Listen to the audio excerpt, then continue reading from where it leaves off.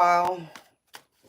I apologize for my long absence, but unfortunately, I had a family emergency. In case y'all didn't know, my family member who was sick over the holidays did finally pass away last week, and so I had to go spend some time with my family, and we had the funeral services over the last Monday and Tuesday, and then Mother Nature, she has a mind of her own. Um, it showed snow the day of her funeral, but it showed that it was going to snow like south of where we were at. Heck no. It snowed all over where we were at, and so I was stuck in my brother's house the last couple of days, so which is why I was absent the last couple of days, y'all. So I apologize. But I have missed y'all greatly.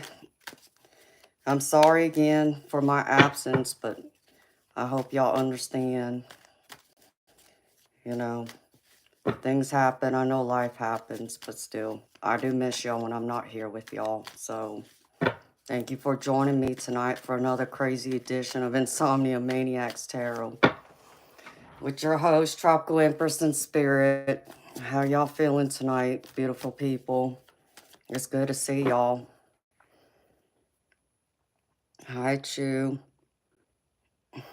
Hi, Charles.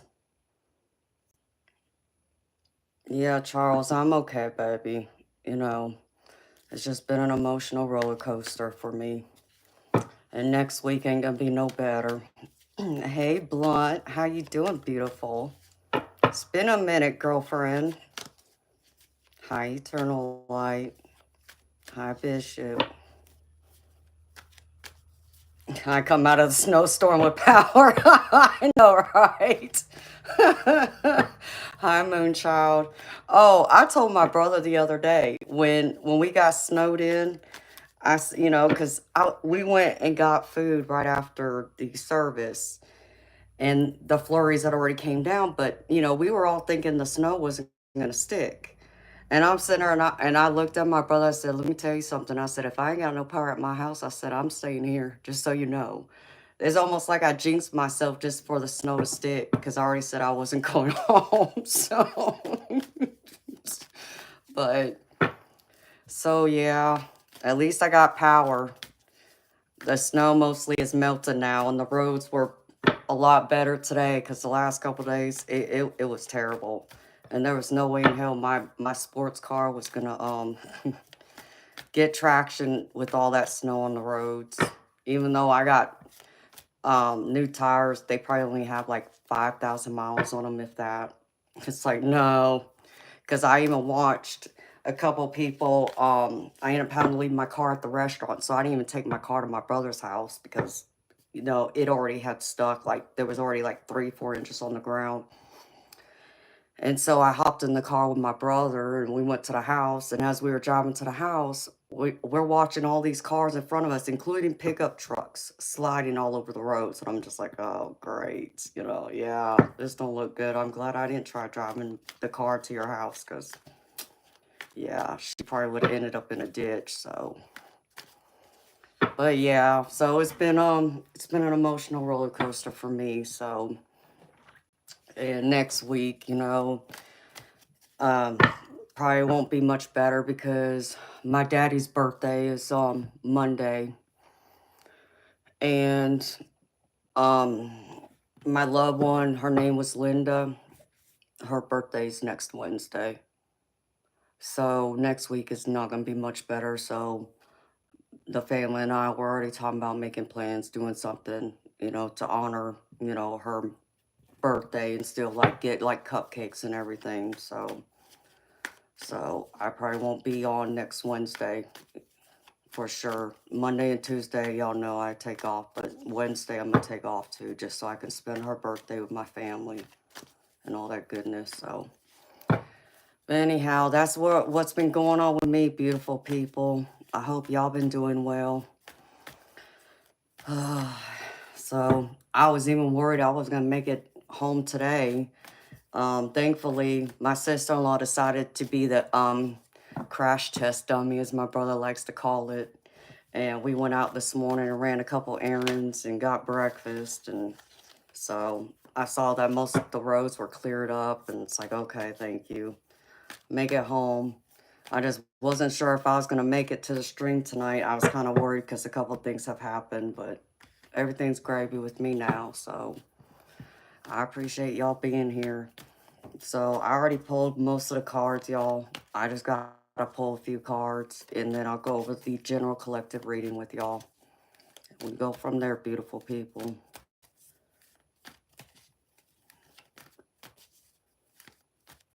Thank you, Majestic. Thank you, Charles. Yeah, she ended up losing her battle to cancer. She, my cat is over here. And this is the wall connected to, I think, my master bedroom. Over here scratching on the wall. So, Majestic, you need to let Ziggy know. Toby's trying to come through that portal.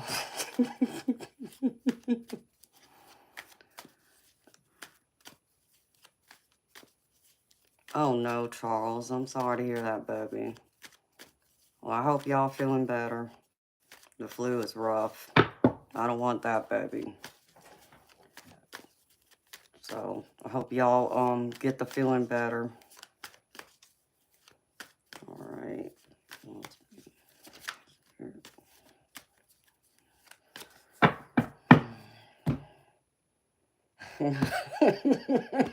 I know, right? Toby and his crazy self.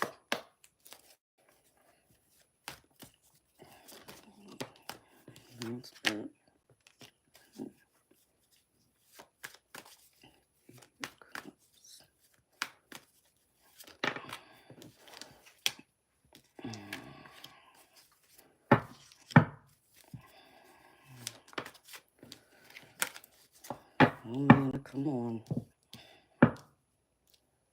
Man, I can tell I haven't handled a deck of cards in a week.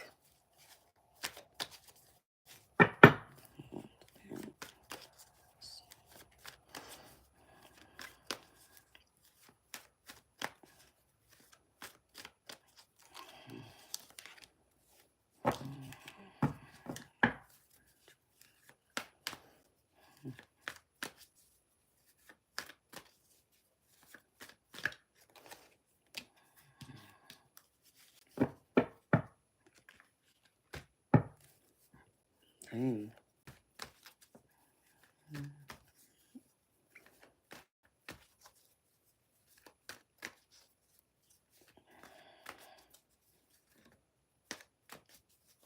Y'all got y'all's head in the clouds again.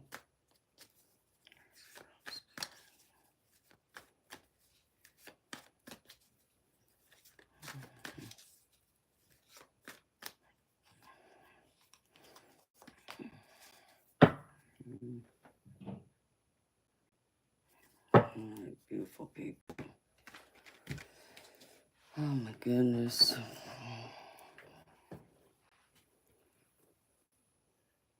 Everyone is annoying you now, so you're assuming everyone is better now?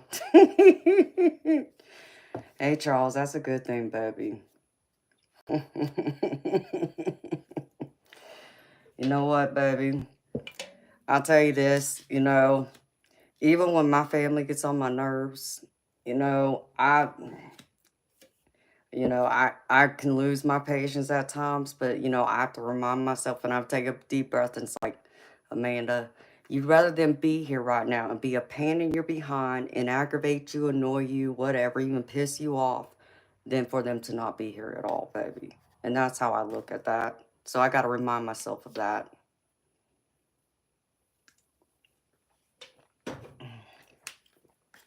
Hey, G-Man. I'm gravy, baby. You know me, baby. If I'm here, I'm gravy. How you doing, honey? I even had some biscuits and sausage gravy this morning.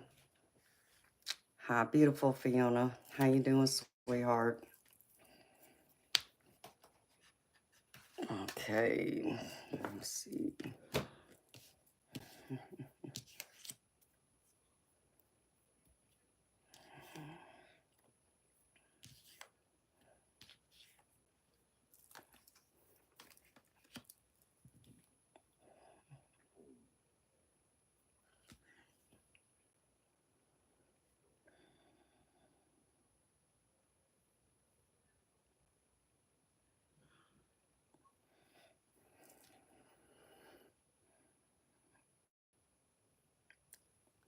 Beautiful people, this applies to someone here, and this song, understand me, this song's been in my head the last couple of days, and I don't know who it is, okay?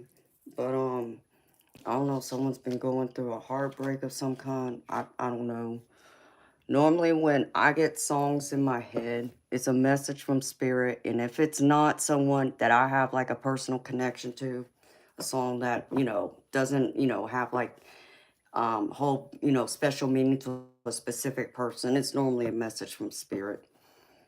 So, um, it's an older song. Um, I don't know if y'all are familiar with the group Toto, and I think the name of the song is called I'll Be Over You. So I don't know who that applies to. I'm just letting y'all know.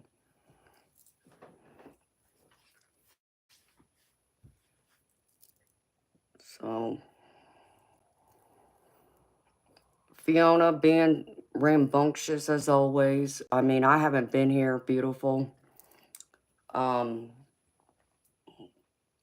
I know we didn't get a chance to chat, but my family member that been sick over the holidays, she finally passed away, and we had her funeral service Monday and Tuesday. And then I get stuck at my brother's house the last couple of days because of a snowstorm that came through that wasn't supposed to stick, but they ended up bringing 3-4 inches down on the ground. So I finally made it home today from being at my brother's house. So um, I only got to, check on the cast for a minute. Toby's being rambunctious as always, running around the house. He's even trying to get through the portal right now because he's scratching through my wall. So, oh, you love that group, Fiona? I do too. I mean, I'm an 80s baby, so I love 80s music.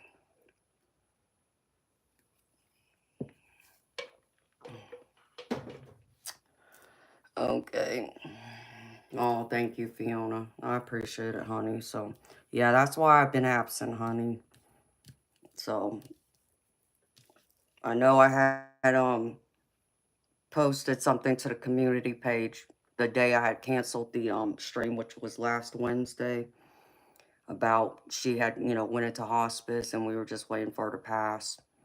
But ended up taking a couple days, but she finally did. And so yeah, we just had the funeral services this week. So thank you, sweetheart. I appreciate it. Hello. Um I don't read that writing. I don't read that language, sweetheart. Um I don't know if you're Fatima or someone else. So, but hi. All right, beautiful people. Let me focus now. Okay.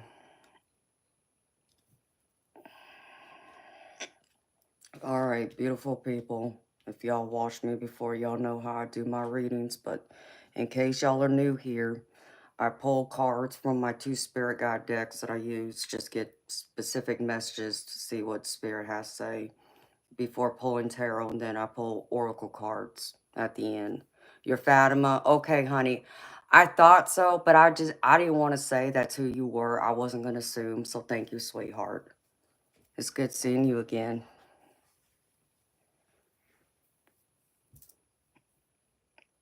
Oh, well, welcome, Moonshot. I appreciate your energy, sweetheart. Welcome. So, first card out of the Spirit Guide decks is Focus on the Positive. So, in case y'all been, getting lost and, negativity or you're being surrounded by it, or life is just throwing things at you, spirit wants to remind you to focus on the positive, leave the negative, put it to the side, because it does not but drain your energy. And they want to remind you that you have an angel helping you, to give you strength to keep that positive mindset, because they want to also remind you, worry is a wasted emotion, which, beautiful people, it's like I always say, you can't worry about things that's out of your control, period. You just got to let it go. And I know it's hard to do that at times, but if you have no control over it, if you can't change it, let it go, because it does not but worry you, and just brings your energy down instead of being in that high vibrational energy that you want to be in. And I know that's hard to be in that energy 24/7, that I get.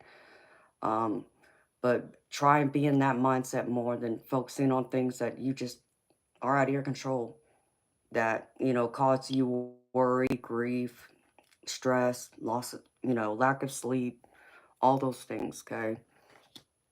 And the next one is the Magician in the Mirror, and this is the Magician in Tarot. Spirit wants to remind you that you are the magician. You have control over your life, and you have everything you need to make your life the way you want it, to manifest your wants, your dreams, your desires, your goals.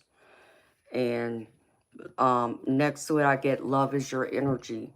So, you know what? Manifest that love. Be in that energy of love and light. If you're trying to call love in, know that you have the tools to call it in. If you're looking for love, again, Spirit wants to remind you, you create your destiny, your fate, your future.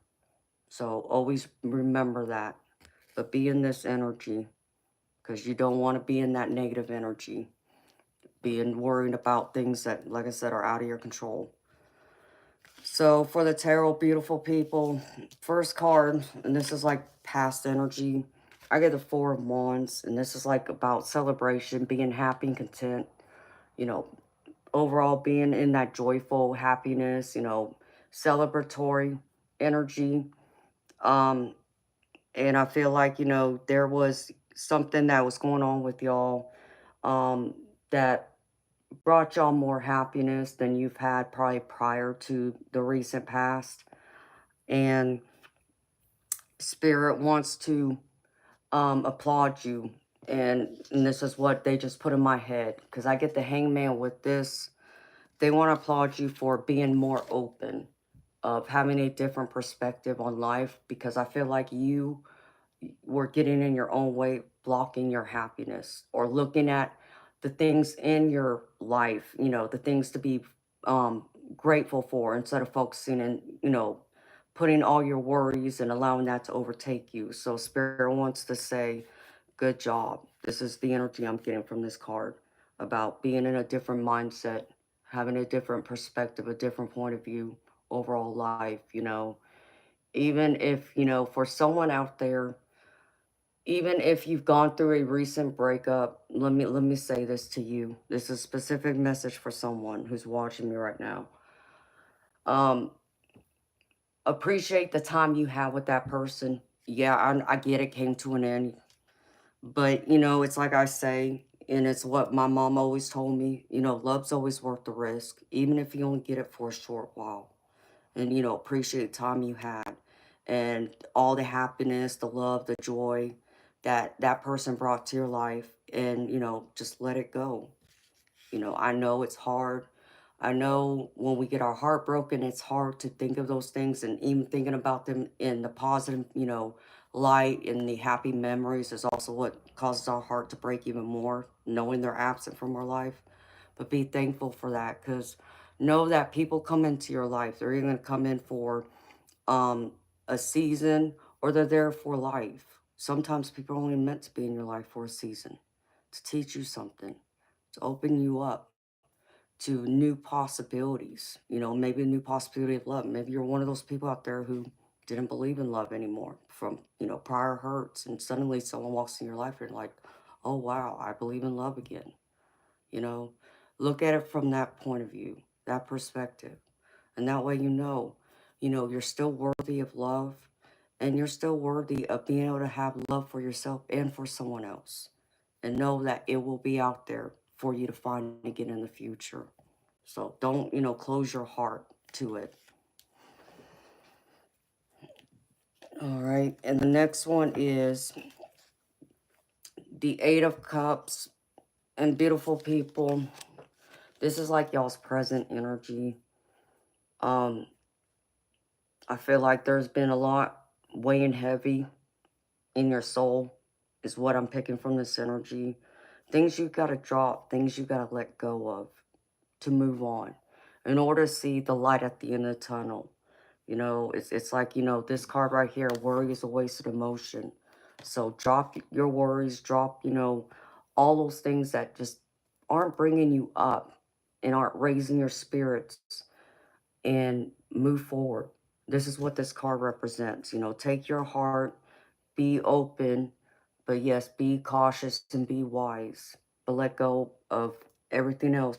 It's like the other thing I always tell y'all is, you know, your the lessons you've learned, like the mistakes we make, um, the only thing you want to bring forward from your past are the people in your life you want to keep close to you, and all the good memories that you have made, and the lessons you learned. Everything else, leave it behind.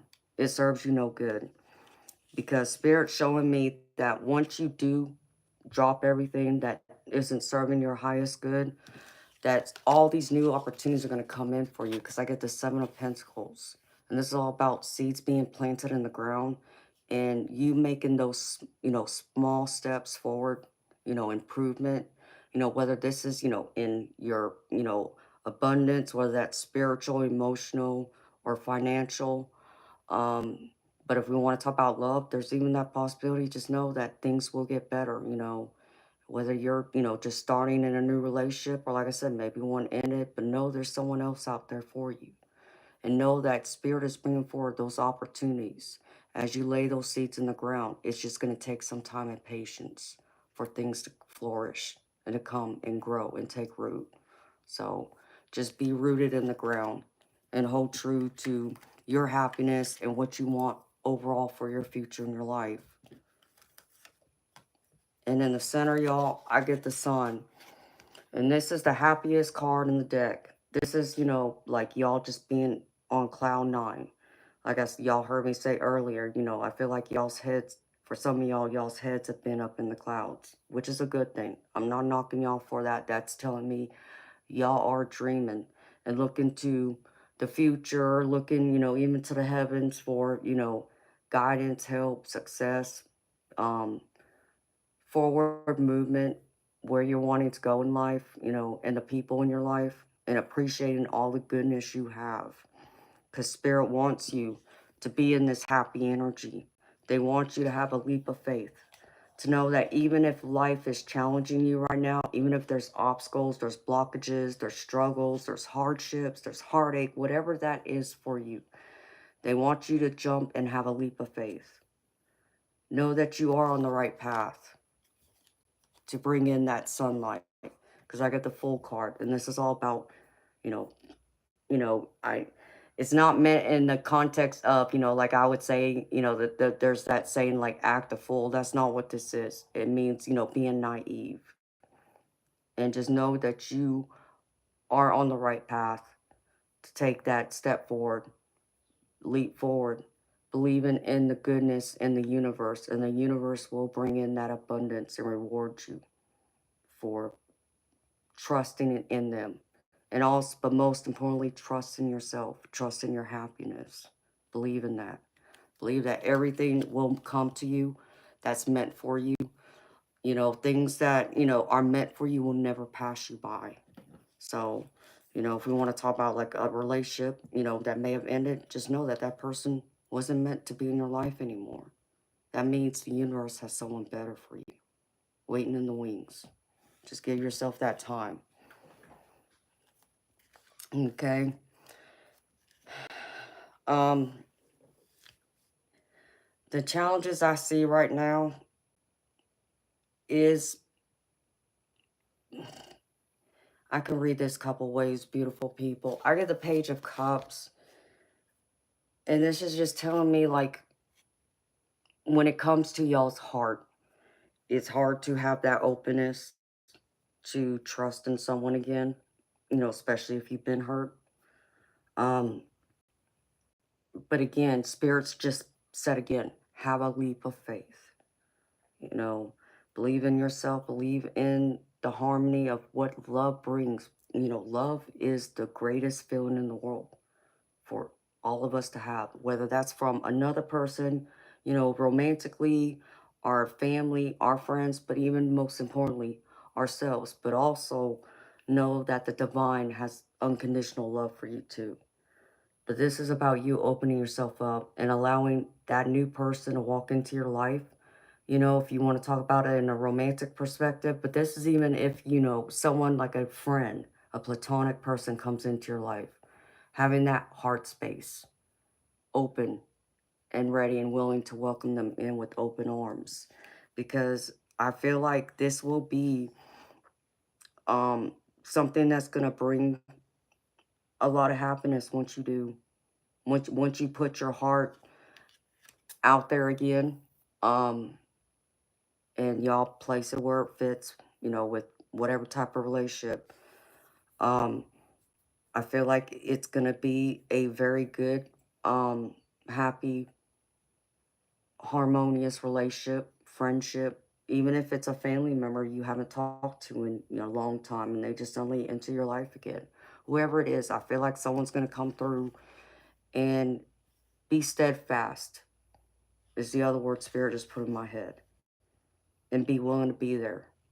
But you gotta also be willing to open yourself up to allowing them to be there too. You know, I know sometimes some people can be, demanding, maybe a little too demanding. Um, and I'm not saying anyone's wrong for that, but everyone has their way of loving and how they show their love or how they express it. And it might be an adjustment for you to have to adjust to how that person, you know, shows their love and appreciation because there's such thing as like love languages, and everyone has their own love language. Like my love language is gifts and acts of service. Yeah, I love the words of affirmation too, and the affection. Okay, those are just as important, but a couple of the most important ways that I've always shown my love is by gifts and acts of service. um and the other two I do too.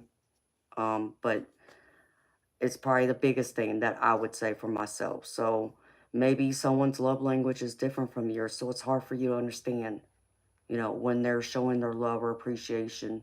Like another thing I do is, I give people my undivided attention. Um, and and I try and give people that safe space for them to be able to talk to me, especially if it's whether it's in person or over the phone. I'm not just going to go through and have a conversation with someone and have people eavesdropping on my conversation.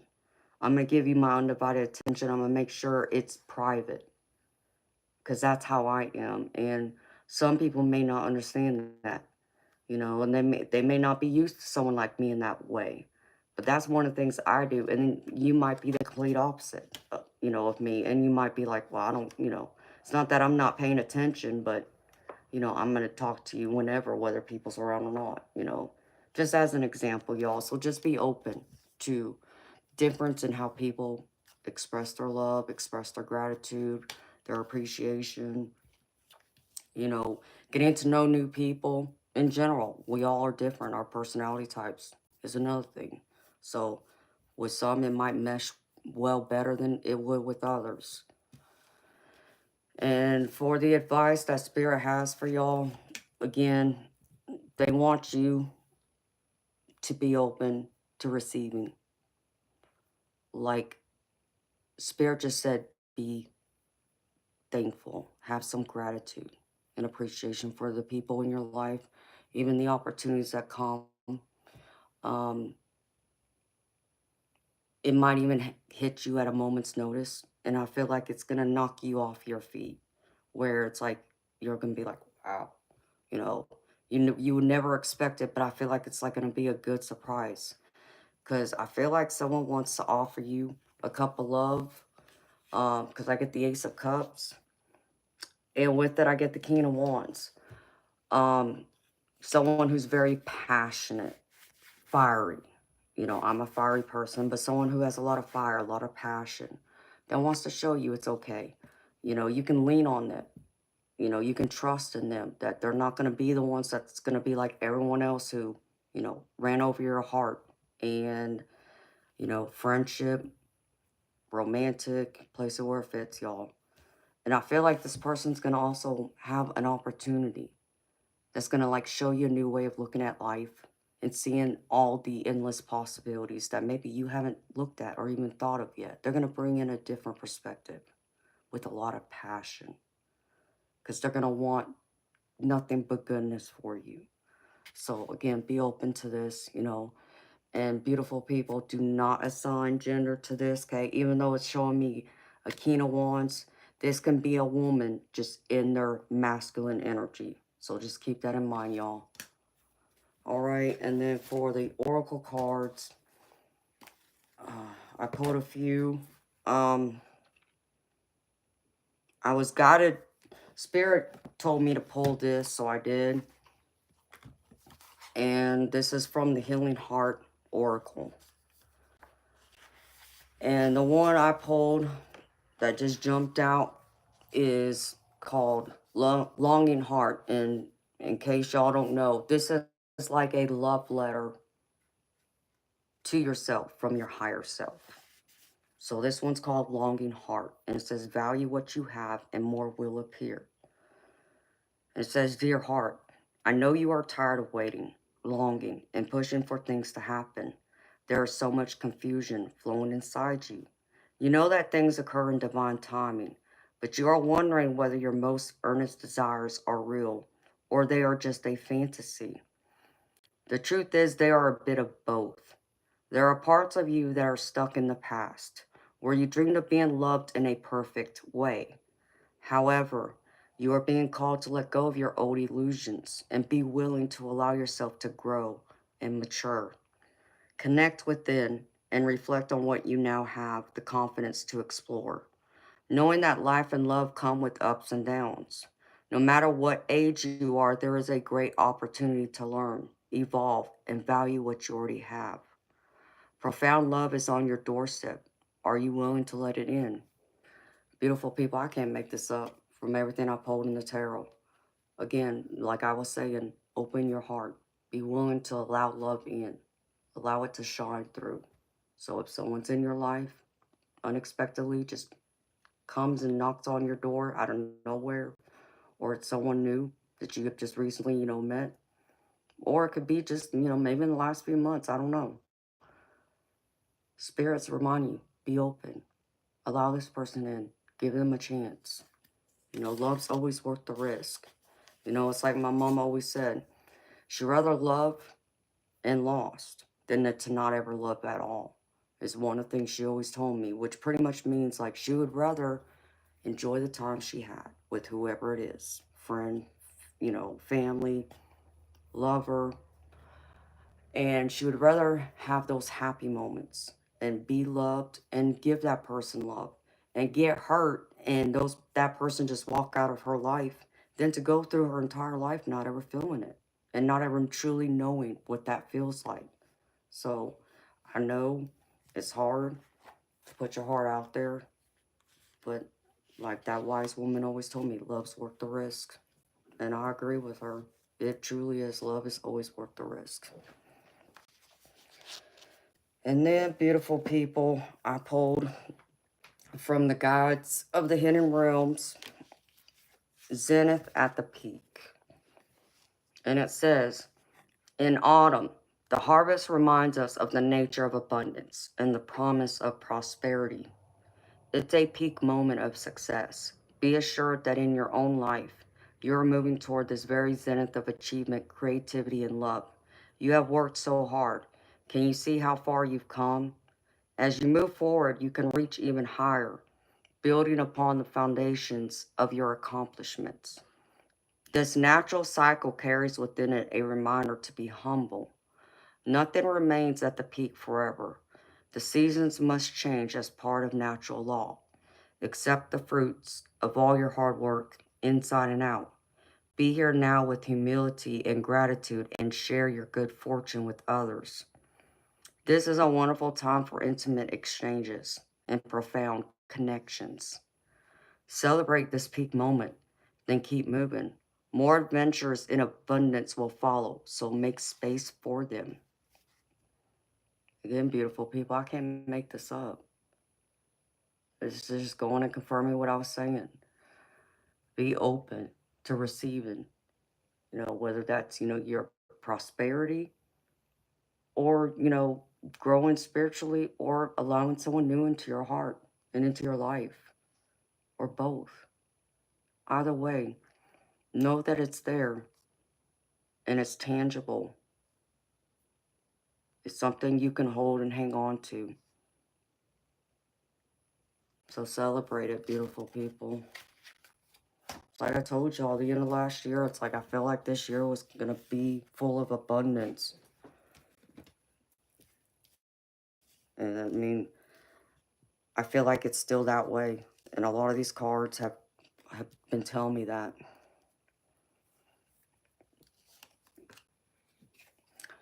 And then, beautiful people, I specifically pulled a card. I asked Spirit for a card for y'all's abundance and prosperity. Okay. So that's what this one's for. And this is Milk and Honey. And it says, there is only one authentic you. This version of yourself is Spirit's emissary in the world. When you're in alignment with the truth that you are a unique expression of the divine, your ego can rest and your soul can illuminate your purpose. Now is the time when you're seeking your true north. When you find this direction, you automatically step into prosperity, and the world brings you evidence of abundance. Miracles are a choice and a way of seeing the world. With every choice you make right now, you have the potential to seize good fortune and embrace your destiny. Opportunities will lead you to your best life now. Be open to them. You're getting a sweet taste of what you want. So again, beautiful people, be open to receiving. Believe that you are worthy of nothing but goodness, opportunities, whatever that is, whatever your abundance is for you, because it doesn't have to be financial. It could be spiritual or it can be emotional, like love. You place it where it resonates. The Spirit keeps reminding us the same common theme of tonight's reading is be open to receiving, because abundance is there for you. But you got to be open. Allow your heart to be open, but allow your whole overall being to be open to all this abundance coming in for you. I see nothing but good things. And then I also pulled a couple angel number cards. One of them spoke to me and I just grabbed it, and the other one jumped out. So the first one here is number 3333. And this is the one that called to me, y'all, because this number popped into my head, in fact, yesterday. So it's crazy that when I had split the deck and I turned it over and looked at the bottom, this card was there. So, and it says, the problems you have today will eventually disappear. Your guardian angels encourage you to maintain a positive outlook on life, since your luck may be about to change. It is time to put to use your captivating energy and inspirational personality. Don't let your ego get the best of you. Beautiful people. Allow your ego and your pride, put it to the side. You know,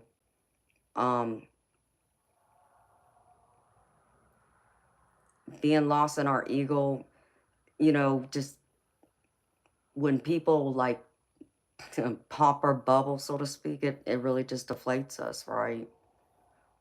Don't be all caught up in your ego. Be humble, which is one of the other cards had said. Be more humble. And the other one is number 5555. And this one is clarity. And it says, you aren't a victim of circumstance. Rather, you are the beneficiary of it. If that weren't the case, life would be pretty dull. You will set yourself up for success in the long run if you are willing to adapt to this shift. Everything is working out for the best. At long last, you are accomplishing what you set out to do. Everything will work out perfectly in the end. Know that everything's going to work out perfectly in divine time and the way it's meant to. And the last one is, I pulled this angel activation card.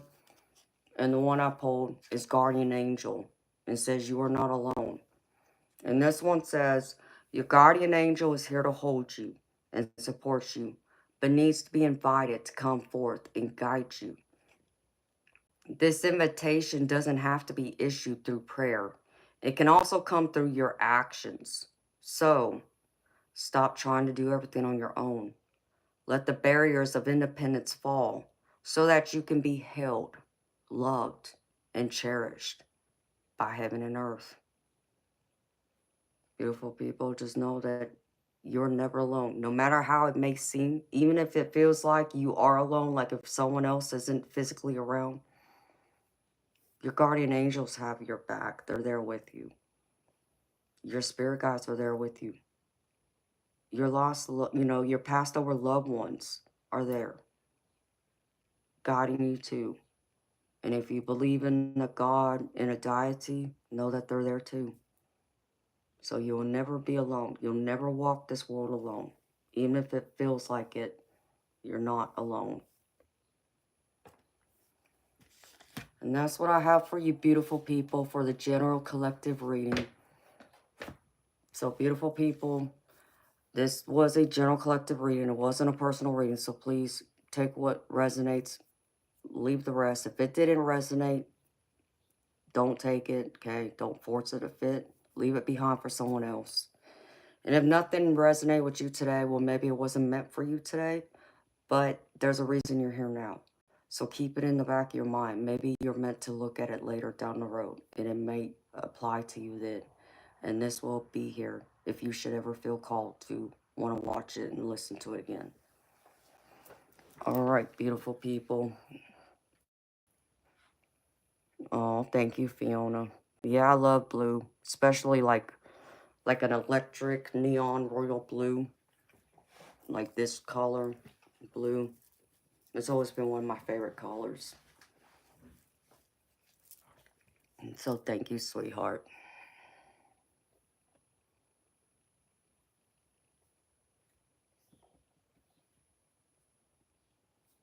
Hi, Dragon. How you doing, baby?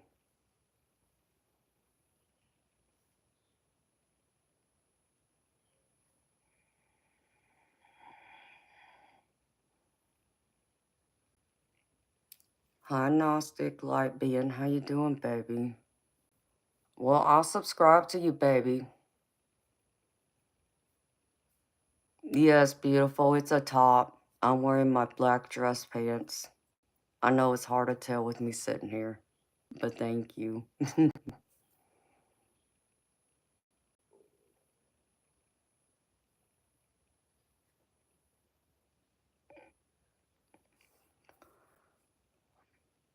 Gnostic Light Being, what kind of live you trying to do, baby?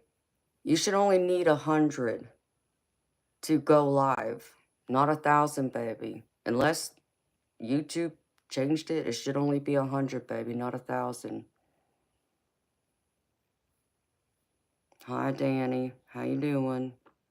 Hi, Christine. How you doing, beautiful? Hi, Flint. Oh, Moonshot, I'm glad it did, honey.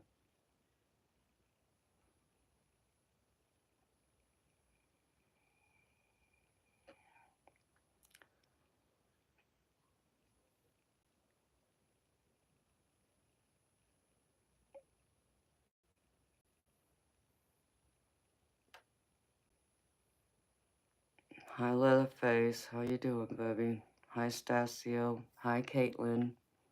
Thank you, sweetheart. I'm glad you like it, honey.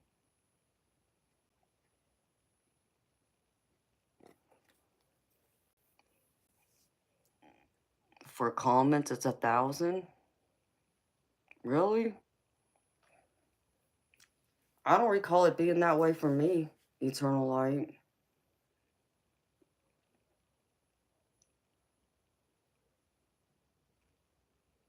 I thought it was only 100. Because when I went live, there was comments. And there was, there was this chat going on, so...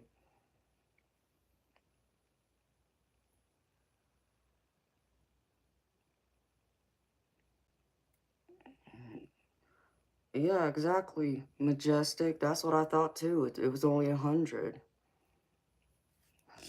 Just odd.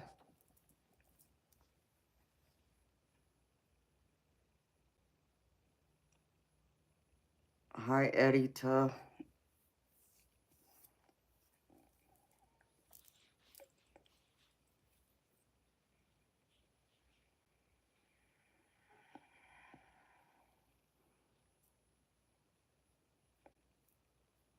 If y'all are talking about comments on what? On the live? I mean, here in the US, like what Majestic said, I only needed 100 to go live. And when I went live, there was this chat here. So that's why I'm confused.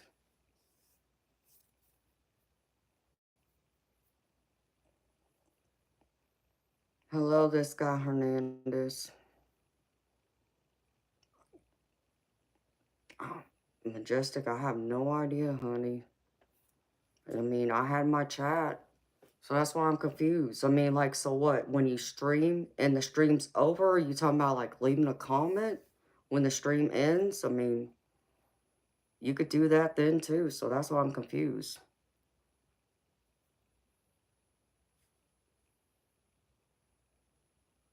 Okay, Eternal Light. Yeah, it might be different for you because you're in Canada. Y'all Canadians are weird.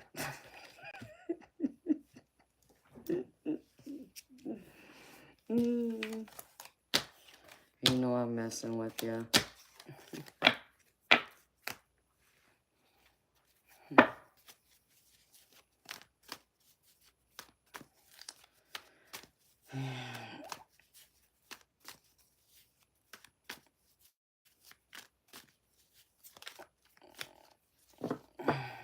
Oh, do they, Eternal Light?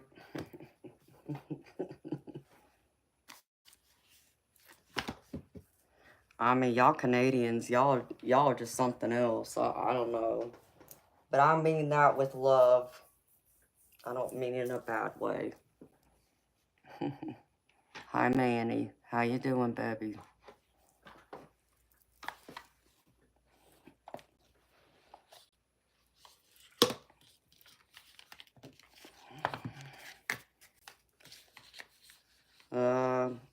You're gonna be... I know I probably didn't say your name right. But hello to you. And yes, I'm Gravy. How are you?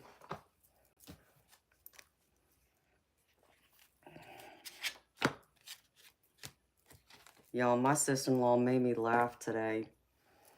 When we were leaving the house this morning to go run the errands and grab something to eat. We were talking to my niece and nephew, and she's like, okay, let's go, chitlins. I ain't heard that in a long time. She made me laugh. Like, oh my goodness. Love it.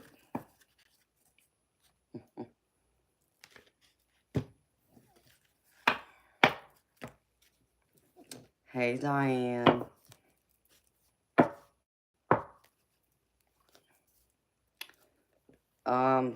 Manny, I don't do third party, and that question is third party. And the best I can offer you is a general love reading, but my readings are $30 US.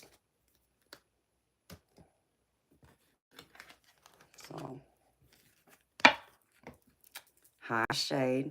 How you doing, beautiful soul?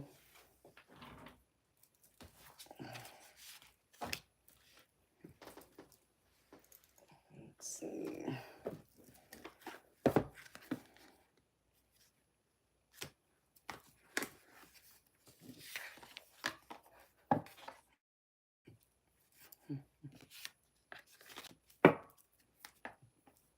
Hi, Garage. Just gotta sit and chill.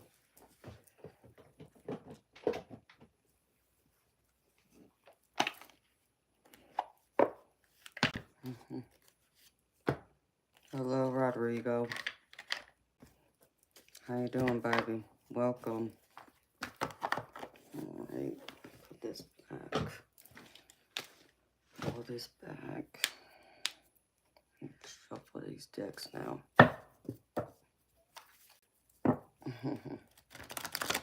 Oh, thank you, Shade. Yeah, I like blue, especially this shade of blue.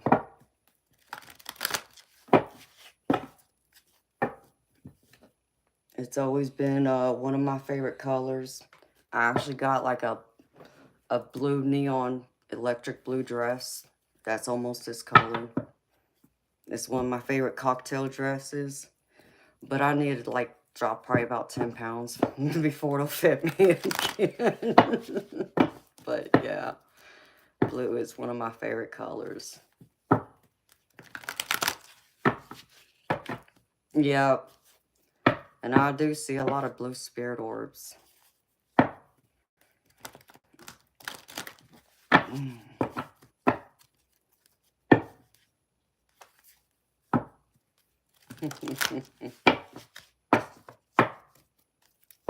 So how y'all feeling, beautiful people? What's been going on with y'all since I've been absent for a week? Oh, Lord.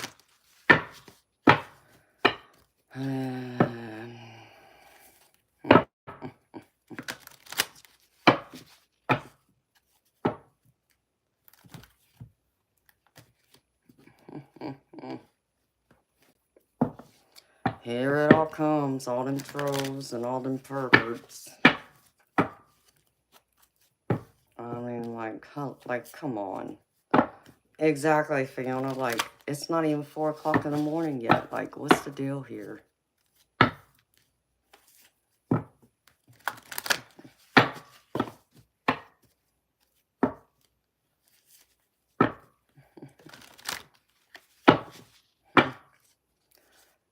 Talent 6X, let me tell you something. I don't know who you think you're talking to, but I'm not your babe for one, okay? Let me make that perfectly clear. 2, I don't want to be in your bed. Let me go a step further. You're not that lucky, and I'm not that desperate. And even if you got a woman like me, you wouldn't know what to do with me, even if I gave you a roadmap. And I don't mean that in a sexual way either, okay? Even though you couldn't handle that either. I'm too fiery for you.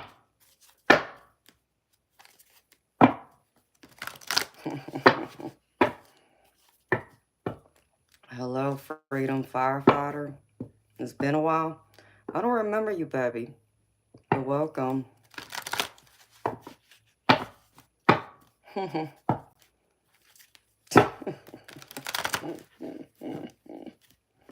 People are crazy. Acting a fool. Don't make me embarrass you now. Okay? It's like I say, you come to me correct and you get the dreamy mermaid. But you come to me incorrect, you're gonna get bit by the shark. Amanda don't play.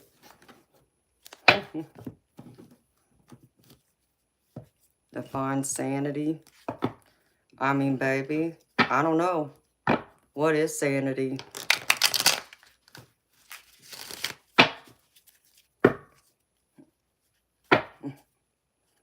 Spear, I don't know who you are, but you wouldn't know what to do with me. Let me make that clear.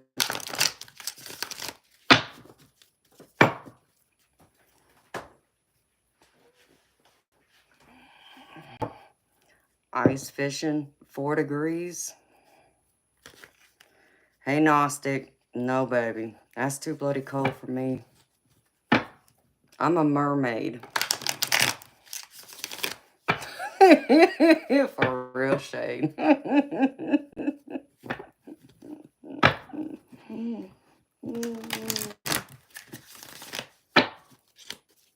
Oh my goodness. Y'all make me laugh.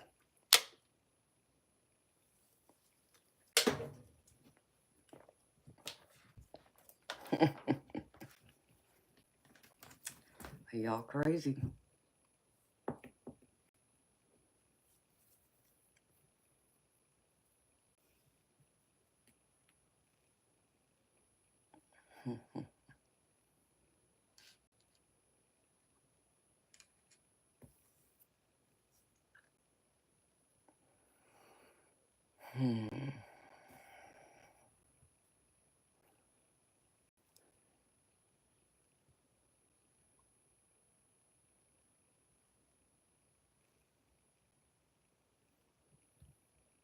Okay.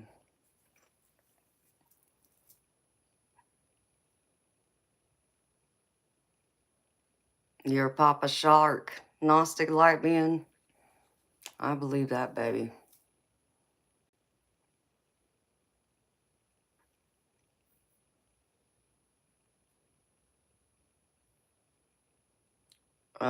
Freedom firefighter. Baby, I don't know. I don't keep up with all of that.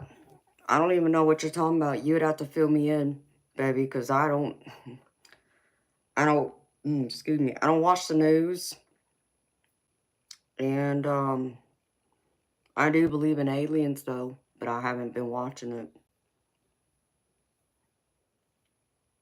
Hi, Burns. I agree with you, baby. Hey, Tim. I'm gravy, baby. You know me.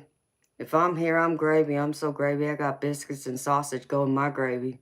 And I literally do got some biscuits and sausage gravy in my fridge right now because I ate that this morning. And I just got leftovers, so. Okay, Majestic. Is it really Gnostic Lightning? Hey, that's cool, baby. Off the shark, huh? I like it.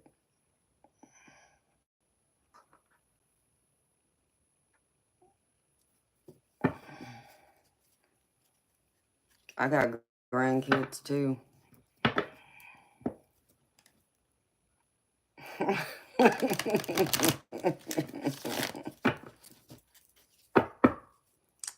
I'm just a mermaid, you know, shark.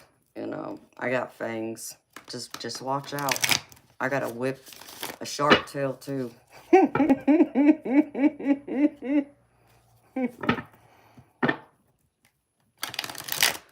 Yeah,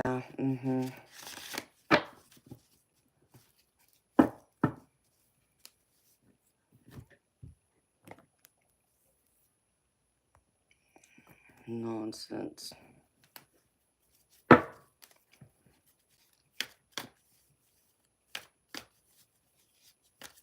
Your whips are over there on the wall? Okay, Gnostic Light being. What you gonna use them whips on, baby? Y'all like biscuits and gravy in Missouri? Freedom Firefighter, I'm in Georgia, baby, so I'm in the South. We're all about the biscuits and sausage gravy down here.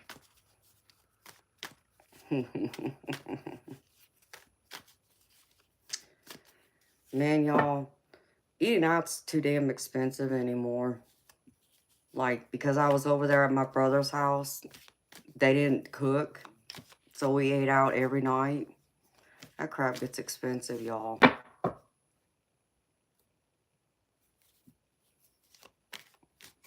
But I gotta admit, it was worth the biscuits and sausage gravy I got today.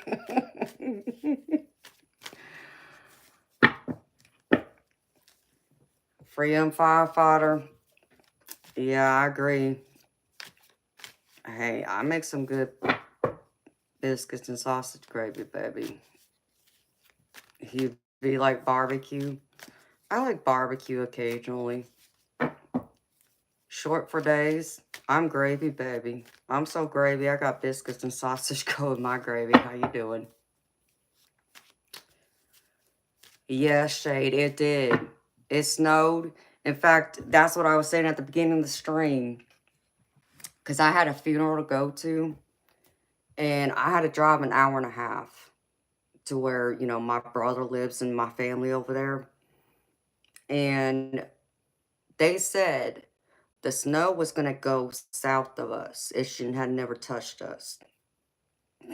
Yeah, right. It snowed when we were at the cemetery. And we were thinking it wasn't going to stick. And before we knew it, because we went and grabbed food right afterwards. And by the time we were leaving to, you know, go home, there was already like 3-4 inches on the ground. And so it stuck. It's like, yeah, that weatherman, y'all are never right. It wasn't even supposed to touch us, but it did. So I got stuck at my brother's house the last couple of days. Because I surely wasn't going to drive home. I wasn't going to attempt it. I even had to leave my car at the restaurant. Because I knew, because I got a sports car, I knew there was no way in hell my car was going to make it. You know, because after I hopped in the car with my brother, when we were driving down the road, we were watching cars and even pickup trucks sliding all over the roads. Like, nah. Yeah, my sports car would have ended up in a ditch, so. And my brother's like, well, I would have never let you leave anyways. You was coming home with me, whether you wanted to or not. Said, okay. That's a baby brother for you. So. And then I thought I was going to be able to come home yesterday, but the roads were still bad to where they even canceled school for yesterday and today. I'm like, damn. I just want to get home. Because I ended up sleeping on my brother's couch because they live in the basement. My brother lives with his wife and his kids in the basement of his in-laws' house. So there's like a couple bedrooms, one bathroom, and then the living room and the kitchen that's all open like that. So I ended up sleeping on that couch and I didn't sleep good. It was very uncomfortable. You're over half a century. Hey, Gnostic Light Being, you're still young, baby. Yeah, Shade. I do got a good brother. He's a bonehead sometimes, but I love him. I wouldn't trade him for the world.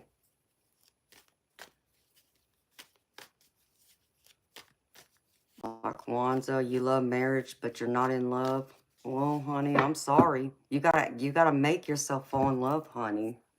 You gotta be willing, be open to it. Hi, Lone Wolf.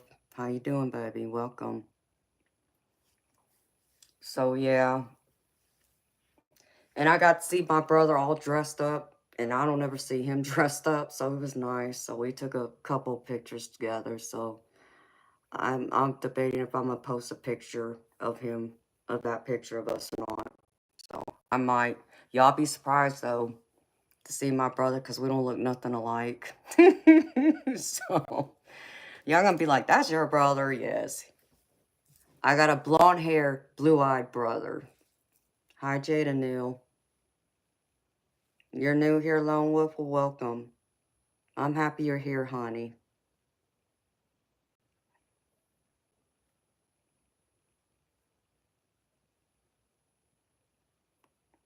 Eternal light. You can keep all that snow up there, baby. I don't want it down here.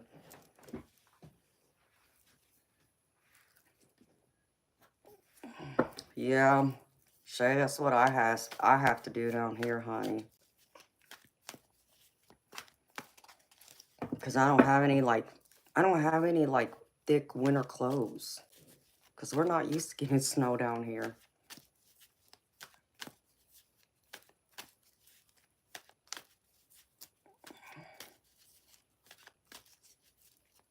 Freedom firefighter.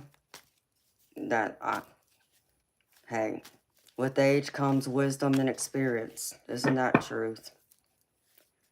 57 is still young. I'll be 43 in a couple months. Shade. No, he's married, honey. Hi, D. Michael. How you doing, baby?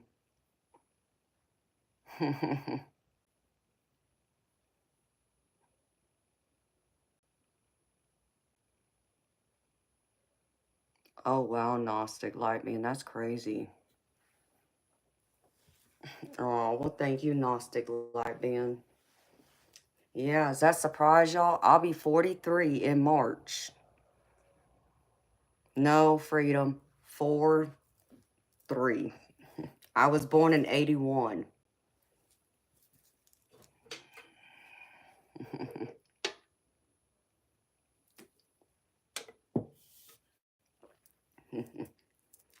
Oh, thank you, Shade. I have my moments. Some days I look like nothing but a hot mess. I swear I do. I feel that way anyways.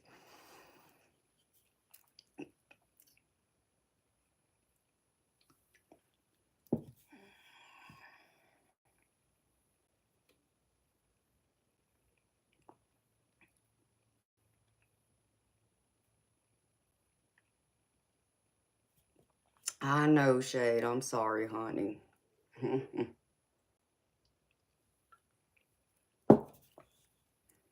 Oh, I did.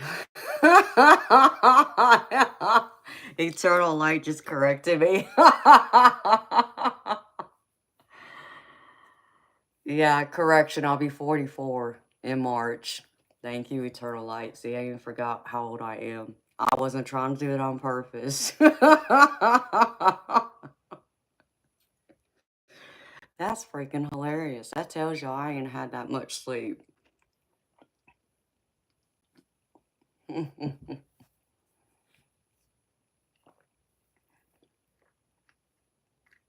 Oh, Freedom. I'm considered a millennial.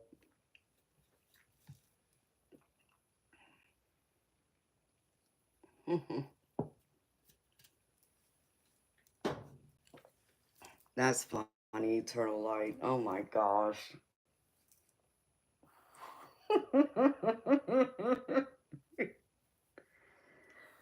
Oh my goodness.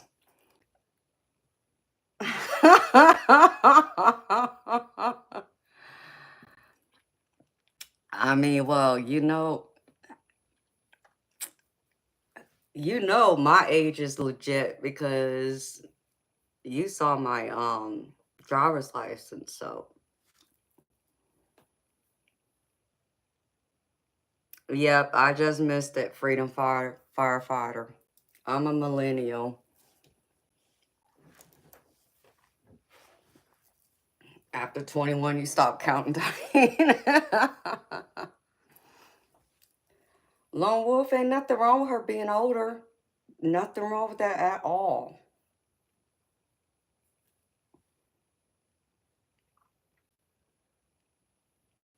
I'm cold.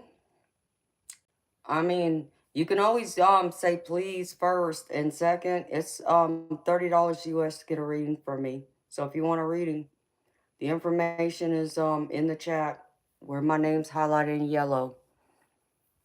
Oh, thank you, Shade. Some days I swear I look older, but that's just me. I mean, I don't know.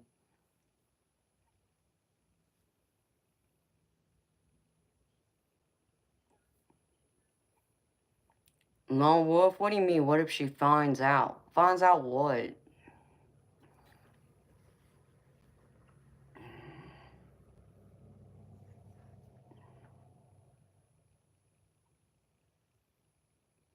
Oh, do you Gnostic Light Being? You want to send that to me, baby? I don't drink wine. Well, I can't say that. I'm not a wine drinker, but I rarely drink alcohol, period. So,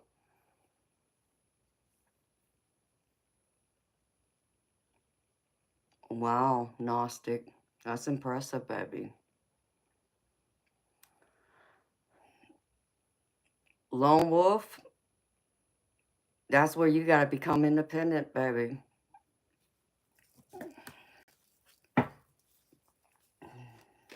It sounds good, Gnostic, like being.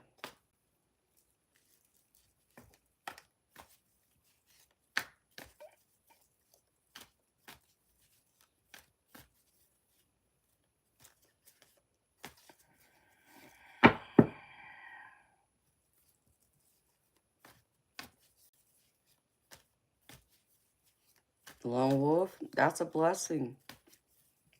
So what are you worried about? All you can do is change what you do, baby, and make your life better for you and her.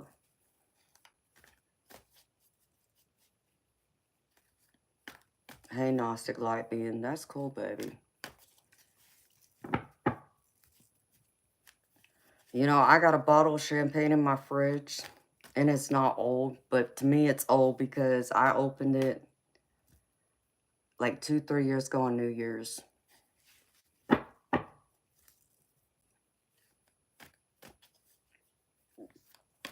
Lone wolf.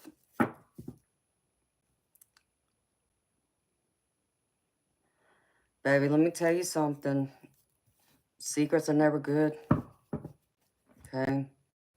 Like, and lying, that's not good, baby.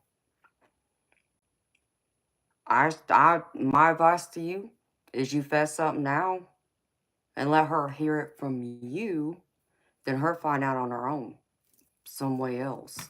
Because that just makes you look bad. It makes it look worse than what it already is.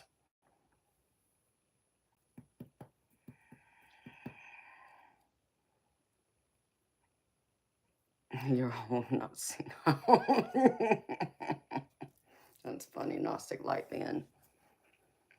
Hi, Nature Best Effect. How you doing, sweetheart?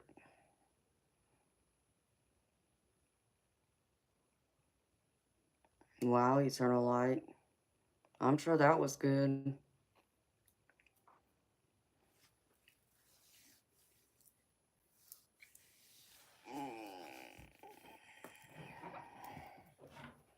Your friend's parents owned it? Hey, that's pretty cool, baby. I bet that champagne was good. I mean, my alcohol is still boxed up somewhere, y'all. The only alcohol I have is like the champagne in my fridge that I opened a few years ago. My other liquor is still in boxes somewhere.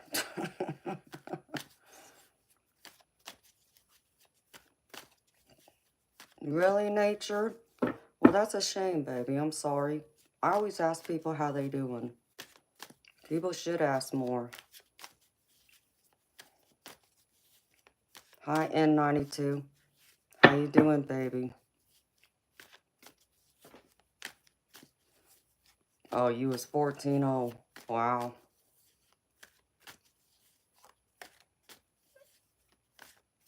He wasn't impressed. Wow. Well, that's a shame, Gnostic Light being.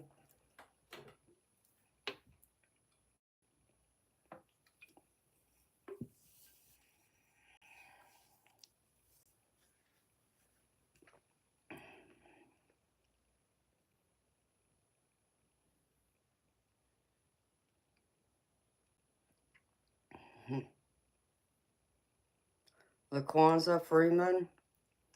I don't know, sweetheart. I don't do third-party readings. And that's a third-party question because you're asking me to find out about someone who isn't present. That gives me permission to tap into their energy. So that's what a third party is. And my readings are $30 US, sweetheart.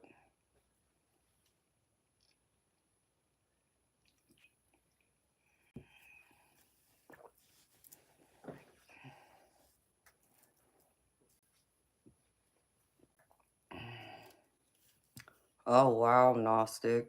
That's crazy.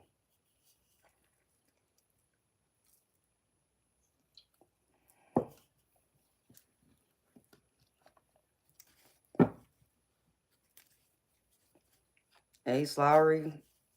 I don't even know what the hell that's supposed to mean, but okay.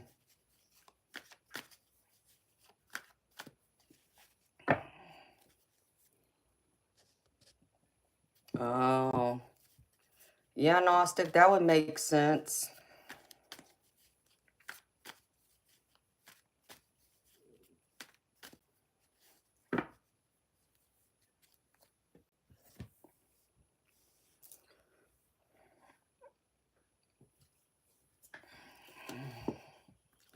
Lone Wolf, baby, that's just a risk.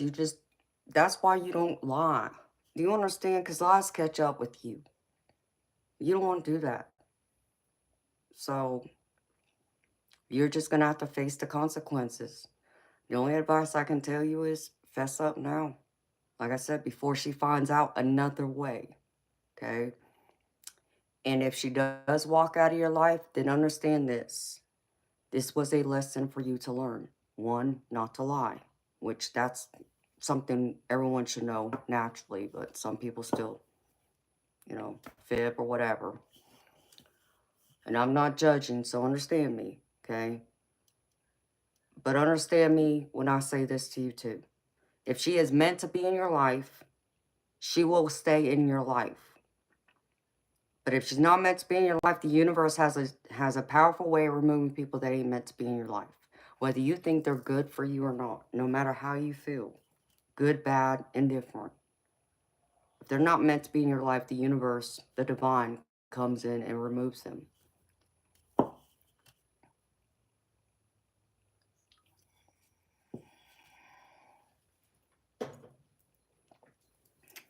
Exactly, Freedom. I agree with you, honey.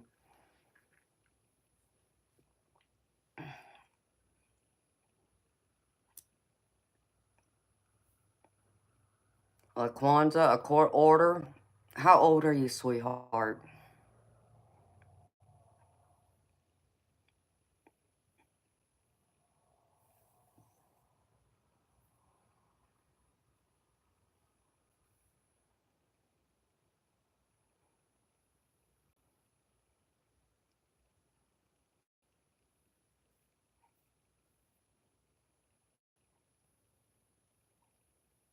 Richard Cushing, being my protector like he always is.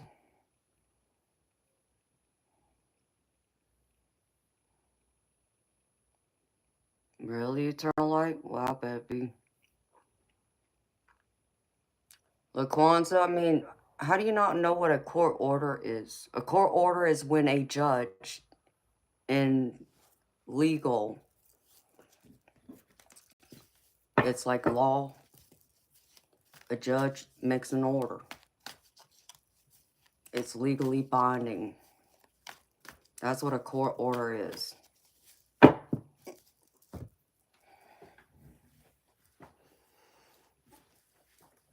You're going to be 38? Sweetheart, how do you not know what a court order is? But you're an entrepreneur?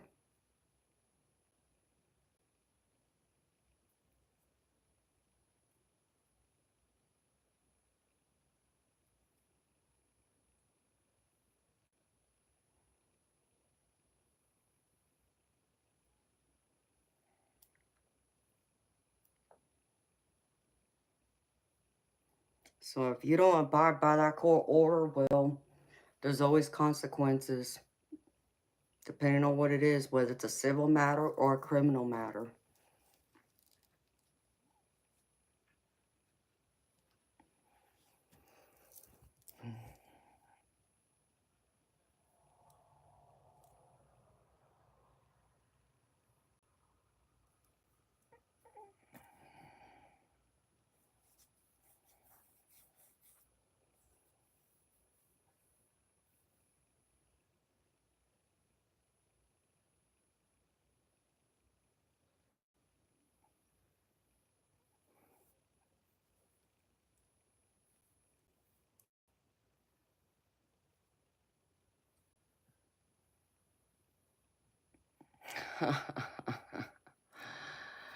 Oh, freedom firefighter. Yeah, I'm sure them cops weren't happy.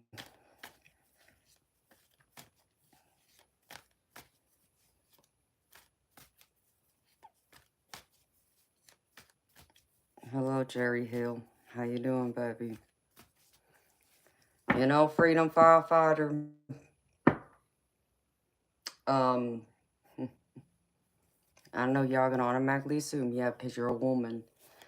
I should have been taken to jail twice because I was doing, over 30 over the speed limit. And that's normally like reckless driving kind of thing, where they don't just like write you a fine, you know, or a ticket and send you on your way. They normally take you to jail because it's considered reckless driving, and there's something else that can go with it. And whatchamacallit. So first time I had just left the pool hall, and it's about 2, 3 o'clock in the morning. Come flying down. I was doing 85 in a 50-mile-per-hour zone. Of course, here comes blue lights. I'm like, oh, crap. Pull over. Cop walks up to my window, wants to know what the hell I'm doing speeding like that. And thankfully, it so happens to be a cop I know who I waited on when I, worked in the restaurant waiting tables. So he knew who I was. And oh, thank God. He let me off. He didn't write me a ticket. He didn't take me to jail or nothing. He just like, slow down. Be careful. It's like, yes, yes, yes. Okay, I will, I promise. Yeah. Okay.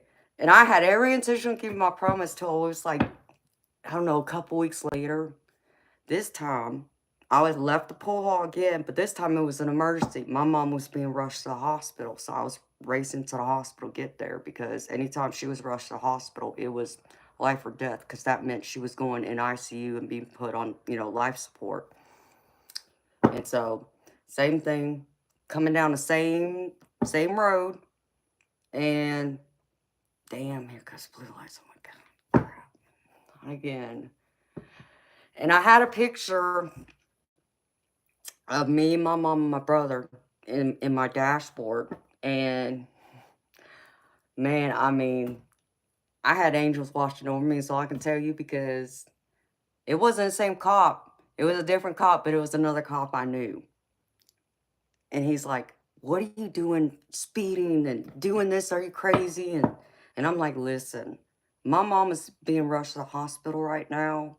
And here's a picture of her in case you don't know. You've never seen a picture of my mom, but this is what she looks like. And you can tell she's really sick. So I'm just trying to get to the hospital. He's like, well, do you want me to give you an escort to the hospital? Like he was going to turn on his blue lights and let me, follow him or whatever. So it was safe and nobody else pulled me over. And I thanked him for that. And so like, no, I'll slow down. I'm only like 5 minutes away from the hospital. I was, just trying to get there. So thank God, again, I didn't get a ticket or none of that, but I lucked out twice.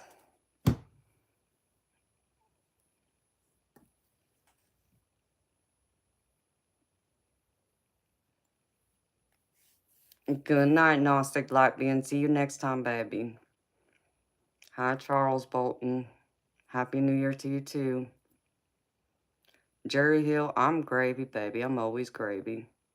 If I'm here, I'm gravy. I got biscuits and sausage going my gravy, baby. How you doing?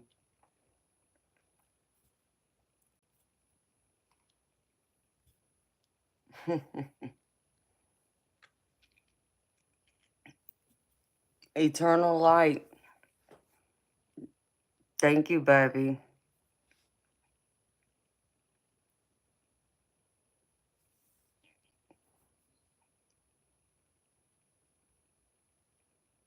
Let me see something.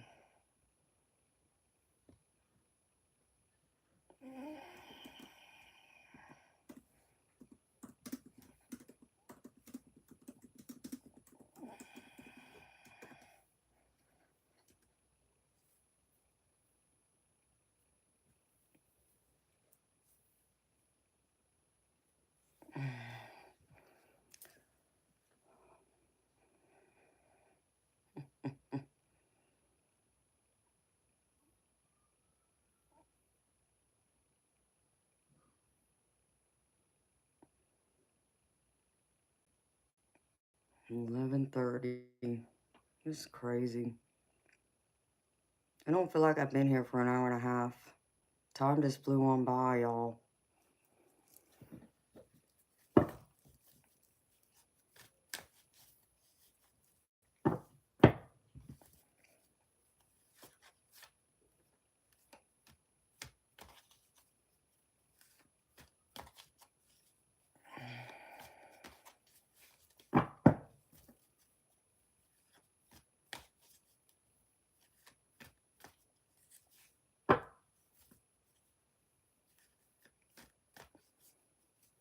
Hi, Mandy G.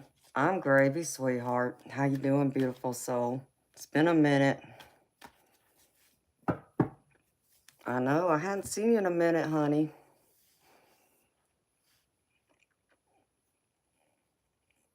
Yes, Eternal Light, I can do that, baby. Do you want me to pick someone, or you got someone in mind? And you can send me the message privately.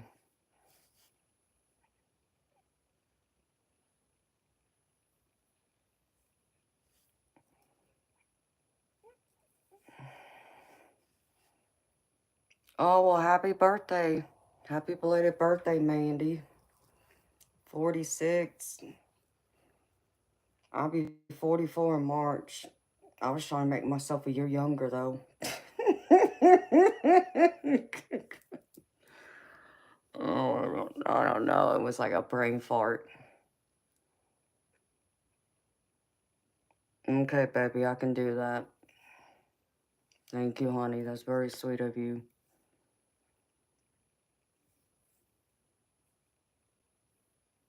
Jar Briggs.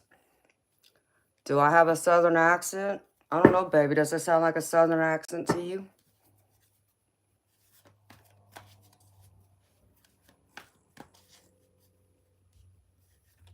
Oh, I could be such a smart ass right now if I wanted to be.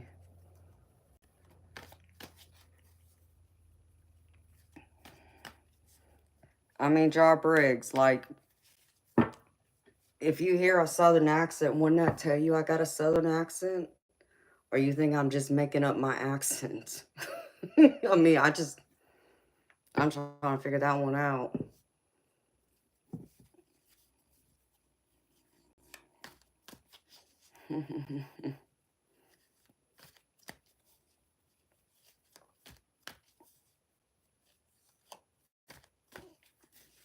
There's a little twang, but not much. Really, freedom firefighter? Because if I call home, my family makes fun of me all the time.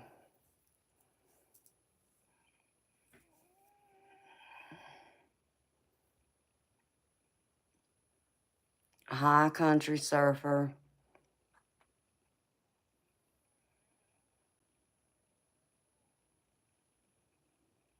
Okay, baby. Yeah, baby. I was out this last week because I had a family member pass away, so that's why.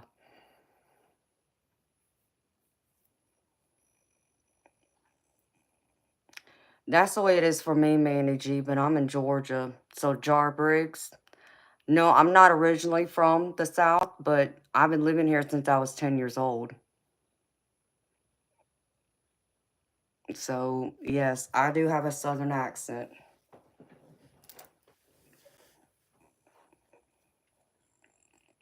No, hell no. Here we go again.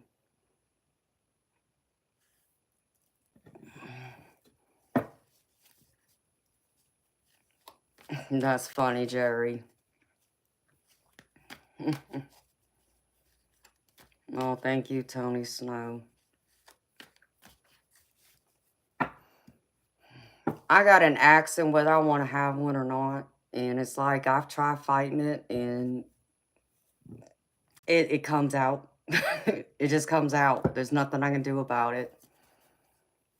So, but being a California girl originally, and most of my family's still in California. So when I go home to visit or when I call, they make fun of me, ask me to say certain words. And then when I'm actually in California, people come up to me all the time and they think I'm from Texas because of my accent. So it's always funny.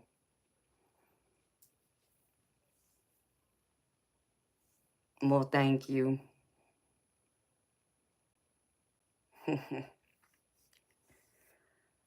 I'm just, I'm me. And I didn't realize how heavy my accent was until I left, I had called my house one day and I left a message on my recorder for my family because I thought they was going to get home before I did. Well, I ended up beating them home. And I played the messages on the recorder.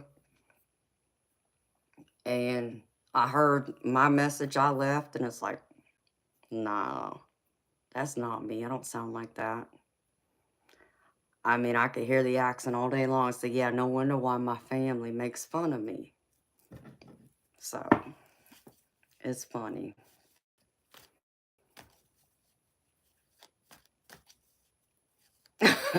Yes, Mandy G, that's exactly it right there.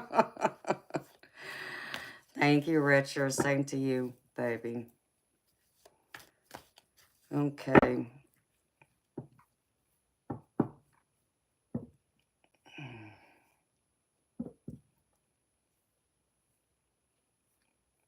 Where the holler is. I mean, Well, I think I give it away because I say y'all, and I say that all the time. And, like an example would be like in California, it's more proper English. So, like, if you're going to tell somebody you're going to do something, like you're leaving the house to run an errand, like say, I'm getting ready to go to the store, is what, people in California say. Well, here, instead of getting, we say fixing. So I'll say I'm fixing to go to the store as an example. So I laugh. There you go again, eternal light. Yep. Some of that too.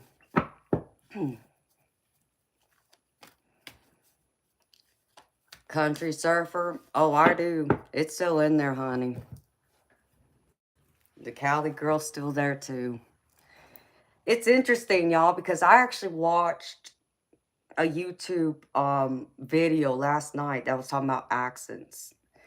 And it was funny because this guy was teaching people how to have like a southern accent. And I'm like, and he was like literally giving you an examples of how you can like have that accent. I'm like, why in the hell would anybody want to pick up a specific accent? What are you doing trying to impress somebody? Unless you're like an actor or actress. Okay, that I understand. But outside of that, why?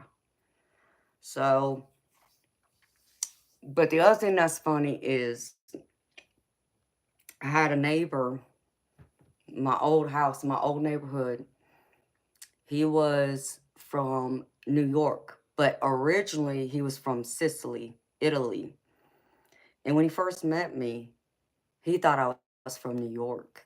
I'm like, why? Like, what would make you think I'm from New York? And he said there's a certain way I talk and the way I express myself that automatically spoke to him like I'm from New York. And he isn't the only person who's told me that either. So it's funny how I get New York from people from New York. Naturally, I'm in Georgia, so I have the southern accent. I go home and they hear the southern accent too. But then there's other times where I may not use like some of the southern slang. It's just funny. That's all I can say. It's just funny with people and with me. Southern Cali, Jerry Hill. Yeah, I'm from Los Angeles.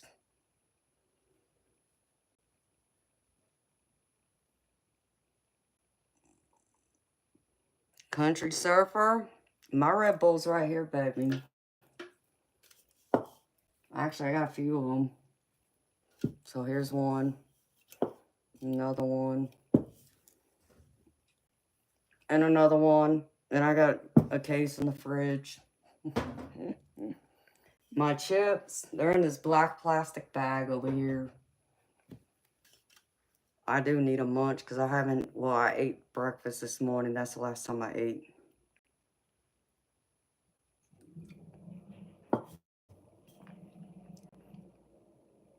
I can easily pass for a New Yorker. Why is that, Bishop?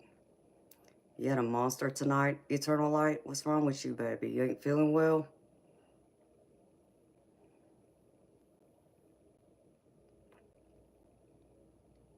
Country Surfer, I didn't even know they made up vanilla flavor. So, no, I haven't. In fact, I actually, I already drink it. Someone suggested I tried the tropical flavor, so I grabbed one of those the other day on my way to the funeral. And I mean, yeah, the tropical's okay, but I like the strawberry and apricot and blueberry. And besides the original,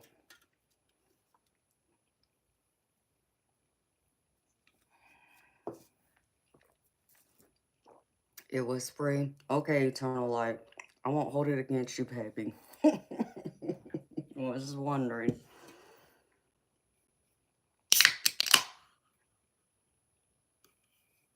Ooh, okay. No, but I did look for it. Eternal Light. I did look for it when I went up to the store the other day. They didn't have it at the gas station, but I only went into one. I didn't go searching for it, baby. The one you want me mailing to you? Yeah, I know. Well, when I find it, I'll have to try it and then I'll let you know.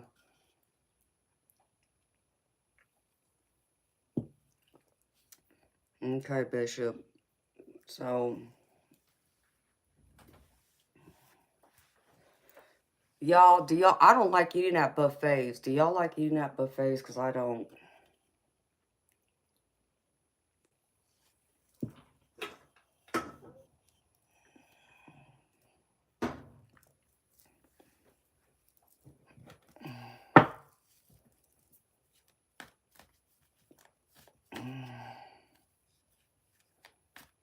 If you make it.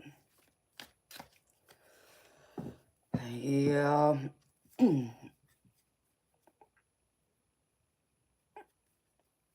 Oh, really? Freedom Firefighter. Red Bull is my coffee, baby.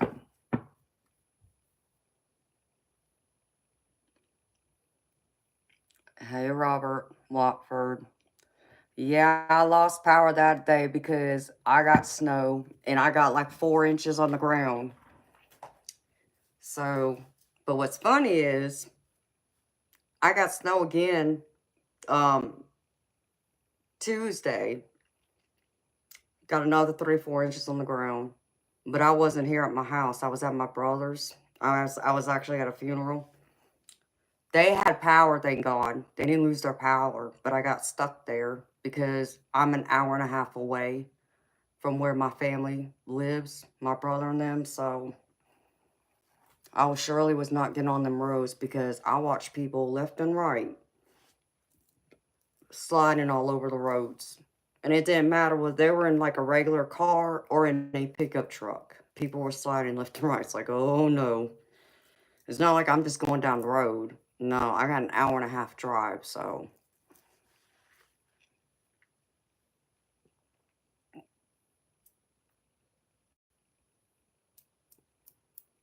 And as far as, yeah, my potato chips are over here.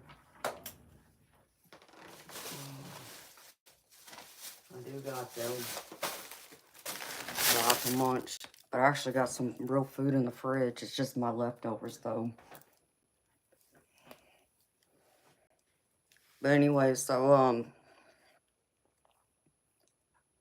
I don't care to eat at buffets. My reasons being is, mostly because the food's typically not fresh.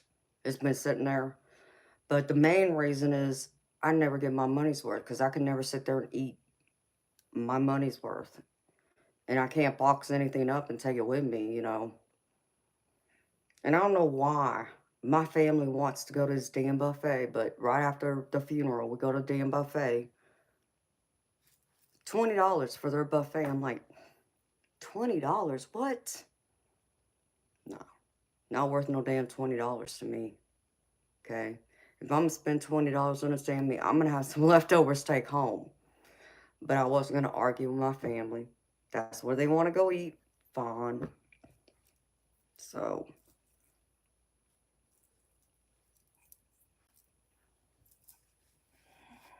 hi, Alan. I missed you too, baby. Yeah, I was out this past week. I had a death in the family, so it's good seeing you again, honey.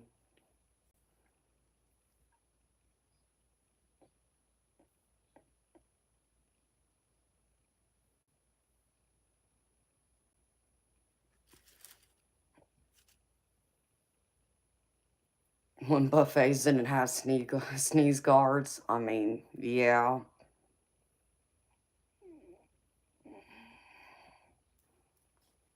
Oh, bless you too, Alan.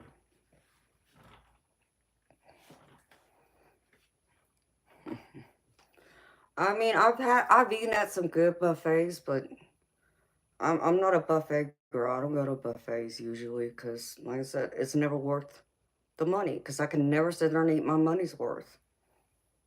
And so I get why my family picks it because, at least you get your choice, but it's still not worth no damn $20 to me. Critical Rick, would it shock you if I told you I'm a California girl?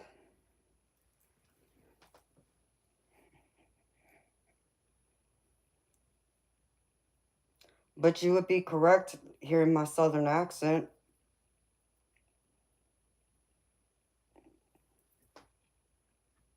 Hey, I swear I'm a California girl. I promise you. Born in California and lived there up until I was 10 years old. Then I moved to the South. That's where my southern accent came in. That's why you hear it.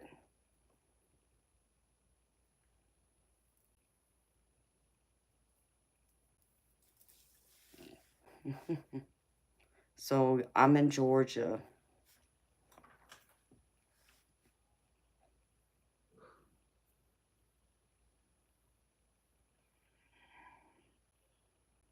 Where are you from, Critical Rick?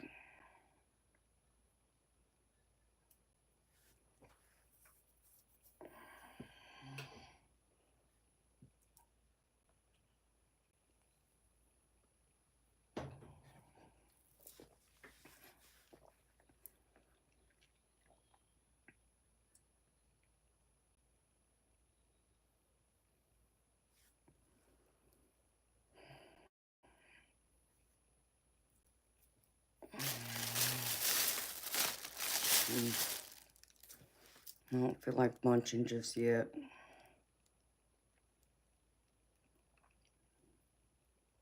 I'm waiting for Chief to show up. No, I'm munching a bit.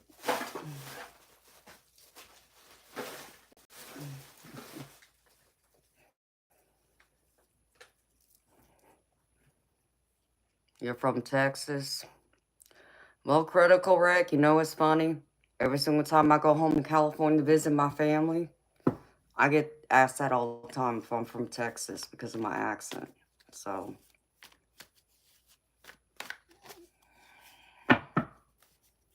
that's cool.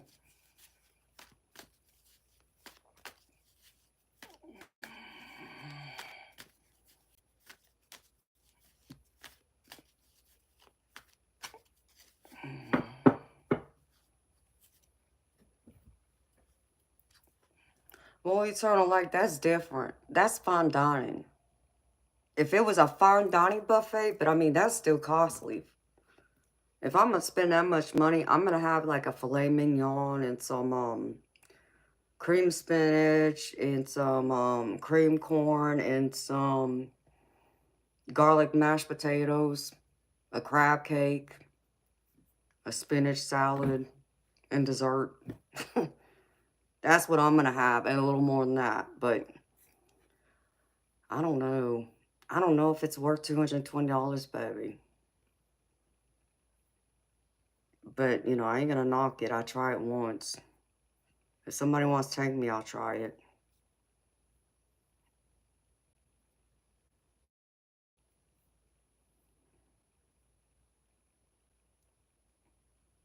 You spend it to take me eternal light? Oh, thank you, baby. Like I said, I just don't like spending that kind of money at a buffet. Even like I said, $20. Because to me, it's like I didn't eat no 20 damn dollars worth. Like if I'm gonna spend $20, I better have some food to take home with me. Because usually I do when I eat out. So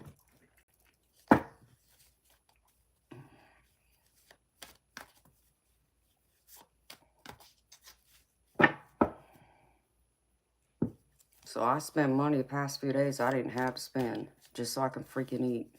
Since my sister-in-law wasn't gonna cook. Not because she can't cook or wouldn't, it's because they didn't have no food in the house because they wasn't planning on the snow sticking in it, keeping us inside, so.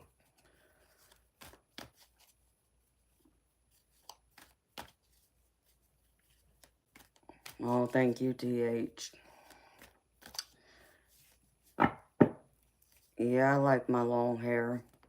It's a pain in my butt sometimes, but I do like it. I gotta get it trimmed, though. Me and my sister-in-law were talking about that today. I need to get my hair trimmed. It'd be nice if I can get my nails done, too. I ain't had my nails done since, well, man, probably about 3 years ago. 3 or 4 years ago.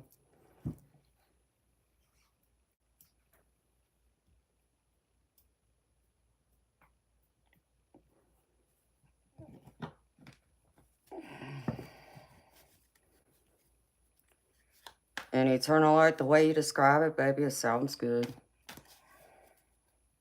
It does sound good, but...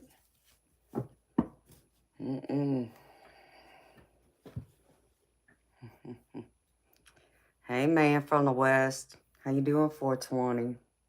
Thank you, baby. It feels good to be back. I missed y'all. I did miss y'all.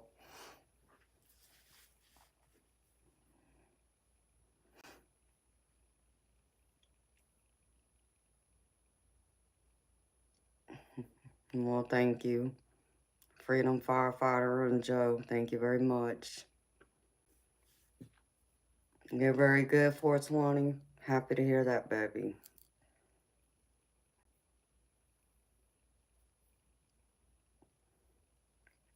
Oh, DH, I got split ends on my hair like it ain't...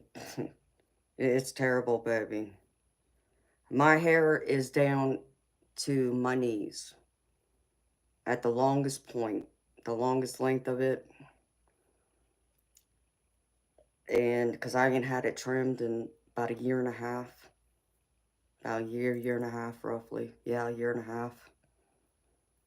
So I need to get it trimmed badly. Because usually, my hair only goes like right below my bum. I don't let it get to my knees. So it's been a minute since it's been cut.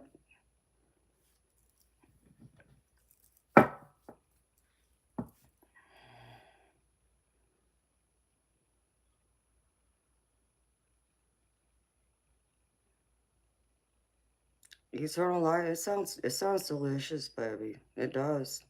From what you describe, it does. I try it.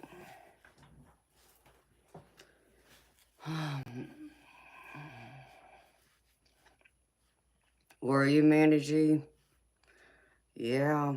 It's like, it's crazy, man, because it's like, they told us it wasn't going to hit us. They said it was going to stay south of us. No. It's stuck to the ground here, so.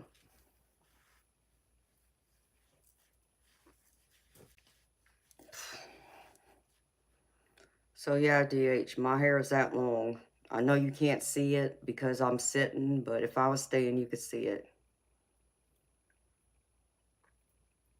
Yeah, did y'all even see it snowed in Florida?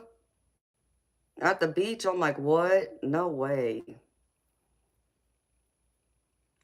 420, I don't want to hear it, baby.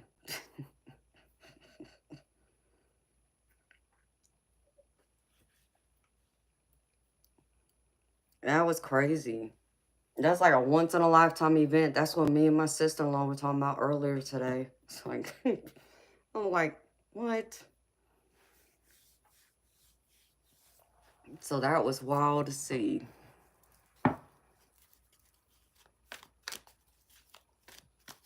But yeah, I took a picture of the snow.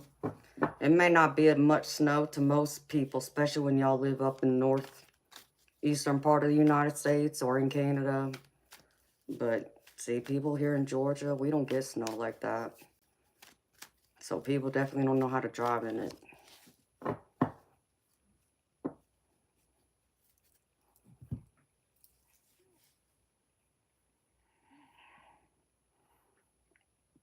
I mean, 420, you're right, baby, but still. I wish I was at the beach right now. That sounds nice. I ain't seen the beach in, shit, a decade.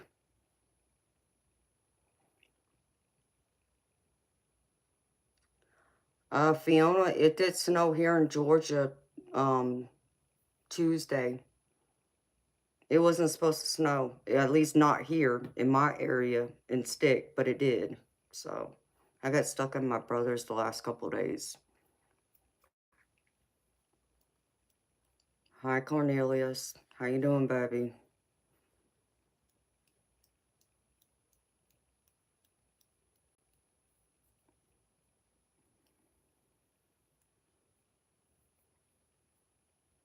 How's it, Mandy? I haven't kept up with like that, up there where you're at. I just know I wasn't expecting it to snow twice in like 2 weeks. 3 weeks. It's like, that's crazy. We may get snow here once a year, and usually it's just flurries and it doesn't stick to the ground. But both times it snowed here, it stuck to where they canceled school.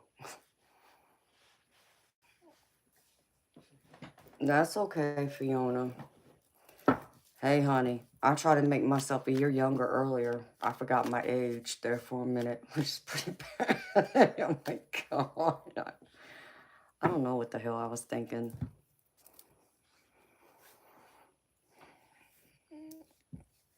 Yeah, 420, it's crazy here, baby. I mean, the snow makes it look all beautiful. And don't get me wrong, I appreciate the beauty of the snow. I just don't want to drive in it. I don't want to be stuck at home either. I don't like that. I don't like having not having my freedom to get out and leave and get in my car when I want. That I don't like. So I'm a mermaid. I'm supposed to be able to swim freely.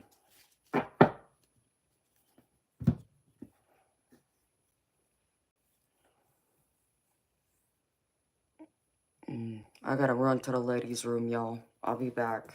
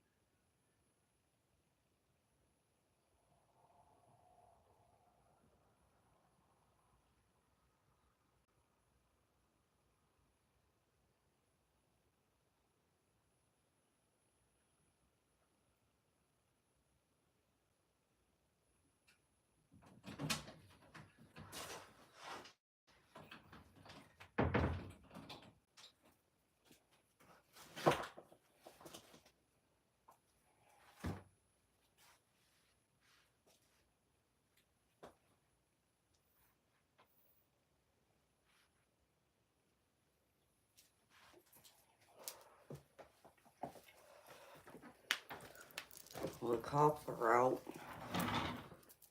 They pulled somebody over across the street from me.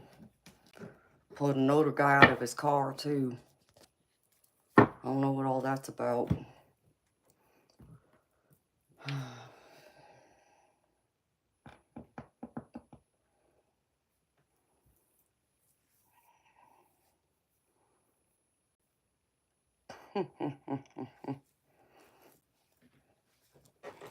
That's right, Eternal Light.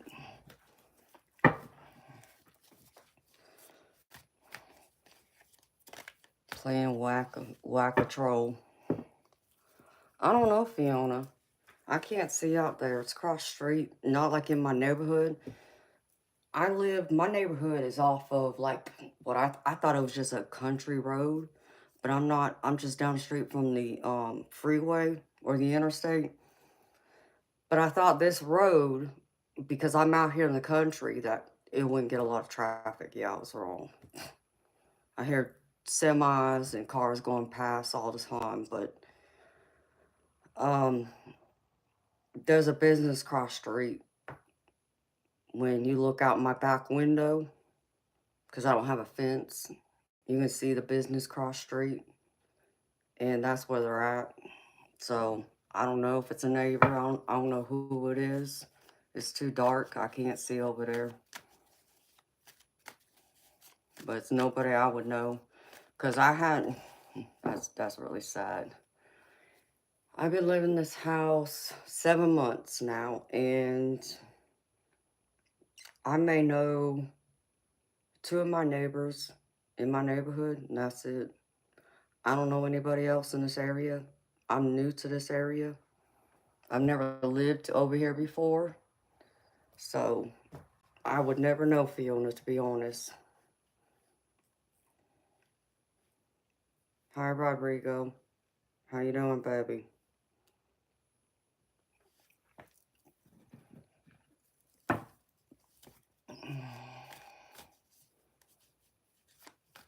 You're edging. What does that mean?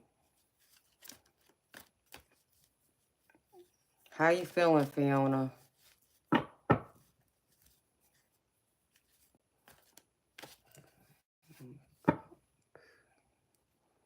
Crap, what time did I get home?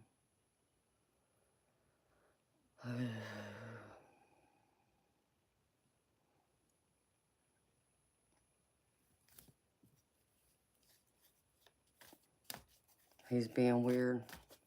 Okay. Hi, Matt Q.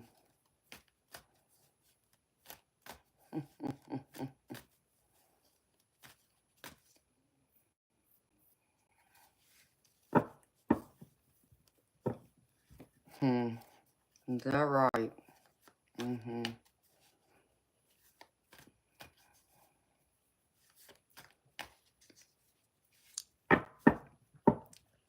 Girl, G, you sound like a troll to me. But in case you aren't, you're the first one to ever say I look like I'm from Egypt. But that just don't even sound right. It sounds racist to me, to be honest. I mean, you buy property, where the hell you want to buy property from? Does my accent sound like I'm from Egypt? Try again.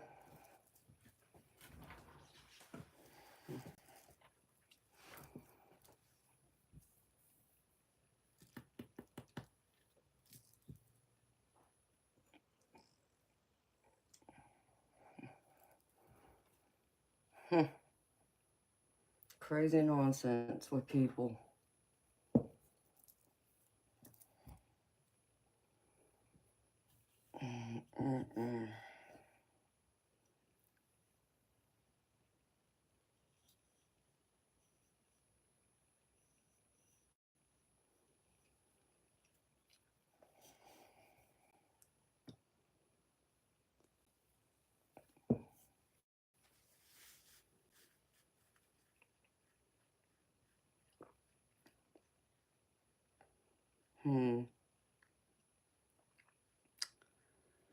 Girl, G, no. My accent gives it away where I'm from.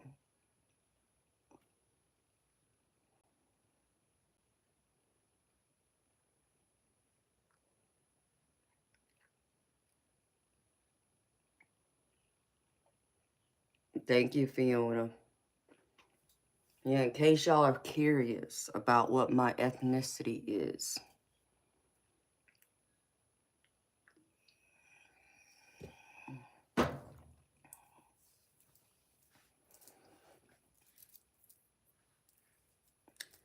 Well, I'm sorry to hear that, Sarah.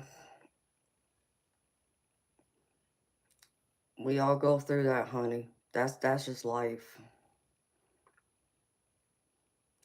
Javier Rodriguez, well, why am I so tough? Because life made me that way. You know, I may not look at my age. I don't know. And forgive me for assuming, because I try not to, but it seems like nowadays people think I'm a lot younger than what I actually am. So, but even if I was, we'll just say half my age, I live more life in half my age than most people live their entire life. Both good and not so good. Depends on your perspective. So,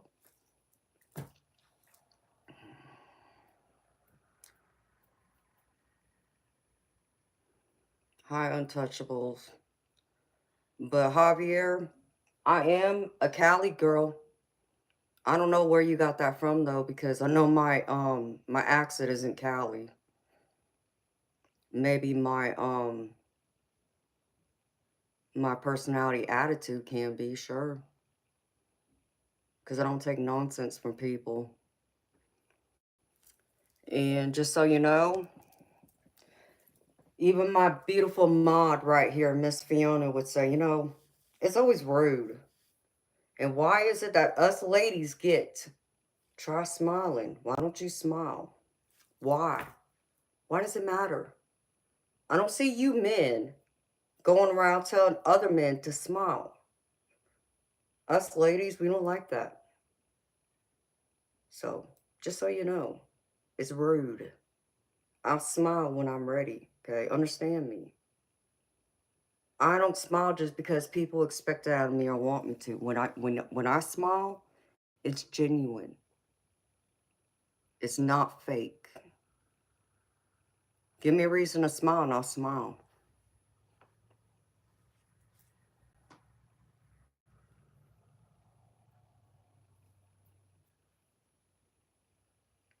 Javier, I am taking it easy on you, baby. That's what you don't understand. You ain't seen the fiery side of me yet. Key word, yet. Cause you know, I'm sweet, loving, caring, all these beautiful things. You come to me correct, you get the dreamy mermaid because I'm a Pisces after all. But you come to me incorrect, you can get bit by the shark. So take your pick. Pick your poison.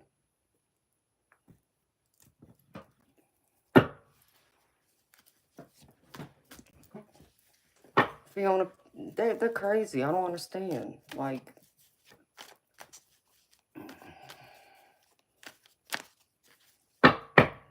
Javier, you're a Taurus? Well, you know what's funny, baby? I'm a Taurus too. That's my moon sign, in fact. I'm a Pisces sun, a Taurus moon, and an Aries rising.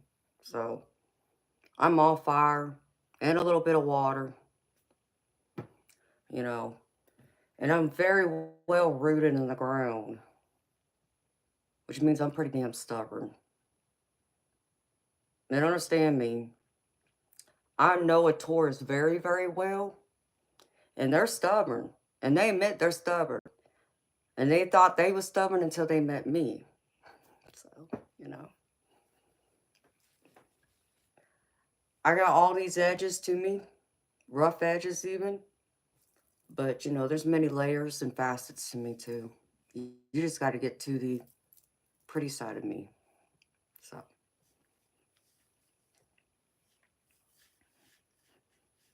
You're a Scorpio, Jonathan? That's cool, baby. I like Scorpios. Today, I'm gravy, sweetheart. I'm always gravy. I'm so gravy. I got some biscuits and sausage. Go with my gravy. How you doing, honey?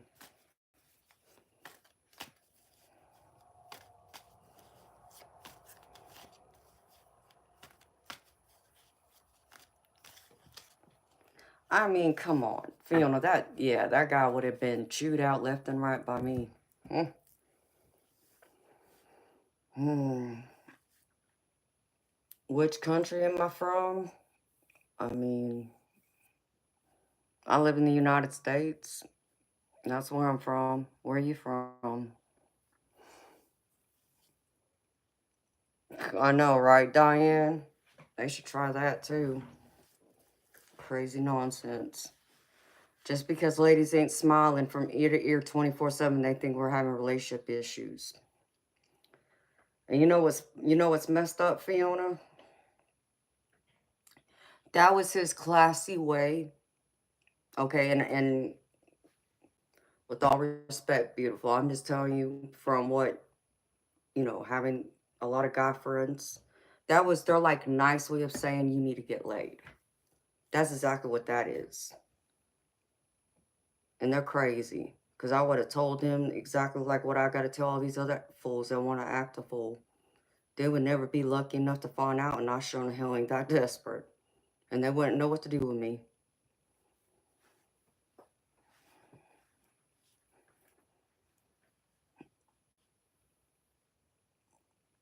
Sifus, if I didn't say that right, I'm sorry. Thank you, honey. Fiona, it absolutely is. And I don't understand why people act that way. It's like, I mean, but you see it on here all the time, Fiona. All them perverts want to come in here and act a fool. They look at me and they think like, because they also think I'm a lot younger than what I am, and they think I'm just going to sit here and like take their nonsense.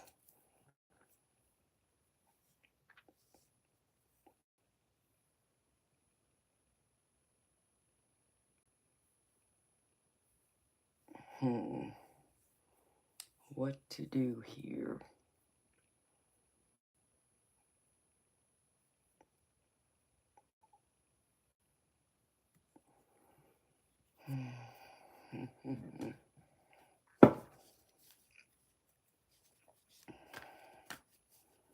I'm very powerful. How so, Sarah? What do you mean by that, sweetheart? Shoot, life's never as good without a Pisces. Psst, crazy people.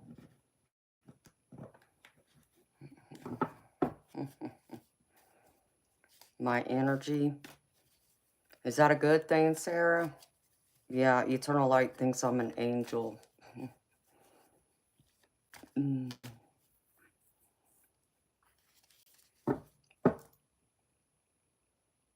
got chills.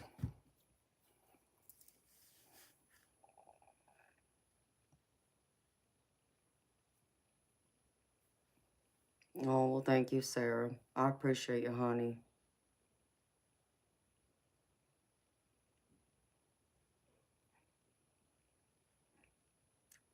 Fiona, them people crazy. See, they would have gotten the ugly side of me.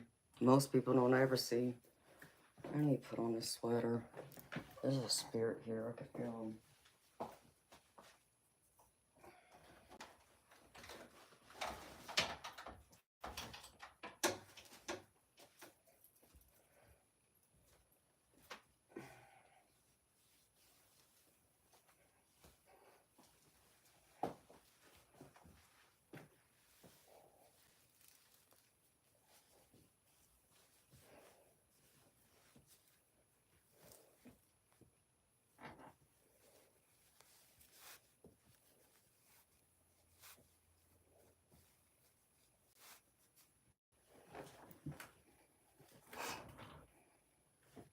You're an Aquarius? Well, that's cool, Sarah.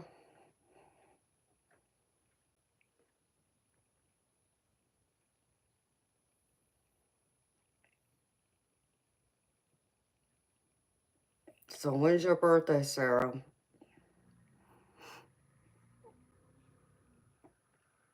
Sarah, that's a sign of a spirit being there.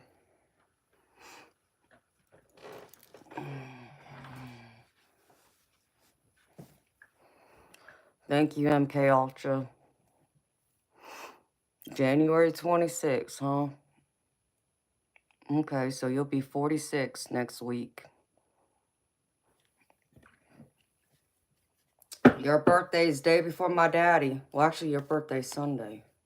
Yeah. Because the 27th's Monday. And that's my daddy's birthday. And Wednesday is my loved one who just passed away recently. Hers is Wednesday. So yeah, I know a couple of Aquariuses. My daddy was a Spitfire though. I mean, an Aquarius, yeah, I could see it, but he was fire. No, thank you, Sarah. We just had her funeral Monday and Tuesday, so next week is gonna be rough for sure. I'm so sorry to hear that, Sarah.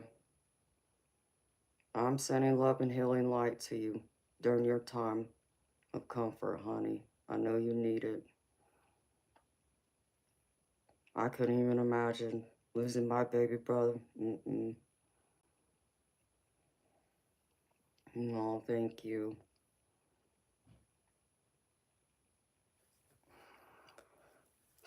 How old was your brother, Sarah?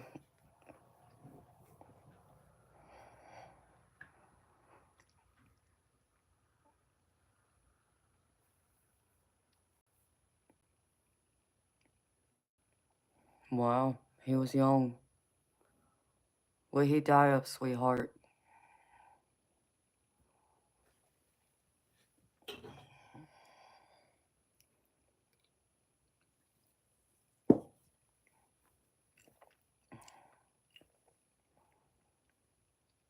Hi, Bendall. Parker. Oh no, Sarah. I'm so sorry, honey. That's horrible.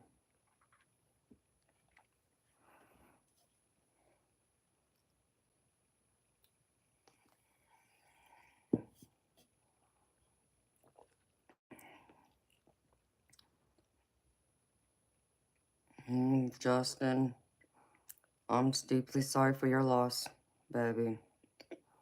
And send you healing light and comfort.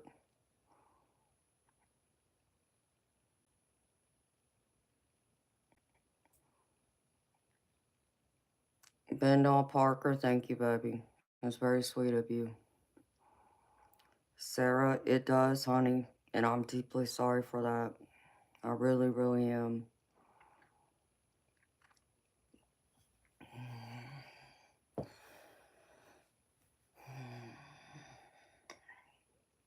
I've known people who have battled addiction.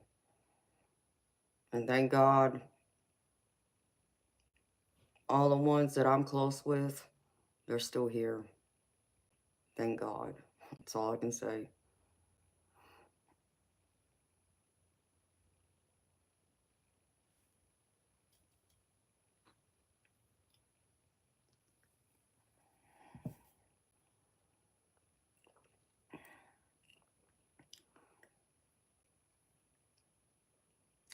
Sarah, that's all you can do, sweetheart. You know, beautiful, I've never lost a sibling, so I'm not going to pretend like I know what that feels like, because I don't. However, I do know what it's like to lose people very, very close to me. Because unfortunately, I had to bury my mama when I was 19, and she was my best friend. And then I had to bury my dad when I was 25. And then I had to bury my stepdaddy, who was daddy to me, when I was 30. That rocked my world right there. And then I had two women in my life who played mother roles in mine and my brother's life once my mama passed. And one of them I lost from someone being stupid and reckless, ran her over as she was outside walking her dog. in our neighborhood. So that was tragic. And then I just lost the other person last week. So, and all I can tell you is allow yourself to feel whatever it is you feel. Good, bad, doesn't matter. Okay? Don't allow anyone else tell you how to feel. You are right to feel whatever it is you feel. Allow those emotions to hit you though. Even though it's hard and I understand it's painful. Because God knows. When I lost my mama, I'm not going to sit here and just tell you I would ever commit suicide because I would never do that. But let me tell you something. I welcome death just so I could be with her again. Because it literally felt like someone taking a knife and stabbing my heart. I could literally feel the physical pain in my chest, in my heart, when she died. And all I wanted was someone to come in and cut my heart out of my chest just so the pain would stop. And, I had to figure out how to still live. Despite my pain, despite me missing her so damn bad and wanting to see her again and wanting to die, but I had to find a way to get back up and keep going because that's what she wanted. I needed to live for her because she's not here to live anymore, at least not in the physical. And I also had other people I had to live for. And so I would allow myself to cry when I needed to cry. If I needed to scream, shout, cuss God out, which God knows I did plenty of times, that's what I did. And I also had to figure out a way to honor her memory. Because I need to think of her in her happy times when I remember her alive, happy and living. And not just be focused on the pain I was feeling with her absence. And so over time, I had to go through on like those special holidays. I do something to acknowledge her memory because I know she's still here with me in spirit. But even like on her birthday or Mother's Day, I still go out and celebrate it like she's still physically alive. So I will go and do something that she enjoyed doing when she was alive. Or I'll go eat at like her favorite restaurant and order like her favorite foods or even her favorite cocktail if I feel up to having an alcoholic beverage. I do things like that. So that's what got me through it. And understand me, beautiful, it did not happen overnight. Okay, I'm not going to pretend to tell you it did because it didn't. In fact, for me, it took me over 12 years to really find some sense of peace with it. To where I didn't feel like every Thanksgiving, because I lost her Thanksgiving Day, feel like every Thanksgiving that, I had nothing to be grateful and thankful for. Because that's the day my whole world was turned upside down. I couldn't celebrate Thanksgiving like everybody else and be thankful and cheerful. No, that's the day that I was robbed of one of the most important people in my life. But as the years went on, and I didn't want to celebrate Thanksgiving, and there was many years I didn't. I closed myself off. I didn't want to be around anybody. And thankfully, I had people in my life who understood that. And they didn't force me to be in that, celebratory, cheerful holiday spirit, so to speak. But after some years went by, it started to bother them. And I understood that. And I'm not saying it didn't bother them the first few years, but they allowed me to be me and allowed me to feel what I had to feel. And what really helped me was one person stepped forward and was there for me. Like, I remember I would go to work and I would come home. I would say hi to whoever was home. And then I'd walk up them stairs, close the bedroom door, and I would turn my damn stereo up as loud as I could turn it. And I would play all them songs that my mama sang to me in the car. that brought back those happy memories. Even the songs that were played at her funeral that she made me promise I would play. Whatever I had to do, I didn't want to talk to nobody. I just needed to be alone and cry or do whatever I had to do. And thankfully, the people in my life then, allowed that. And I didn't have to ask them for anything back then. Like, I would forget to eat. They would, just go and pick up whatever food, like my favorite foods, without even asking if I was hungry or if I had a specific taste for something. They would just go do it. They would bring me flowers.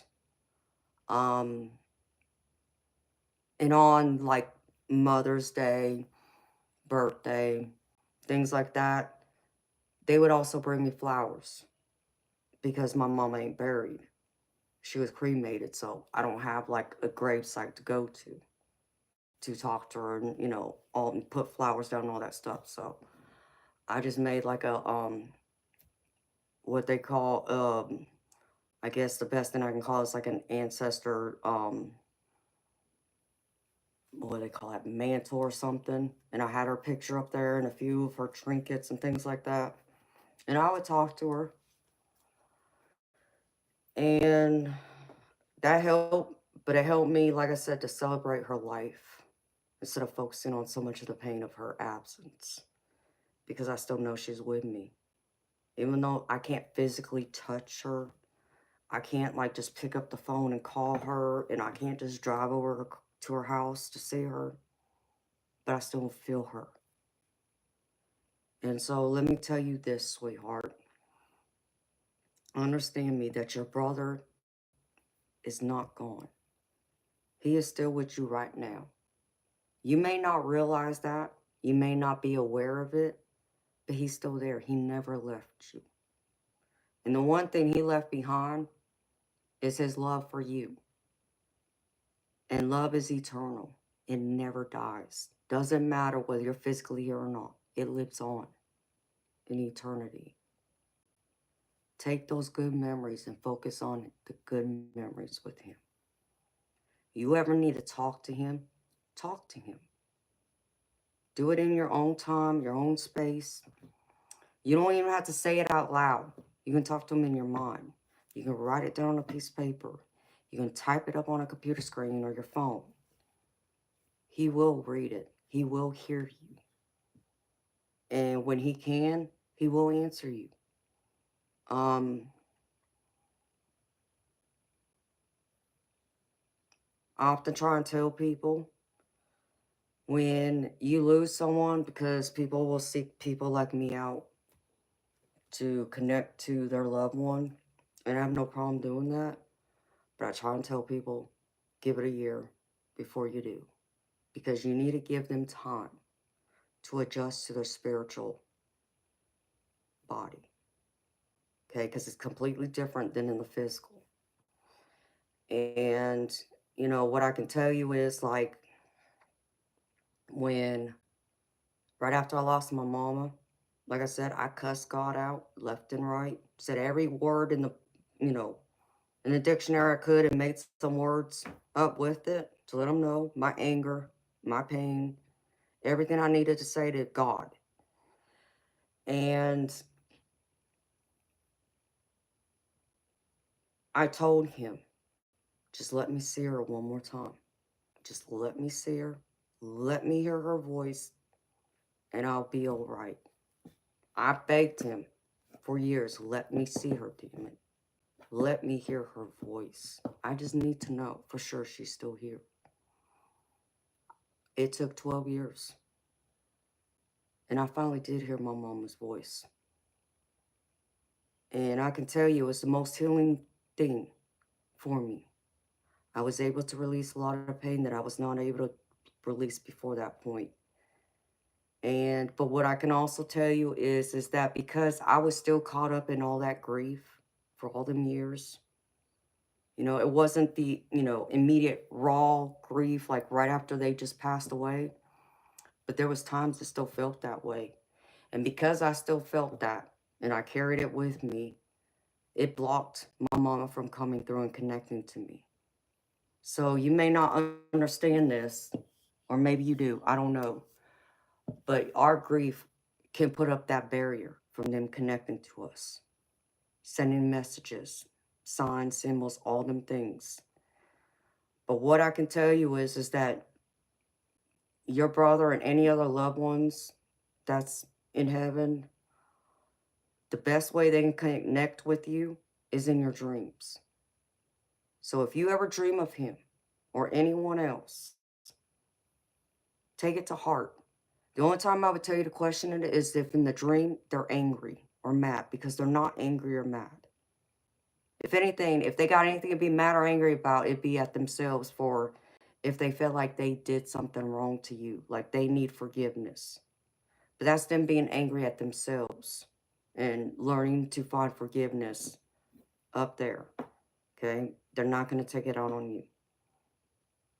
And, you know, like I said, I've heard my mama's voice. I've heard her voice more than once.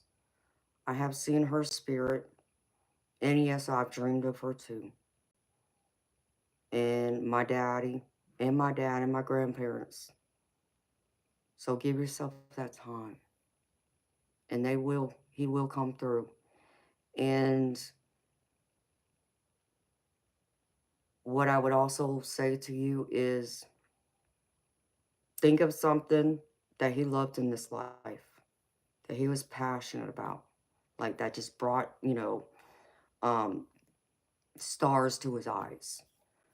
Like if he was into sports, for an example, okay? Like let's just, use football as an example. Let's just say he was a big football lover and you just suddenly start seeing all these commercials about football or his favorite team. Just random places, random times, not because you're thinking of him necessarily or you're looking for it, but you find it constantly, it keeps appearing. That's a symbol. That's a message from him to let you know he's still there. Okay, so it's not having to be someone like me to get those clear signs and messages from heaven. You just got to know what to look for. So an example of this would be, for me, like a true experience of mine. Hawks are one of my spirit animals, but it's more than that. My daddy loved hawks. In fact, he had a hawk pendant that he wore on his rope chain when he was alive. And I often see hawks flying above me. And I actually even had one laying in my front yard not that long ago that I got a couple of pictures of. And that was like my daddy coming by and saying, I'm still here with you. So it's things like that. So whenever you get anything like that makes you think of him, first thing, that's like a postcard from heaven saying, I'm still here. I love you. Just to let you know. If you're looking for that sign or a message like that and like where you can see it and connect to it, that's what that would be. You're welcome, honey.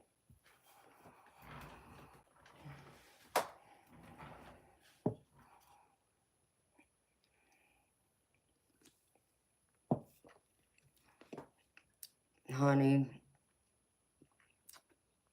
if you're dreaming he's in pain, honey, he's not in pain. Um,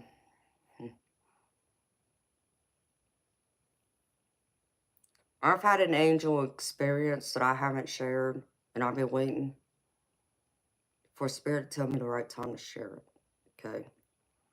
But what I can tell you is here in the physical, I know heaven is real. And I know God is real, if you believe in a God. If you don't, that's okay.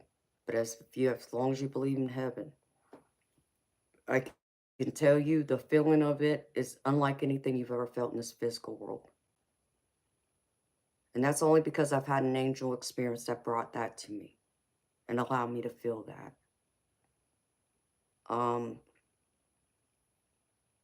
There will come a day that Spirit's going to let me know when it's time for me to record that experience, and I'll post it to my channel. because there's many experiences I've had over the years, and there's several I've recorded. You're more than welcome to look through my channel if you feel, called to it. Or I've shared many of my experiences, and I got many more to share, and I just haven't gotten to all of it yet. But that'll be one of them I will share in the future when Spirit calls me to, when I know that right time. Just know that he's not in pain. He's feeling something that none of us in this physical will ever understand completely. It's beyond. It is so much greater, so much more powerful than any of us could ever even imagine.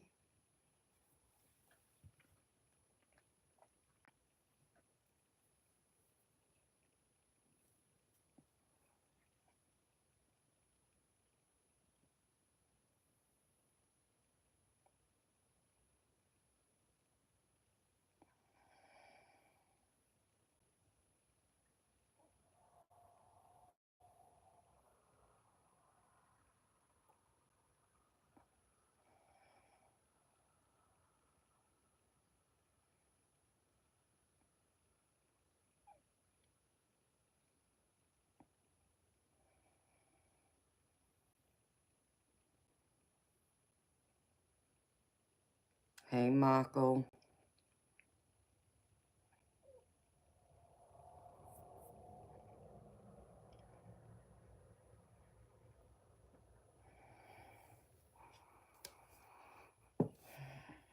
Welcome back, 420.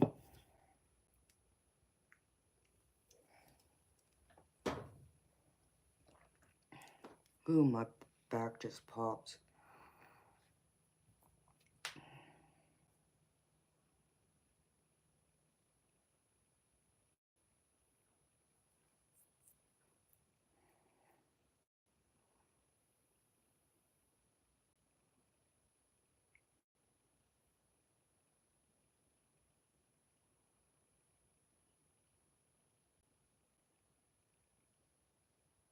That's cool, Laquanza. I've never been to New York, so I don't have a clue. I know 420, you did miss several perverts, baby. Acting a fool.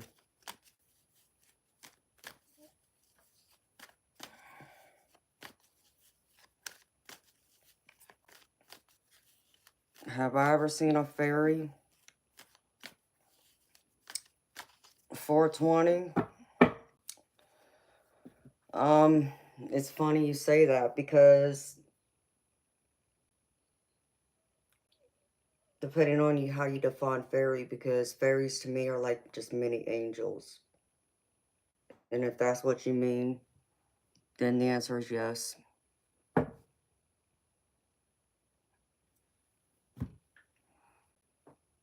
They've appeared to me a couple of times.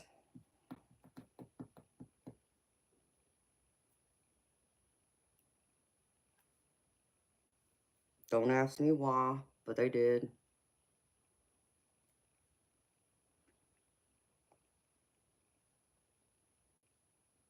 For 20, you may not remember me talking about this, but I did record a video about it. I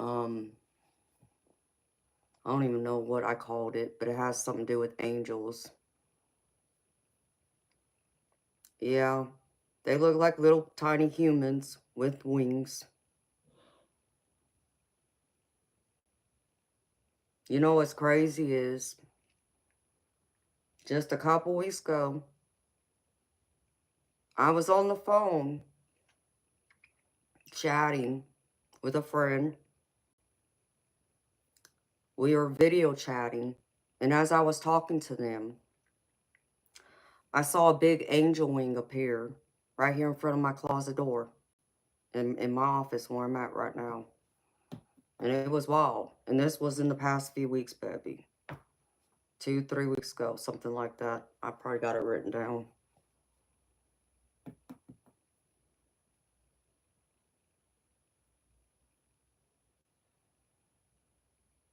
Yeah, I remember you telling me that, Fiona. I still gotta watch that.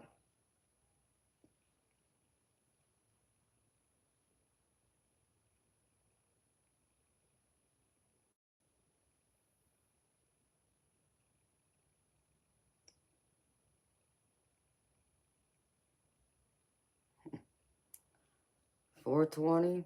It was an experience, baby, and a beautiful one at that. Because it caught me by surprise. Um,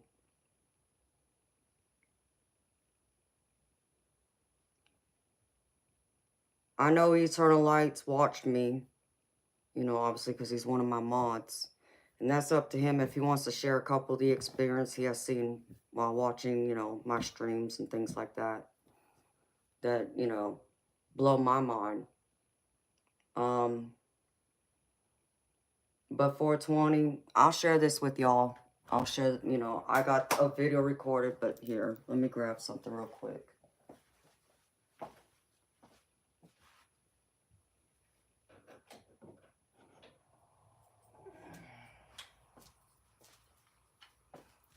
When you talk about, like I said, a mini human with wings, I got this angel figurine that hangs over my door frame, which I want to get a few more of these. This was at my old house, the one I sold a year and a half ago.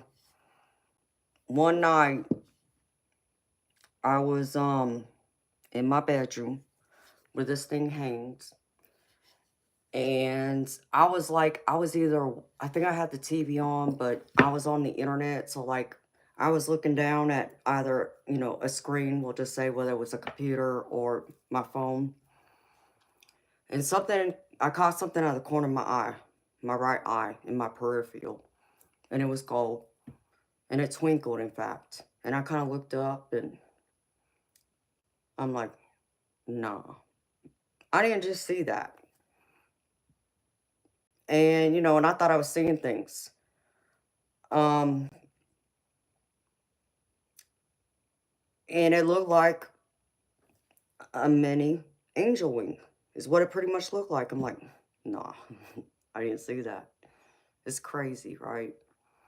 And what's even more crazy is like within the week before that, when I was in my bedroom with this angel figurine hanging over my door frame to where I can see it clearly, I had the feeling like someone was watching me. And I kept looking up at this. I'm like, why do I feel like this thing's watching me, you know? I'm like, this is weird. I couldn't explain it, but I felt like someone was watching me, like someone was in the room, but I felt like this thing was alive, you know? And I saw that angel wing, per se, right next to this, okay? So I just kind of blew it off. I'm like, nah, I didn't see that. I think it was about within a week after that, same thing. Sitting in my bedroom, and it was daylight, early afternoon, and I had a TV on, and I, you know, was either on the computer, internet, whatever. And I just happened to look up, and sure enough, right above me, in front of me, I see a little angel come flying through, and then I saw it like disappear into my wall. I'm like, oh, hell no, I did not just see that. I'm like, and it came from this. It flew out of this. I'm like, oh, okay, now I know I did just see what I saw like a week before. So yes, I have seen what you would probably define as a fairy. You know, depends on, you know, how you look at it, because, you know, people, when you say like an angel, people always think of like the big, huge archangels, but what people don't understand is angels come in any size, because they can be as big as they want to be or as small as they want to be. So you say fairy, you know, angel, I think it's the same thing, but yeah. So it was wild. It was a beautiful experience though. Oh, there's Chief. Hey baby, I was talking about you earlier. I was wondering where you were at.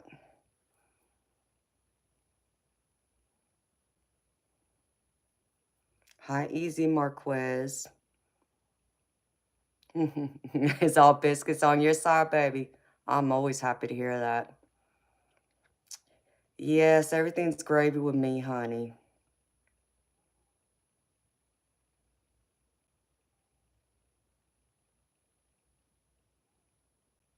No, auto body. That's beautiful, baby. Thank you. And Chief, you know me, baby. And yeah, I know I've been MIA, and I'm sorry for my absence. Here, let me hang this back up here real quick.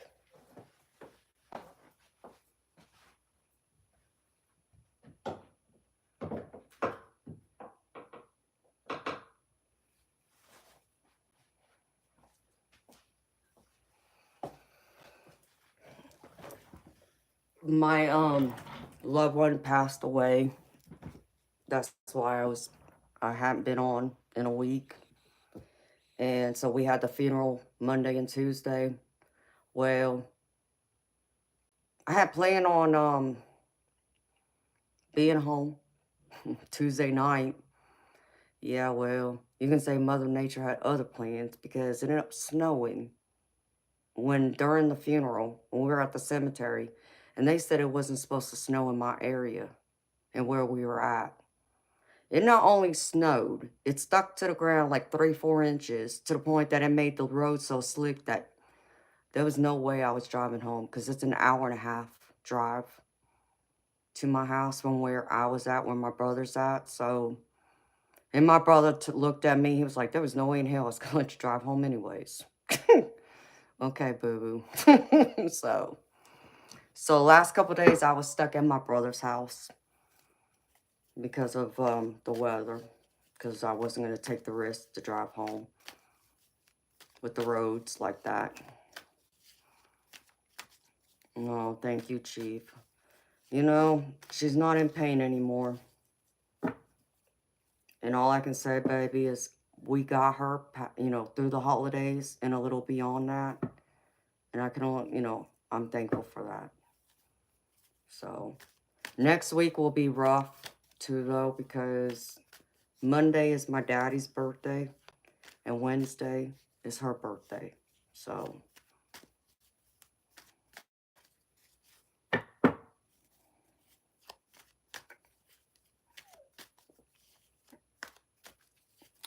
Fiona, her name was Linda. Yeah, she likes snow.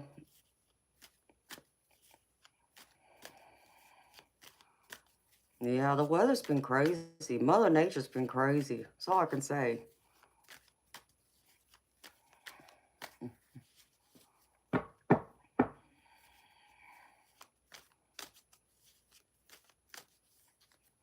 But yeah, so like,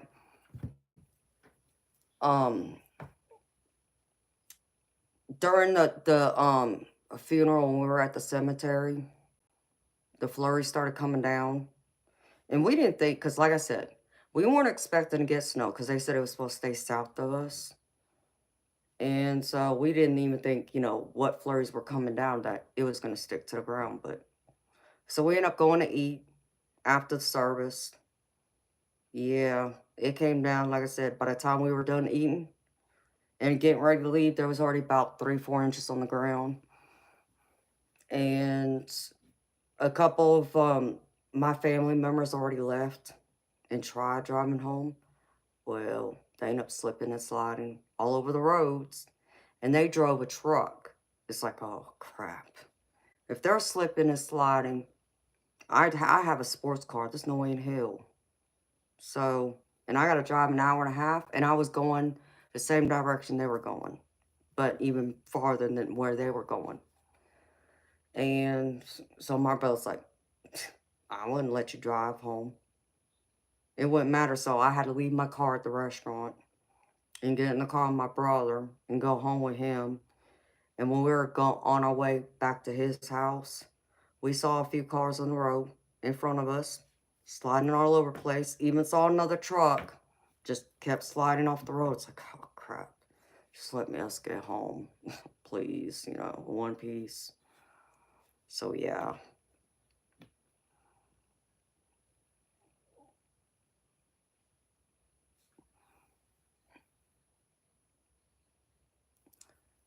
Hi, Tony Starks. I know. Y'all got snow at the beach. That's like a once-in-a-lifetime event, baby. Hi, Matthew.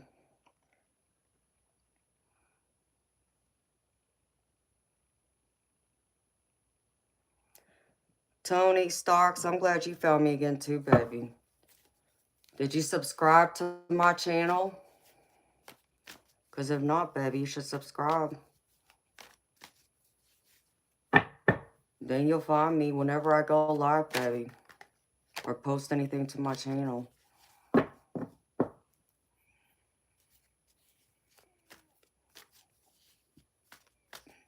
Alright, auto body, everything. You have a great night, sweetheart. Come back and see us, honey. If you ain't subscribed to my channel, don't forget to subscribe, honey. And click the notification bell that says all. That way you'll be notified every single time I go live or post something new to my channel. Oh, I'm glad you did, Tony.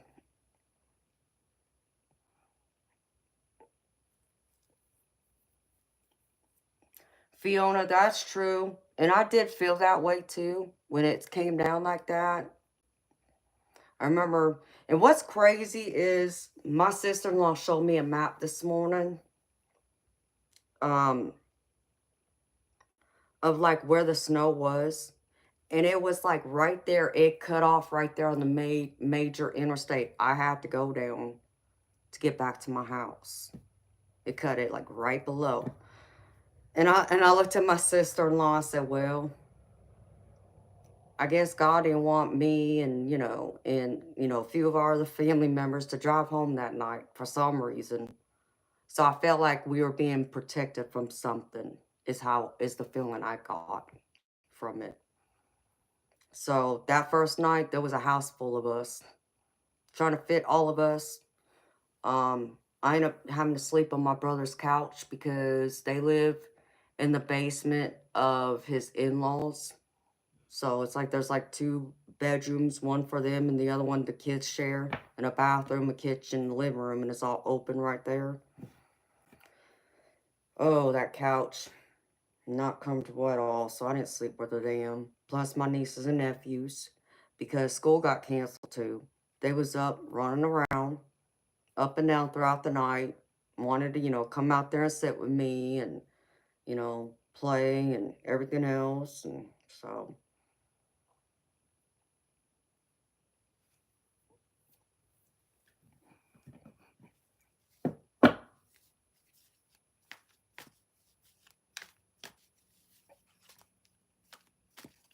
hi, Keith. Oh, thank you. That's very sweet of you, honey. Caleb, I don't know what you're talking about. Oh, Fiona, you ain't kidding, sweetheart. There was 3 of them. 6 and younger. 6, 4, and 5. Full of energy. 2 boys and a girl. Drove me nuts. I love them to death, but I was ready to go home. I was ready. I'm like, oh, Lord. One night, okay. 2 nights, yeah.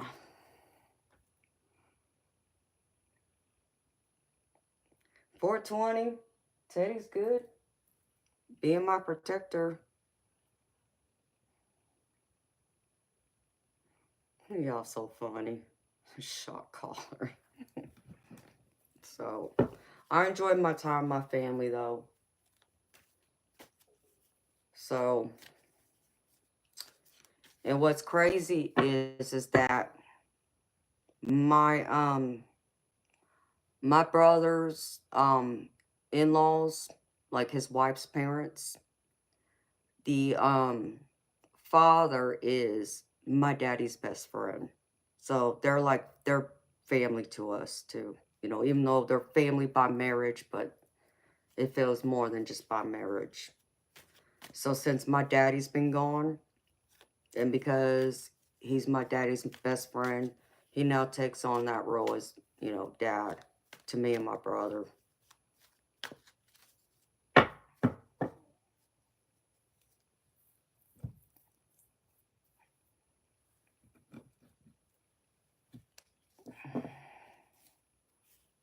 Exactly, Chief. Exactly. That's why I don't have any.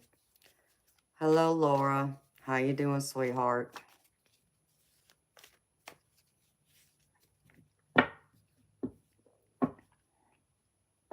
Hey, Chief, just so you know, baby, I did eat this morning. Me and my sister-in-law, my niece and nephew, we went and had breakfast, so I got a big omelet and some sausage and biscuits and sausage gravy, too, to go with it. Oh, Laura, well, happy birthday to your dad, honey. My daddy's is Monday. It was good, Chief, and I got leftovers. Man, I forgot how expensive it is to eat out anymore. But because my family, well, first, I wasn't supposed to stay the night over there. And two, because we weren't expecting to get snowed in, per se. They didn't really have any food in the house to cook or anything. So we ended up eating out. So it's like, even just to go to a buffet, spend $20. I told my sister-in-law, I said, y'all crazy. Like, who picked the buffet? Because I don't know about you, I said, but a buffet is a waste of money to me because I never eat my money's worth. And, you know, and then I get annoyed because I know I'm not going to eat my money's worth. And I can't take a to-go box with me either, you know, but I go eat at a regular restaurant, I can, you know. So she's like, yeah, well, I didn't pick it. Dad and Grandma picked it. Oh, okay, well, okay, I understand. I wasn't going to argue, but still. Oh, thank you, Laura. Yep, my daddy's is Monday. And then my family member that just passed away last week, hers is Wednesday. So next week will be rough, but I'm going to figure out a way to make it happy.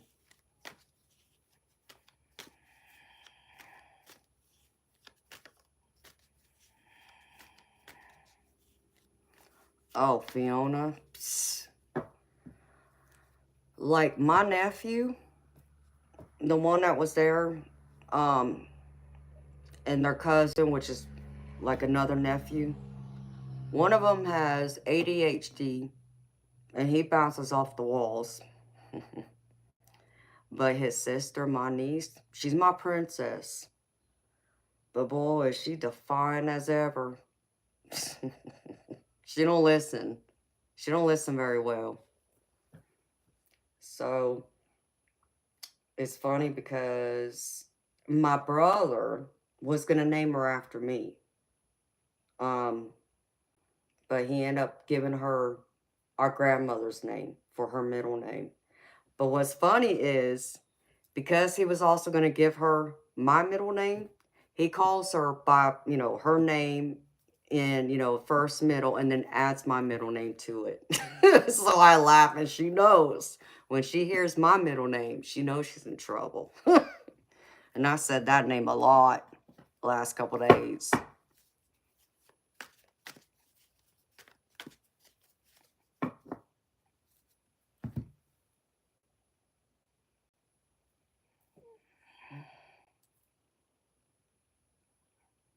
Fiona, that's just crazy. I mean, I just can't.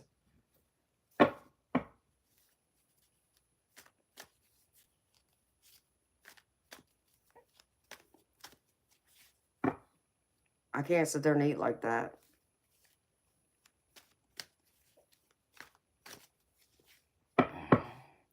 Primal code, I don't know who you're talking to. But if someone discussed you here, then you don't need to be here. See yourself out. Problem solved. So, and I finally did get some steak, but it wasn't the steak I wanted. So, Monday, on my daddy's birthday, because he loves steak, that's exactly what I'm going to have.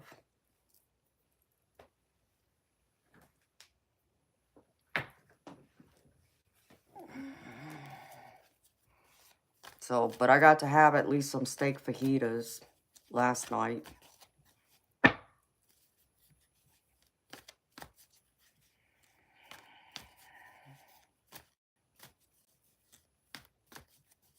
Chief. Yeah, I need a steak. I need like a real steak, a filet mignon, because I haven't had one in several months. So Monday, on Daddy's birthday, that's exactly what I'm doing. And then I'll be going back to my family's house because, like I said, Wednesday is Linda, is her name, the one who just passed away. It's her birthday. So I told my family I'd come over there and celebrate her birthday with them too.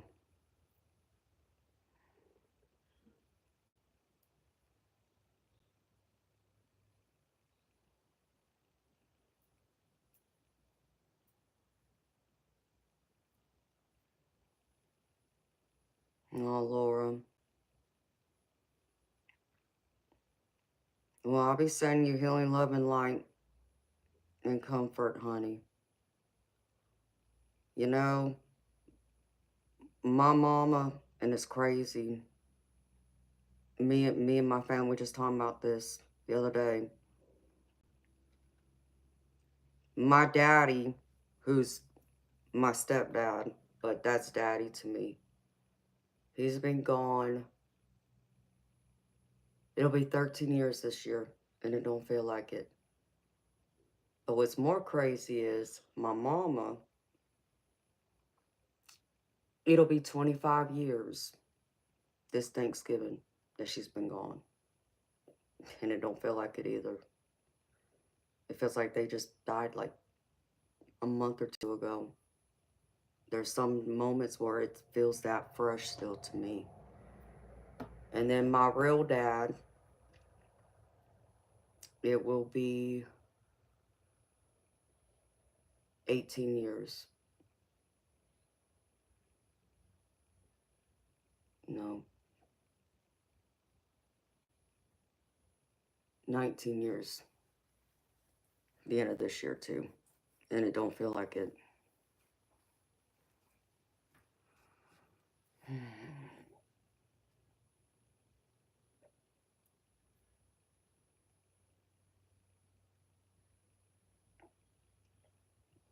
Laura, that's what I do. I find a way to honor and celebrate my loved ones who have passed, like you said. So Monday, I'm going to have a steak for my daddy. And then Wednesday, I'll be with my family to have some cupcakes and all that good stuff to celebrate her birthday. Because she was like another mama to me and my brother.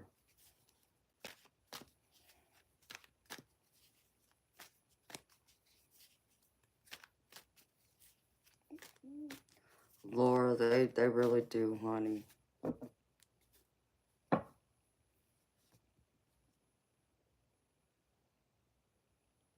So next week will be rough. So y'all, y'all know I take Monday and Tuesday off, but I'm be taking next Wednesday off too, just because of that.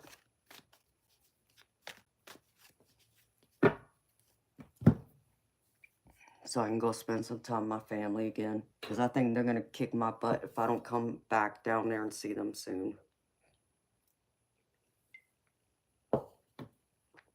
My sister-in-law gave me that look this morning before I left. She's like, you need to come see us more often, Yeah, I understand, but I stream on the weekends. And, they work during the week. So the only time they have free is on the weekends. And I stream all night. Friday, Saturday, and Sunday. So it's like, unless I take one of those days off, I'm not going to be able to go see them.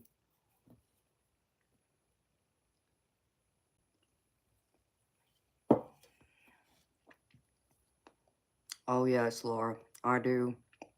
That's the only way I could, that brings me comfort. So I don't think about them not being here or focus on, the pain of that. I try and focus on the good, That's what has helped comforted me through the years. Hi, Stephen on the water. How you doing, baby?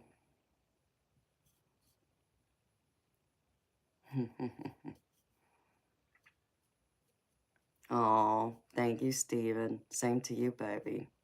Yeah, I was out this past week, baby. I had a death in the family, so.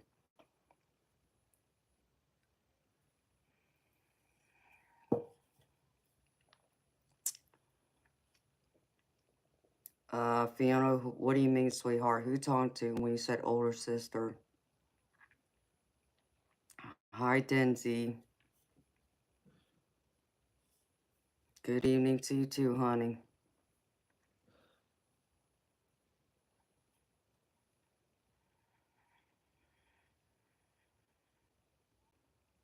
Shoot, 420, it's been colder than, here. Oh, thank you, Laura. Same to you, sweetheart. Yeah, Laura, it is, but you found a way to continue and keep that foundation solid after they've been gone, which I try to do.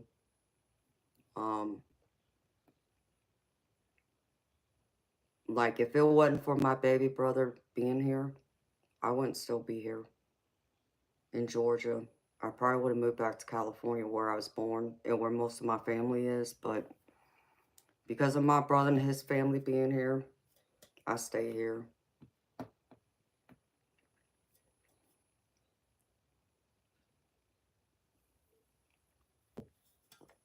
$420. There you go. That's about right, honey.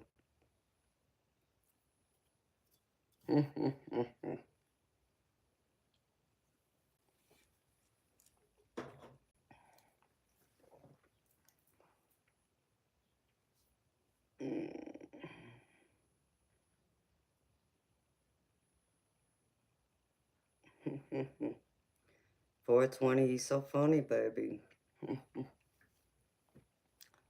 Eternal light. Mother Nature's been really strange lately. That's for sure. Alright.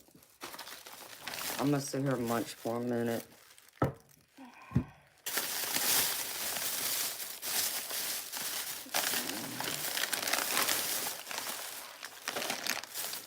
Yes, Laura, it definitely helps.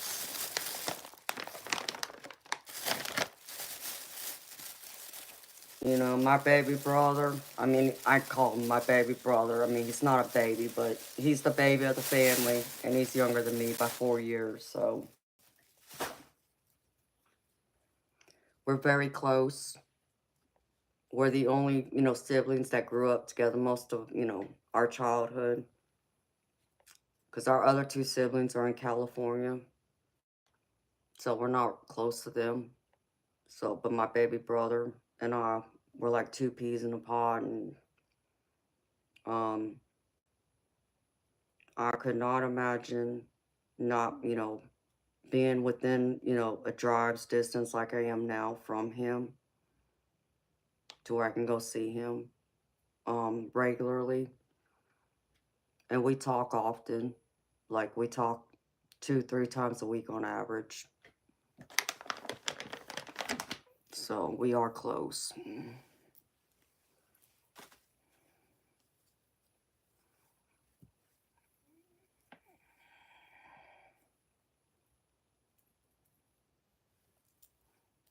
Fiona, I love California. I miss it like crazy still.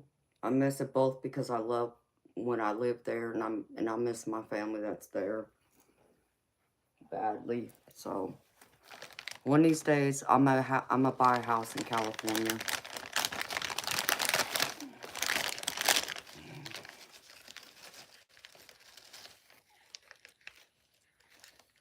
Hi, Giovanna. How you doing, sweetheart?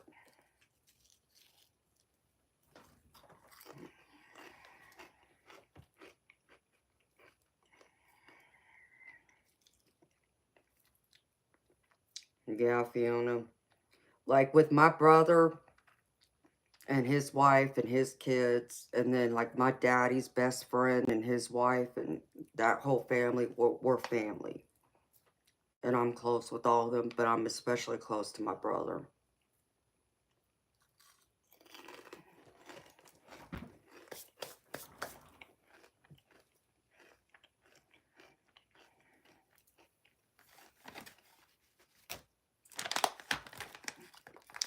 And my daddy's best friend acts like a father to me. He picks up and plays the role of dad since my daddy's not here anymore. That's weird.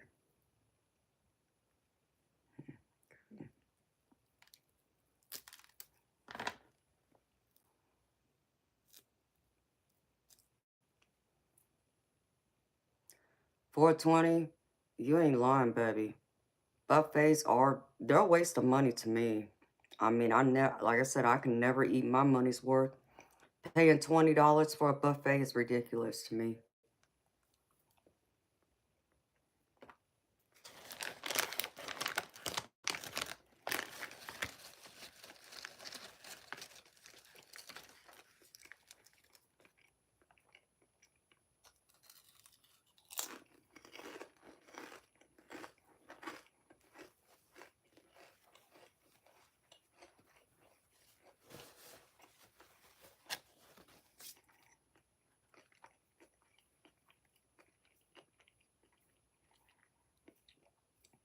That's correct, Fiona.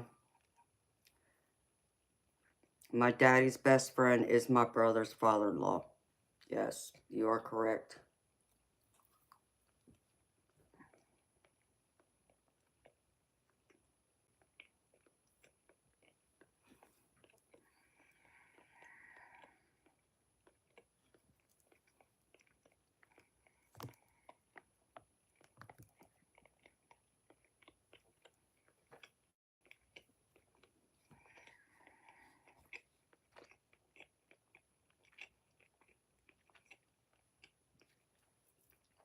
Giovanna, I'm deeply sorry for your loss, sweetheart. And, you know, my stepdaddy was daddy to me, without question. I buried him when I was 30.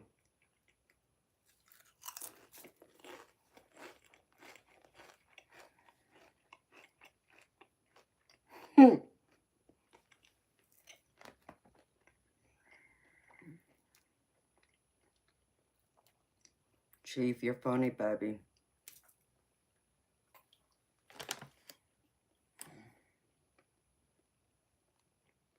Mm-hmm.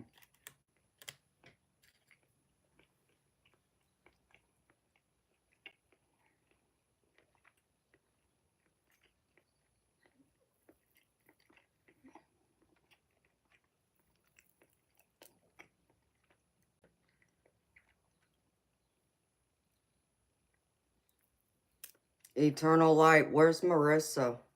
Where's your daughter?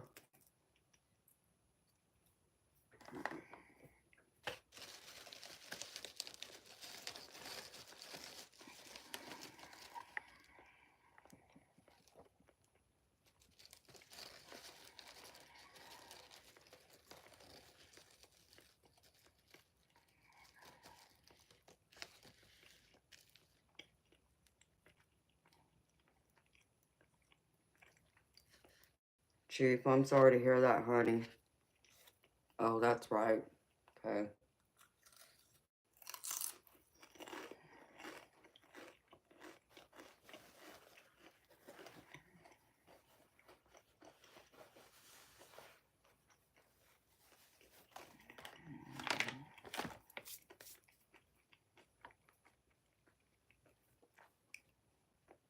Welcome back, Bishop. He was young, Chief.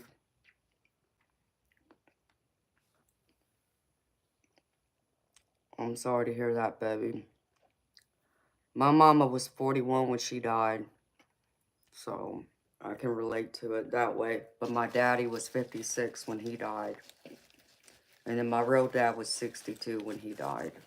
So all three of my parents died young.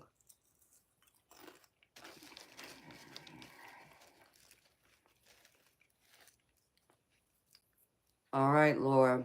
You have a good night too, sweetheart. Come back and see us, honey.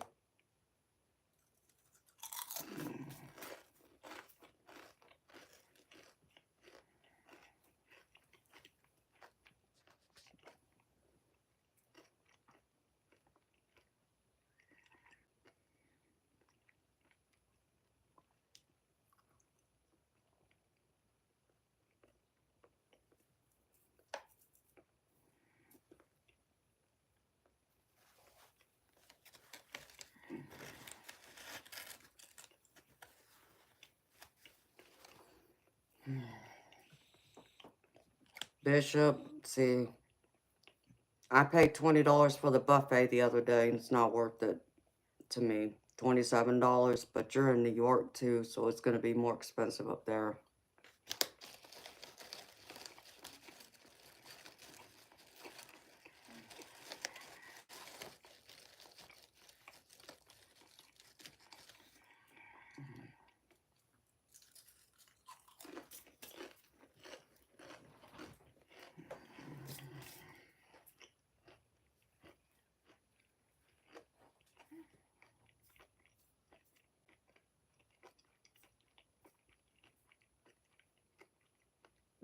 Yeah, that's ridiculous to me, Bishop.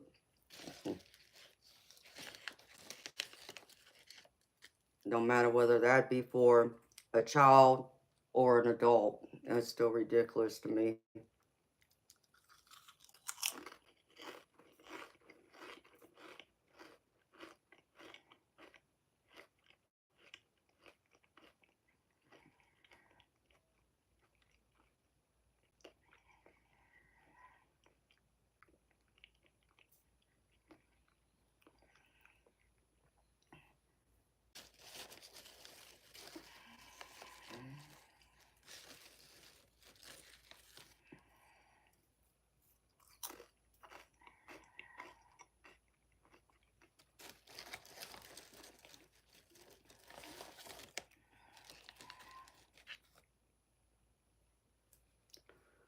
No, Bishop, they're Lay's sour cream and cheddar.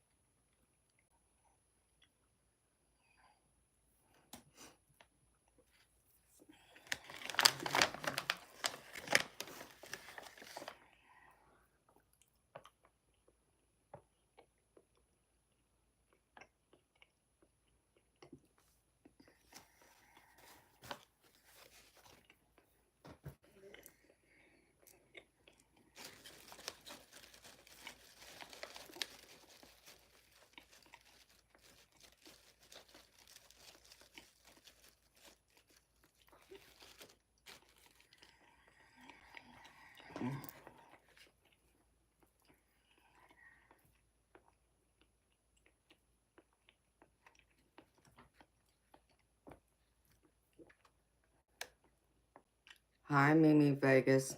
How you doing, beautiful soul?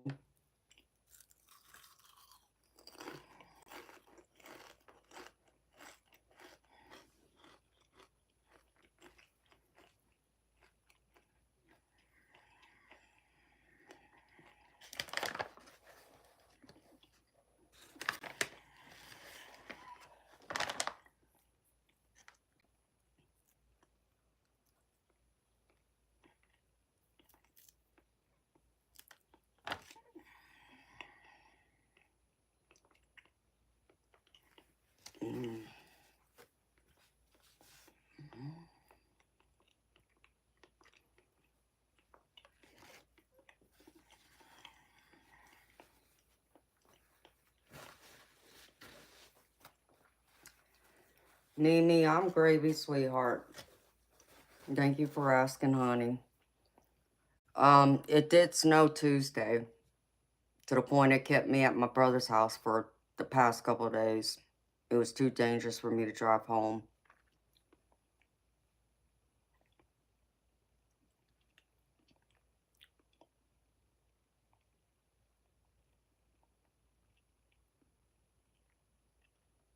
Yeah, Bishop, if I'm gonna spend that money, I'm gonna go eat a steak.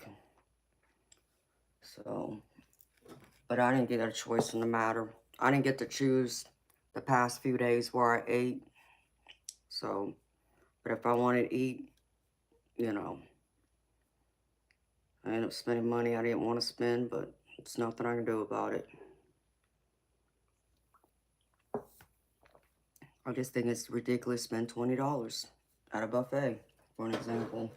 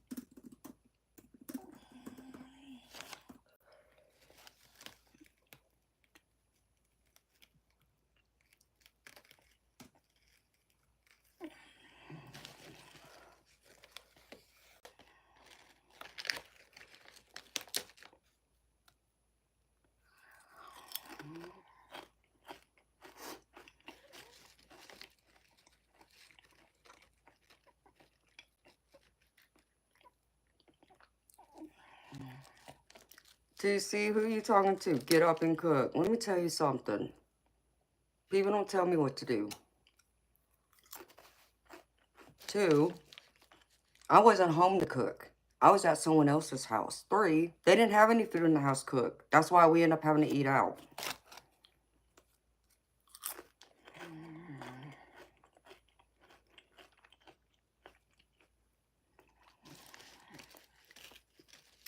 Oh, Mimi, I've missed you too, sweetheart.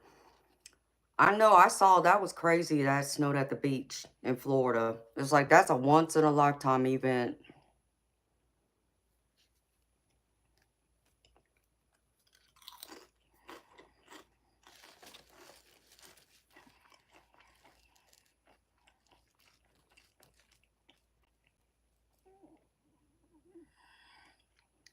Exactly, 420.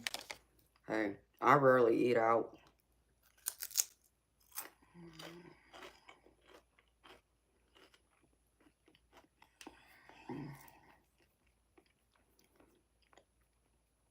Hello, Isaiah.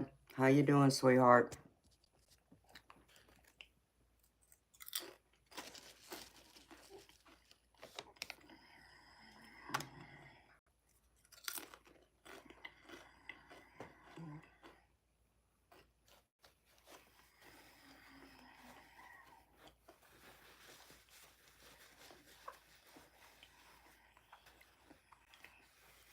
Hey, Ryan. Good morning to you too, baby. Well, if you're talking about me being absent this past week, Ryan, you're right, baby. I had a death in the family, so I mean, eternal. You're right. If other people are paying for it, sure, but I mean, I do enjoy eating out, but if I'm gonna eat out though, I want to be able to choose where I'm eating out instead of it being chosen for me.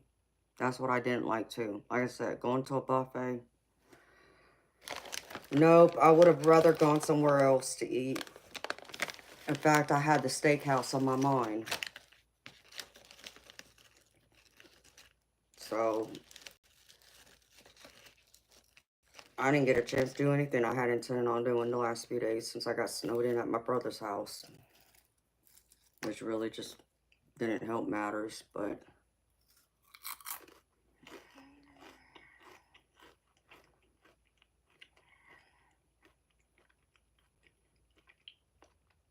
Nice, Isaiah.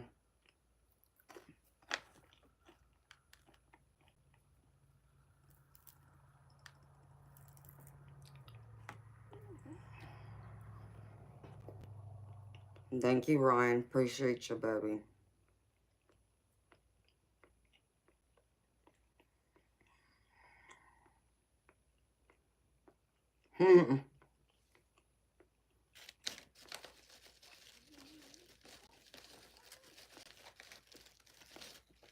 I am, Ryan. Thank you, baby. Mimi, that what they call that, what, a staycation? Uh, I'd rather be somewhere nice and warm on a tropical beach, but I understand too, sweetheart.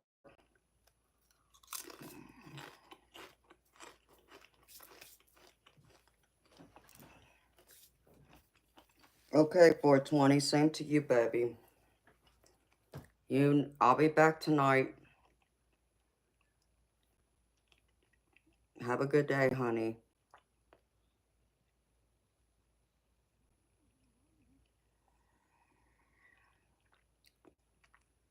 Um, Isaiah, not that I'm aware of. Why do you ask?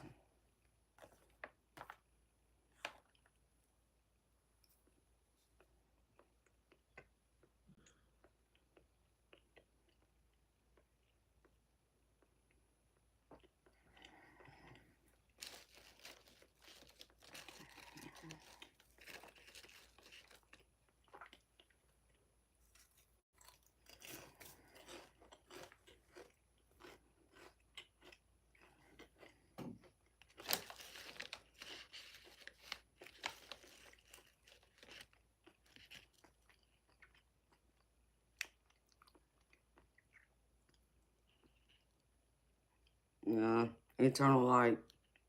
That's great, baby.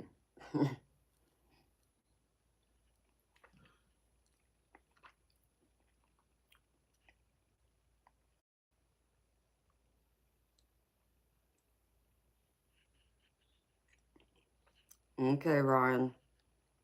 Well, you get some sleep, baby. Yeah, it's 1:30 in the morning for me, too, right now. Even though I'm in the States, I'm in Georgia, so...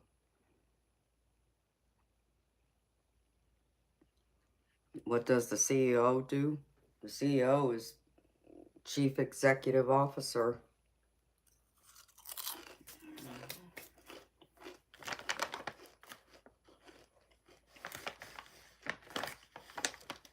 They run the ship, so to speak.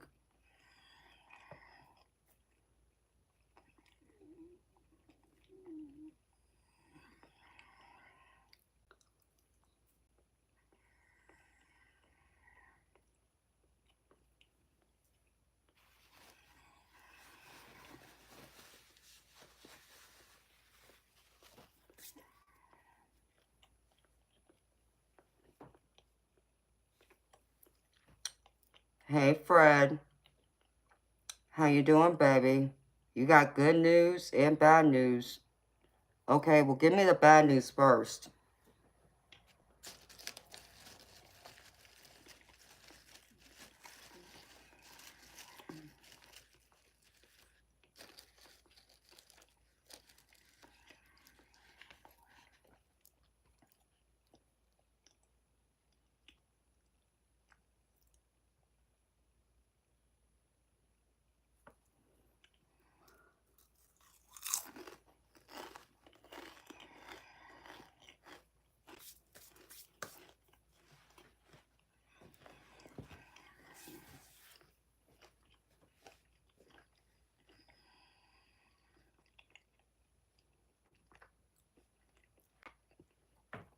Hello, Kevin.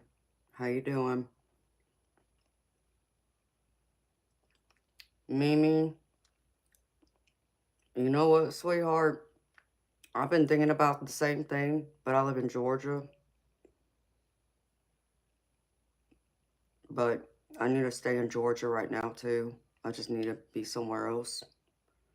But why don't you want to be in Florida anymore, sweetheart?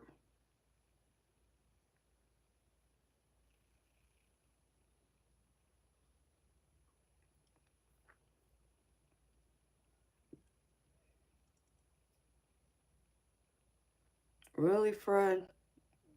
That's a crock.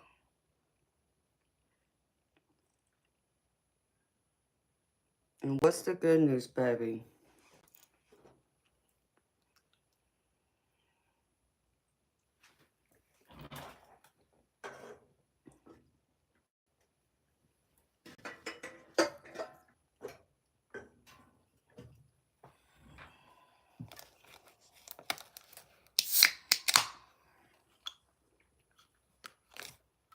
Oh, I understand, Mimi. I do.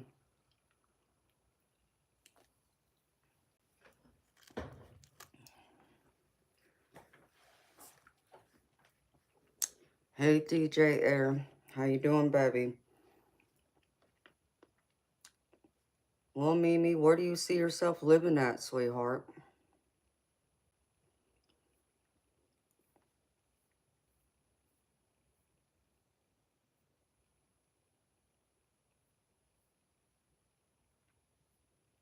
DJ Air, I'm gravy, baby.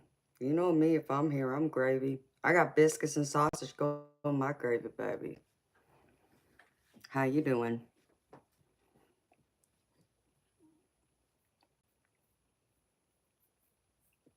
Mimi, ooh, if I can choose, I mean,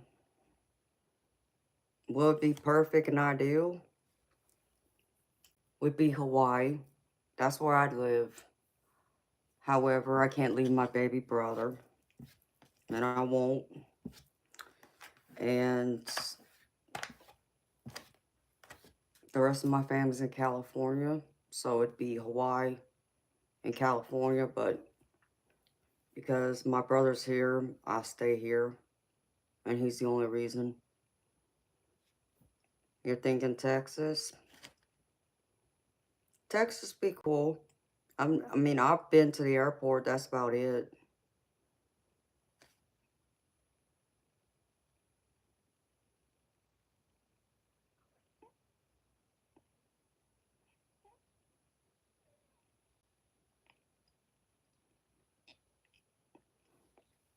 Okay, Fred, I get you, honey.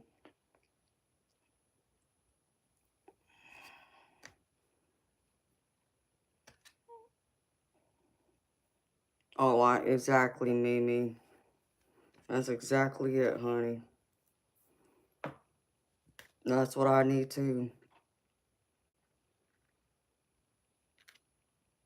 My dream is to own a house here in Georgia, one in California, and one in Hawaii.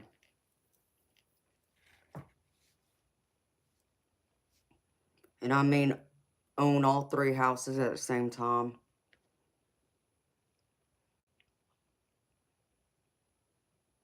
Hmm. Okay, Bishop, send you some biscuits.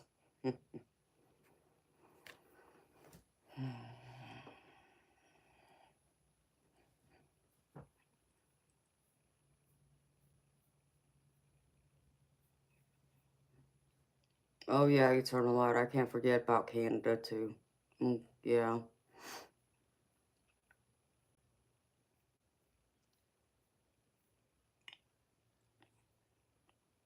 Thank you, something great.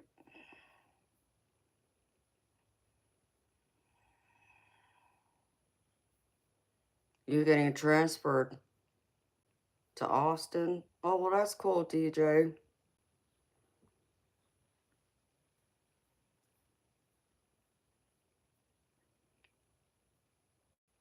Cinco.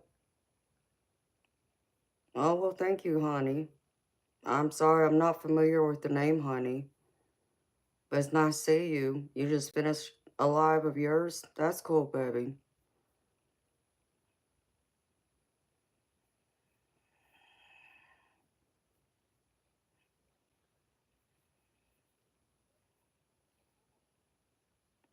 Fiona, I think that's a lot of people's Achilles heel.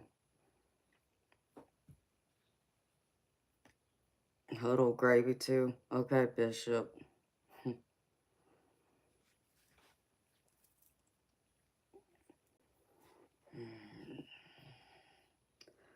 Chief, I mean, it is expensive where y'all at. That's just crazy.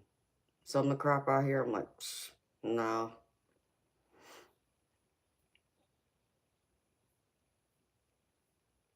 Oh, well, I'm happy you found me, honey.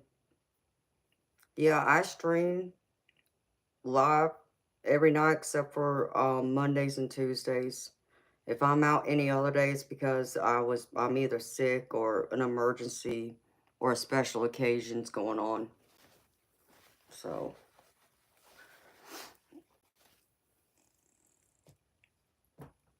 I was out this past week because I had a death in the family.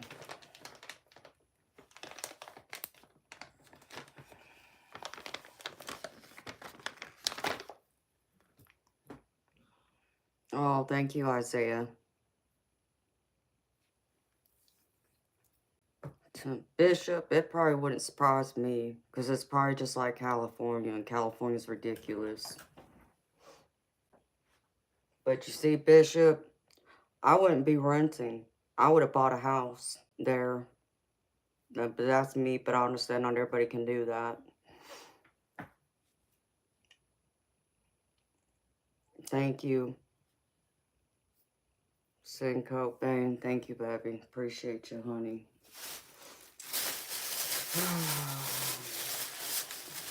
Alright, I'm done munching.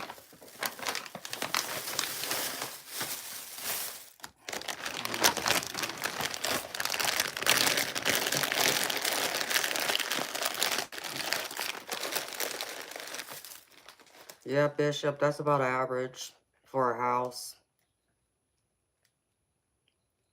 I mean, people are pretty much paying somewhere around that here in Georgia. But you could probably find some places cheaper for a house. Depends. Depends on how big of the house, square footage, bedrooms, and area.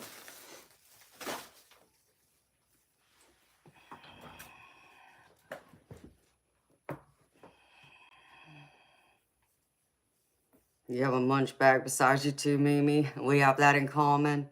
Yeah, I always got chips or beef jerky just to munch as I'm here because I never get a chance to eat before I start streaming because usually I wake up 2 hours before I start my stream each night. And that's long enough. Well, 3 hours depends. It's long enough for me to get up, wake up, take a shower, get dressed, and get prepped for the stream, and that's it. 9 times out of 10. Syncope, it's getting expensive everywhere, honey. Chips and Slim Jims. Nice. Yeah, I eat chips and beef jerky. It's just easy. Something for me to munch on.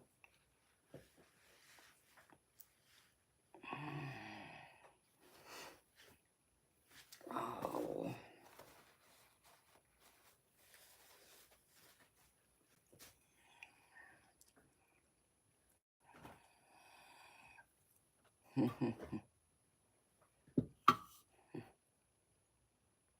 You're funny, Bishop.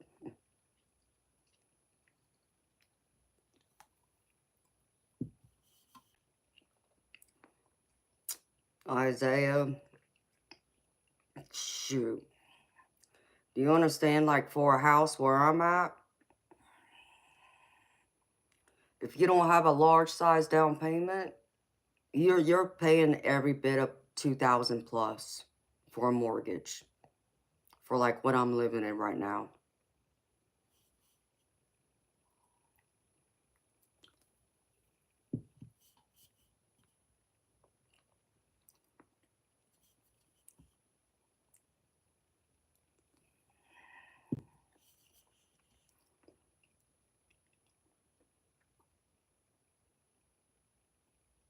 The Syncope, I mean, I've thought about going to South Carolina too. I'm in Georgia.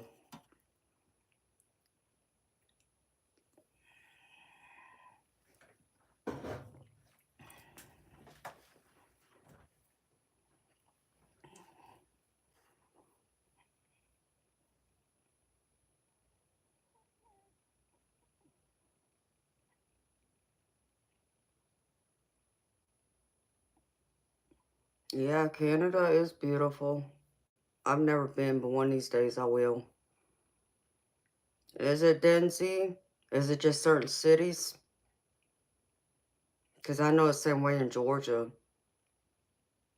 Like, there's many parts of Atlanta that I wouldn't want to go to. But then there's some parts of it that's safer to go to. It just depends. But I don't live in Atlanta. I live 2 hours away.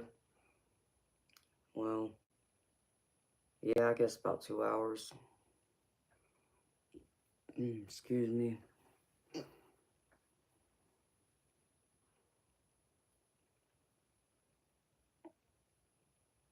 Yeah, Mamie.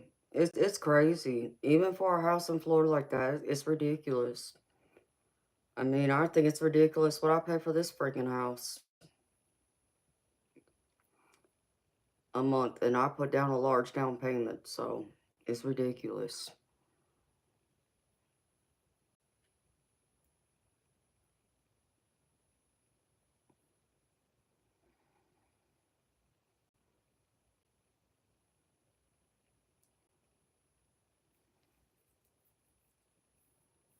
Mm,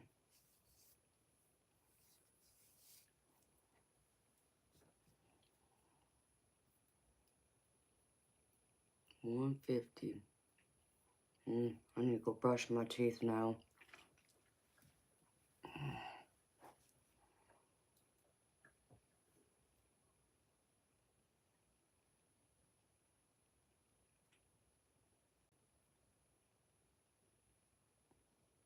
Hello, Cheryl. How you doing, beautiful soul?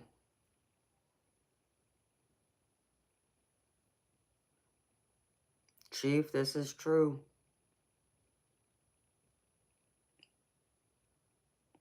$100 US is worth more than $100 Canadian. And that's just wild to me.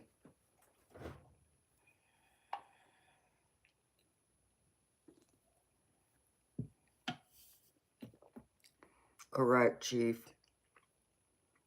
Yep. For every dollar, it's only, every American dollar, it's only equivalent to 70 cents Canadian.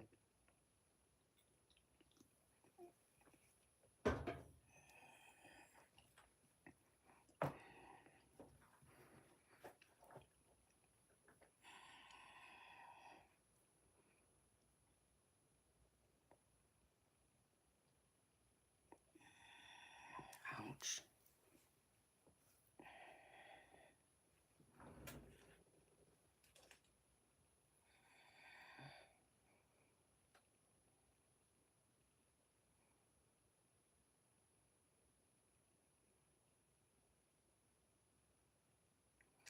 No, Fiona, but I have heard of people, of criminals stealing people's catalytic converter. As crazy as that sounds, I guess they're worth a lot on the black market. It's crazy.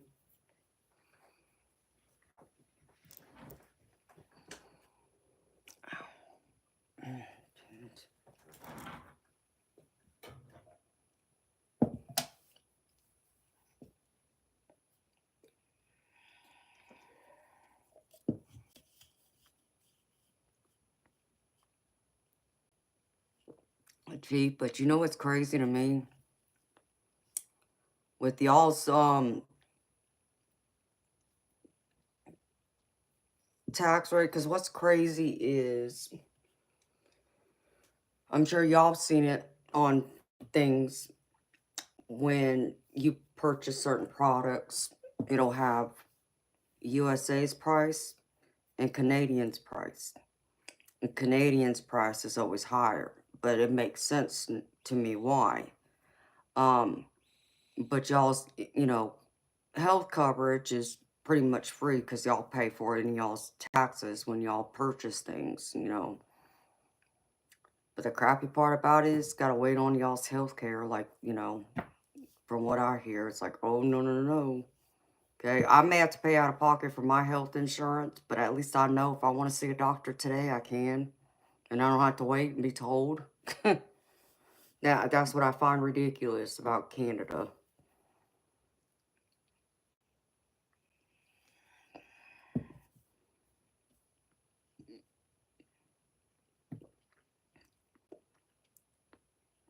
Sinco, Savannah's cool. I've been to Savannah once. It's beautiful. You're an Atlanta Hawks fan, huh? I've never been to watch the Hawks play.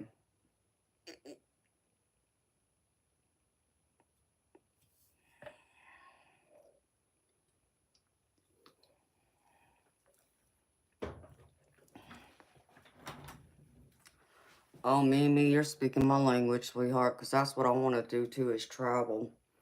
There's many places I want to see.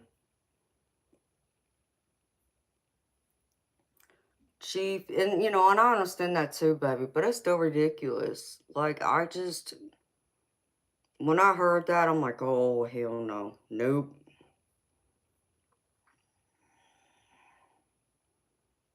I mean, if I'm gonna have to pay out of pocket, I want to be able to see my doctor today if I need to. And that's a good thing about the U.S. Even though you gotta pay for it out of pocket, but I get to see my doctor when I want to. So,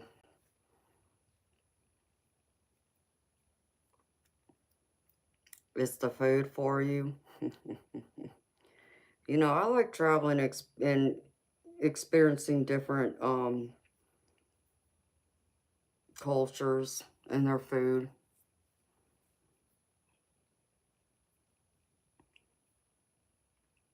Yeah, Chief, I've heard a mix of both. I think there's pros and cons to both Canada and then living in the States.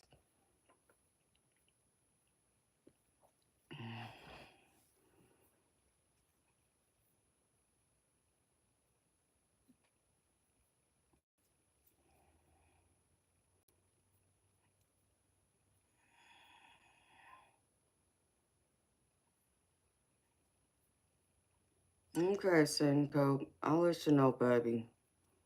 I've never been up to Washington.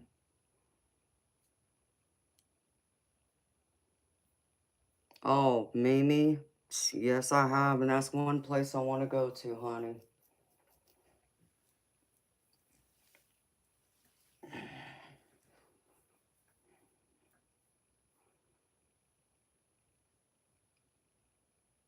But the thing about it is I won't do it by like like a cruise ship. I don't care for cruises. If I go there, it's gonna be me like flying into Turks and Caicos and staying at one of the resorts where it's, all private beach and stuff like that.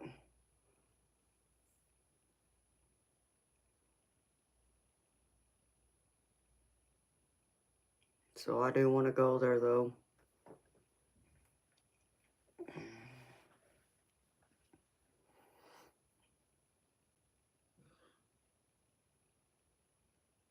I never got to take my 40th birthday trip.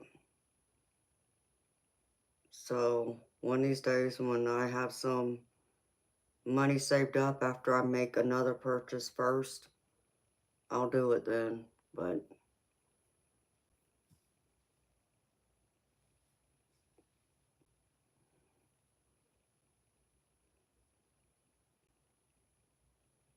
Oh, Mimi, I'd love to, honey. And I will. I will make it there one day. And I'm going to do it while I'm young.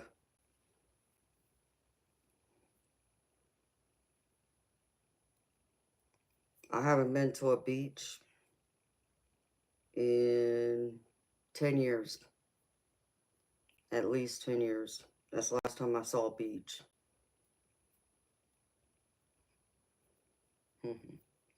Oh, Fiona, thank you, honey.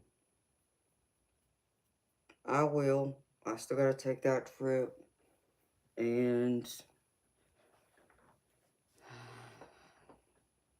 get something else that my mama would want me to have, so.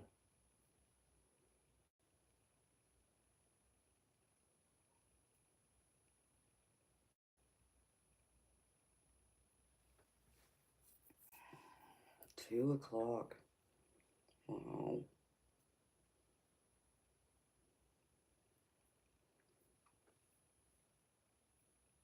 Hey, Syncope, I don't blame you, honey. I mean, Georgia, though, like South Carolina, be hot in the summer, humid. But I'll tell you one positive to living in Georgia. I do get to experience all 4 seasons. I will say that much.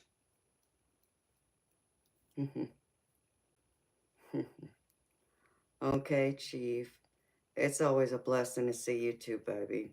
You have sweet dreams, baby. I'll be back tonight. You too, honey.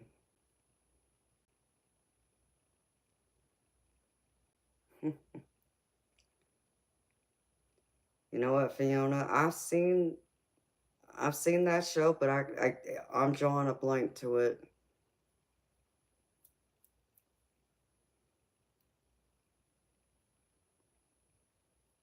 Okay, I need to go use the bathroom and brush my teeth, y'all. I'll be back in a couple minutes.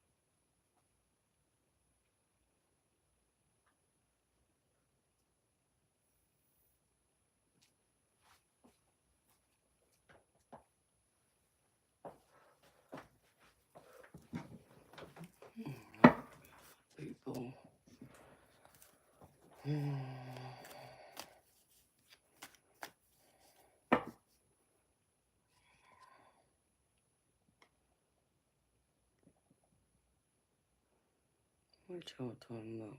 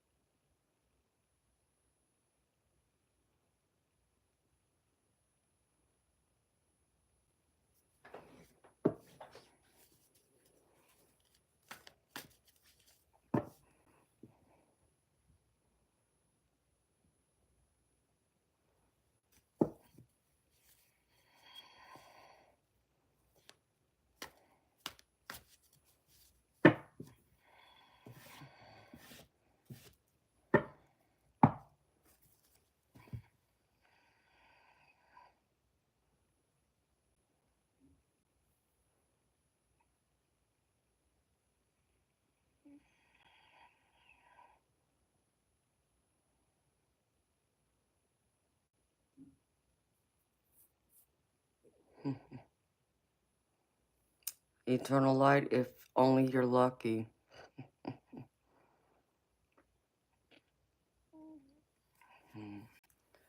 Yeah, I'd love to meet Georgia.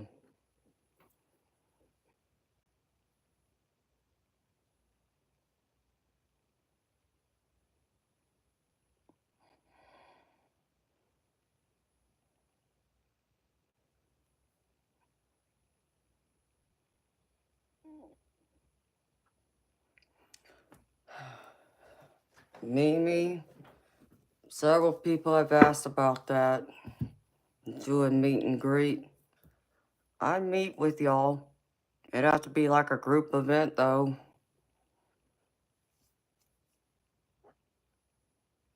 It'd be great if everybody can come here and see me.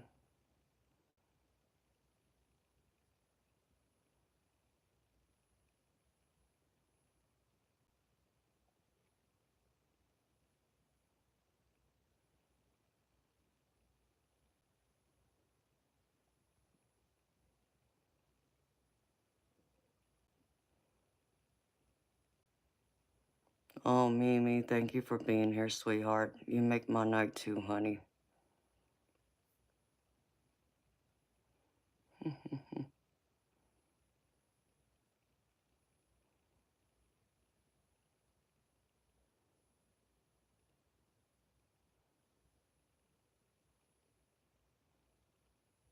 Well, Eternal Light, you've met some big people.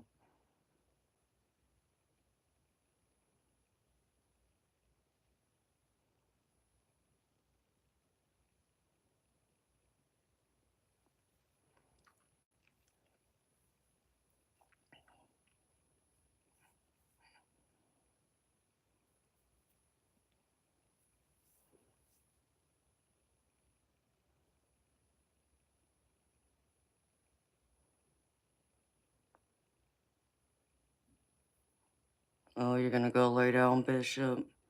Well, you have a good night, honey, and sweet dreams.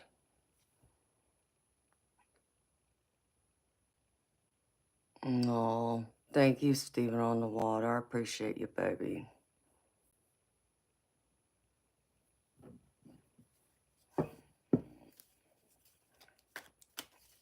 Maybe you're a good reason to go to Georgia. Yeah, y'all figure it out. Come here and see me.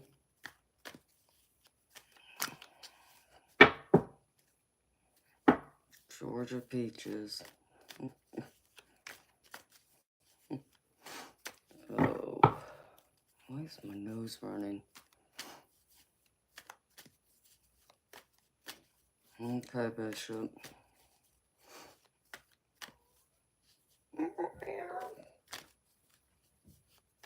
My cat. Pain in the butt. Alright, Toby. Hold on. Let Mommy take off her sweater before you tear up my sweater.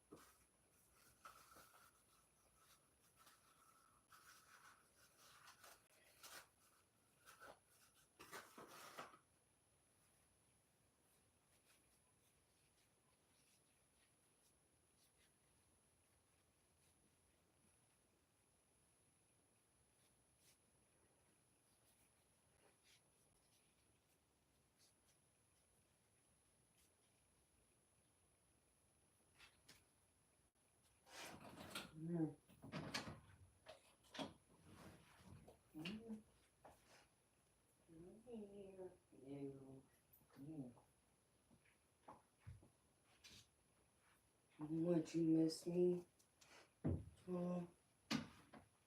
Would you miss me, Fatty?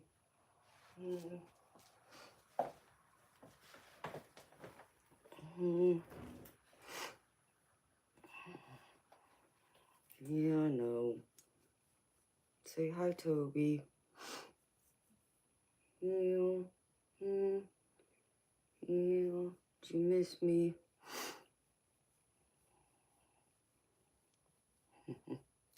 Yeah, this is Toby, Fiona. Thank you. Hi. Are you Mommy's baby?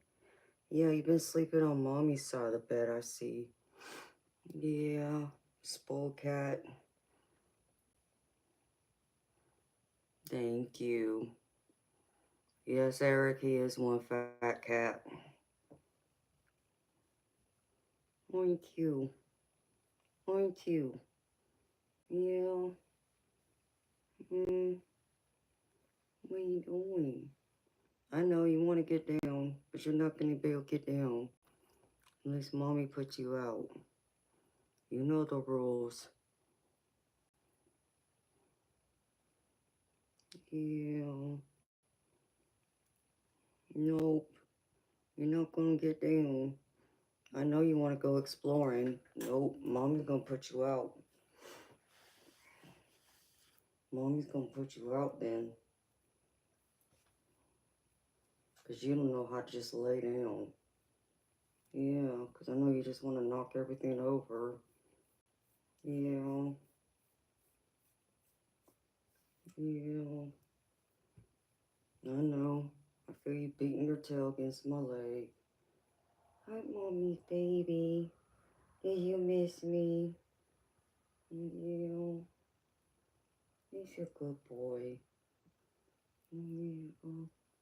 Mommy's good boy.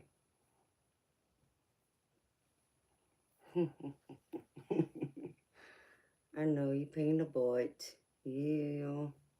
Okay, it's time for you to be put out. Mommy can't let you down. Yeah.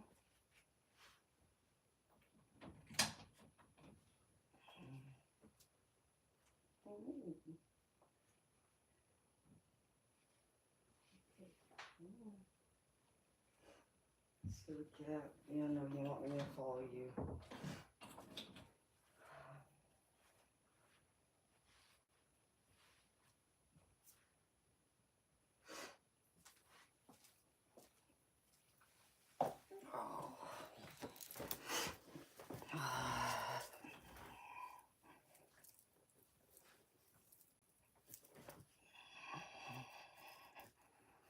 Eric, what kind of dog you got?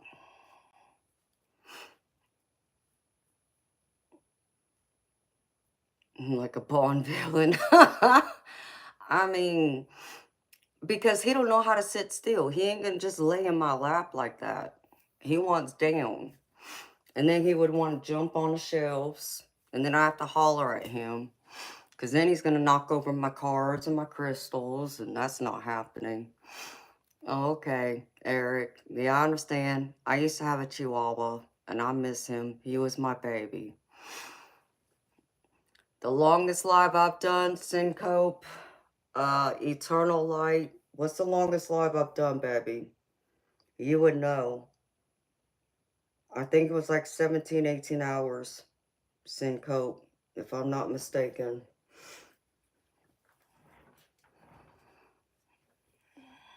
It has been quiet.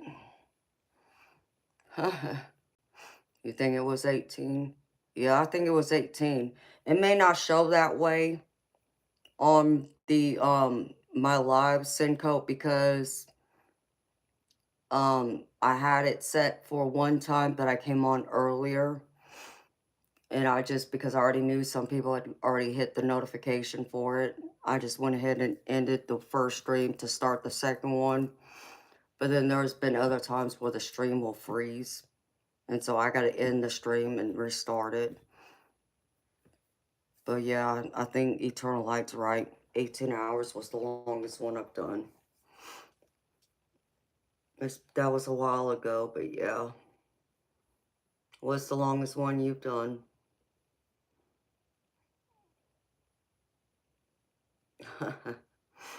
I know, Majestic. See my purse? It's huge.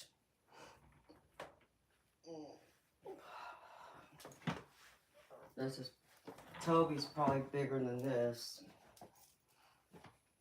See? This is mine, so it's big.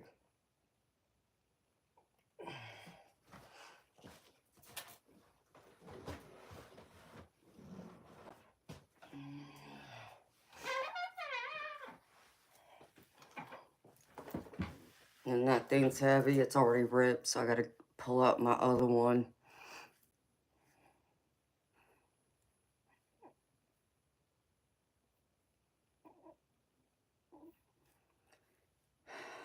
Yeah, there was a few times I was on there for 10, 16 hours. Yeah, I remember that. Ball out. Thank you, baby. Appreciate you.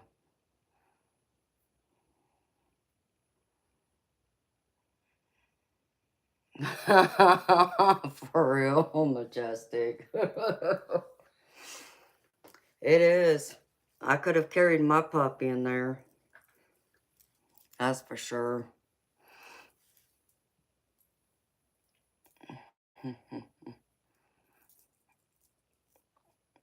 Hi, Chrono. Thank you.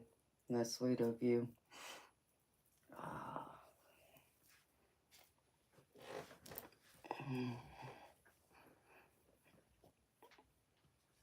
Thank you. Hi, James Crump. How you doing, baby? I'm in Georgia. Ball out. Let me see something.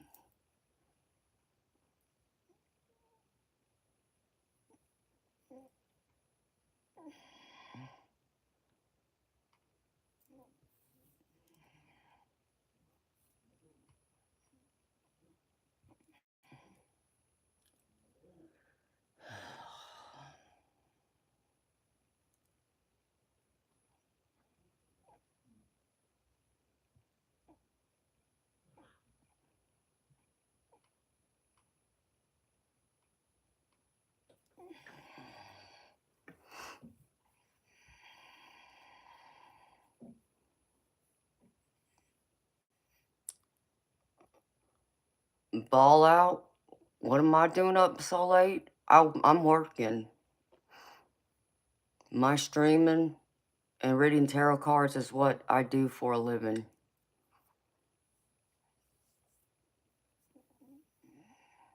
Plus, I'm a night owl.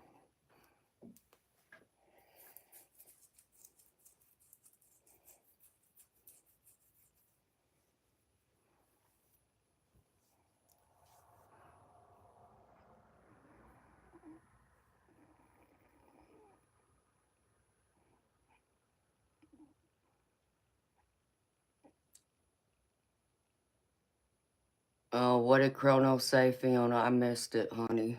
I looked up at my computer real quick.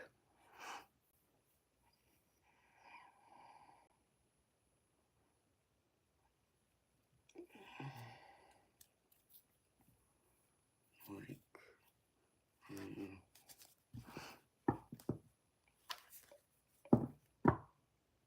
oops. Oh yeah, we'll see. He'd be so tempted to get, let's see, the bird from me, and I'm not talking about like the Tweety bird either. He wouldn't like me. I'm not telling me to smile. What the hell on? People are so rude. I can't stand people like that. Don't tell me what to do.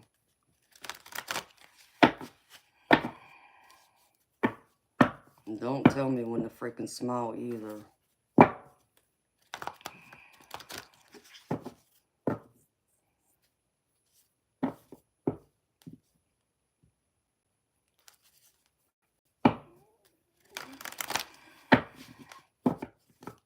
It's like I already have 2 daddies, and neither of them could barely tell me what to do. Ain't nobody else gonna be able to tell me what to do. So, you're gonna get the ugly side of me.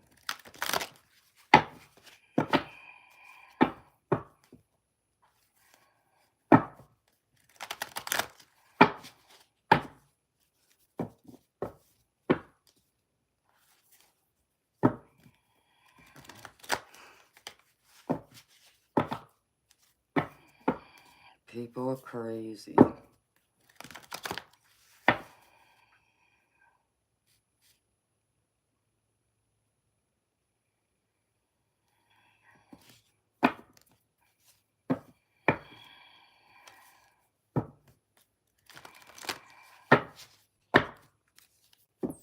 And Fiona, he wouldn't say it to another male, period. So,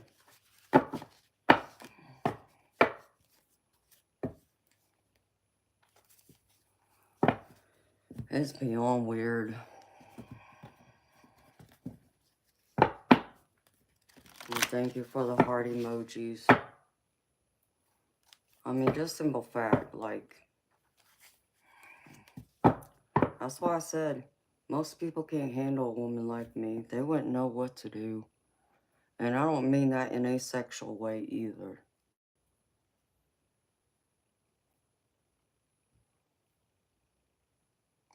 That's weird. Okay.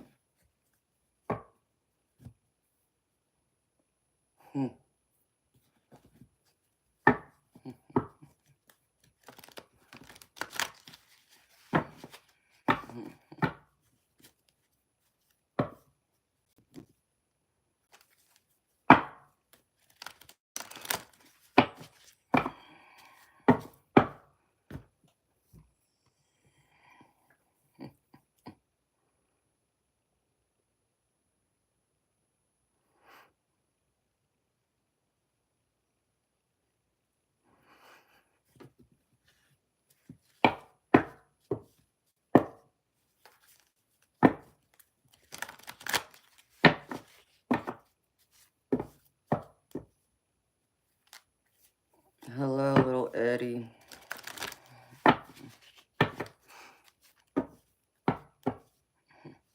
Thank you, Jerry One.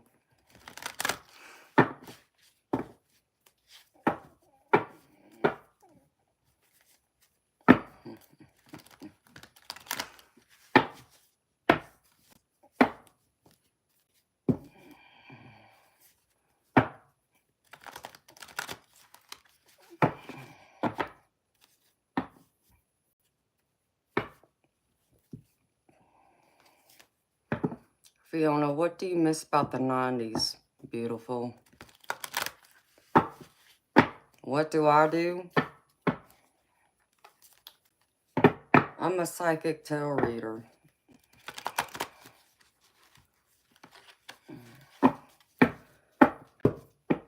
It's 2:30. Damn, I don't feel like it.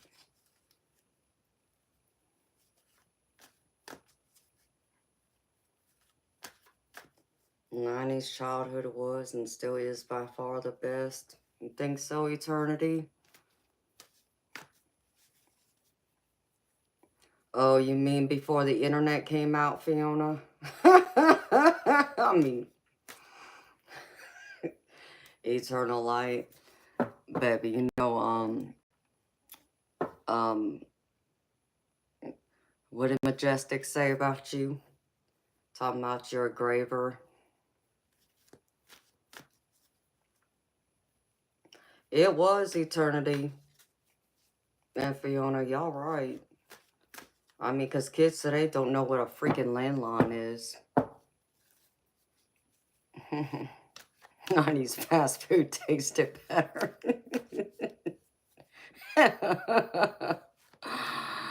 Yeah, that's true too, Mimi.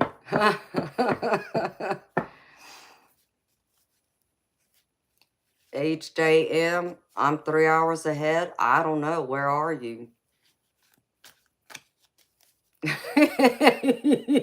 There's Majestic. Payphones, yeah, that was the other thing. And pagers. It's like, you know what? If you wasn't home, guess what? You had to wait. Either leave a message on the recorder, or if you were lucky enough to have a pager, it's like, page me, and if you're lucky, I might call you back. Oh. There's a lot I do miss about them times.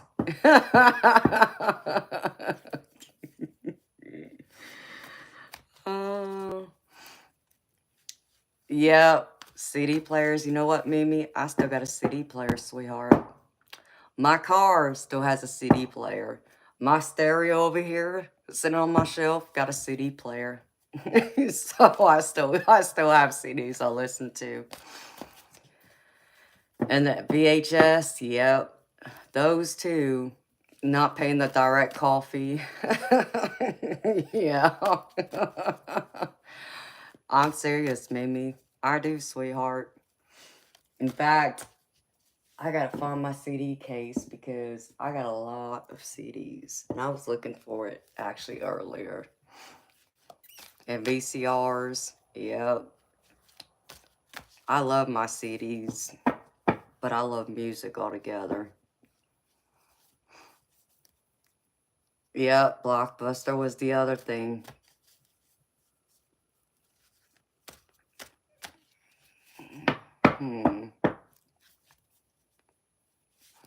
Majestic. I wish I still had a cassette player.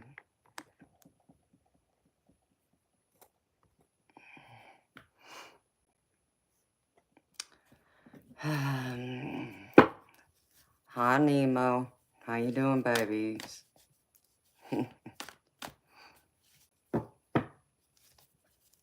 You still have 8 tracks? Now that'd be cool.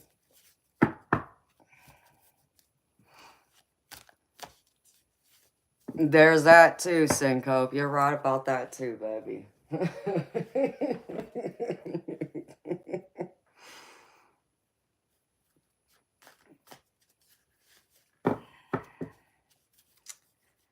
So yeah, both of my cars have a CD player, and I got 2 stereos, but they're the same stereo.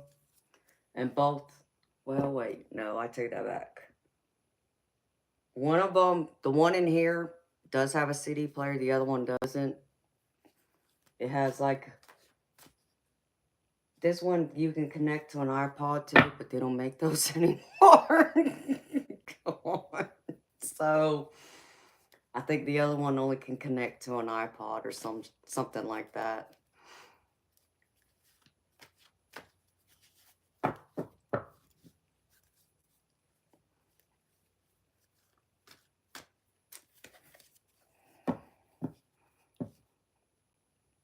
Daisy, CBs, yeah, people still use those today.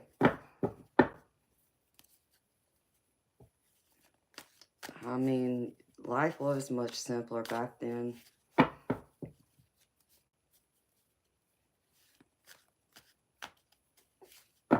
See, I wanted an iPod. I had every intentions on getting one until Apple discontinued it. It's like, what? Come on.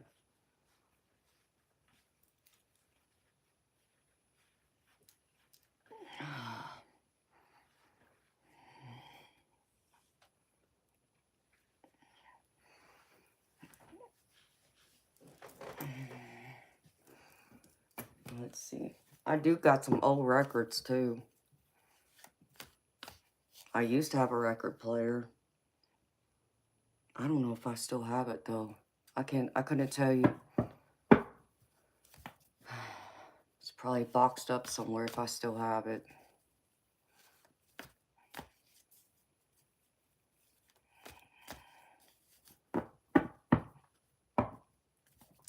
Yeah, Syncope, I never got an MP3 player.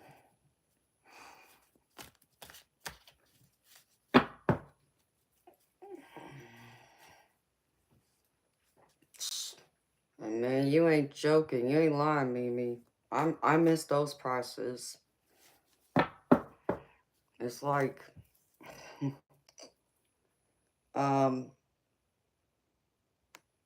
it's like you can't even go fast food no more.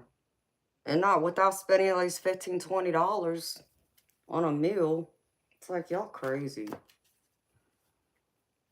We are vampires.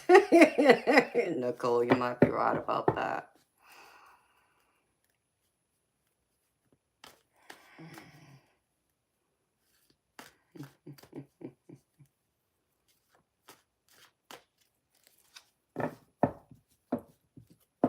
So who's y'all's favorite artist to listen to as far as music?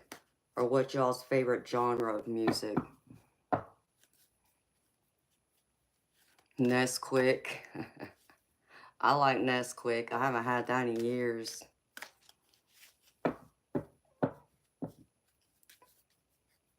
Wow, Bishop. That's cool, baby.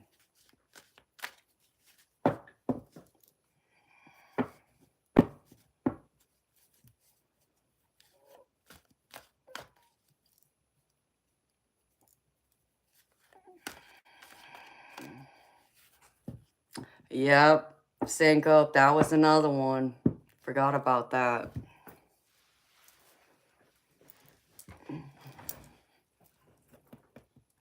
Oh, I did take it. Why did I don't know what the hell I was thinking. I wasn't, apparently.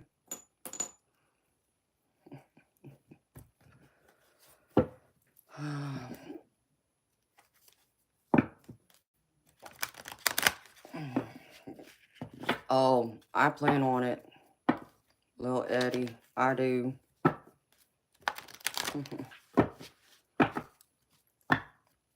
Hi, Roberto. How you doing, baby? Yeah, I remember when MySpace came out. I never had a MySpace, though. I did have an AOL.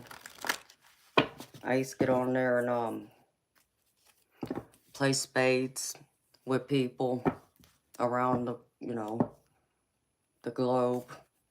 That's when the internet was still new, and that's back when dial-up existed. That annoying sound. Oh my gosh. So I actually met my ex-boyfriend online, playing spades. I actually met a couple of guys online. A couple of my ex-boyfriends.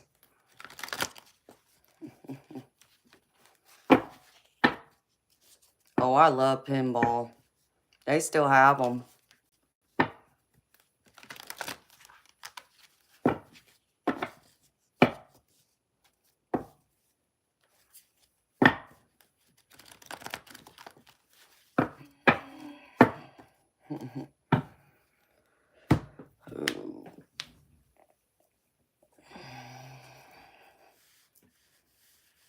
You trying to learn how to play poker?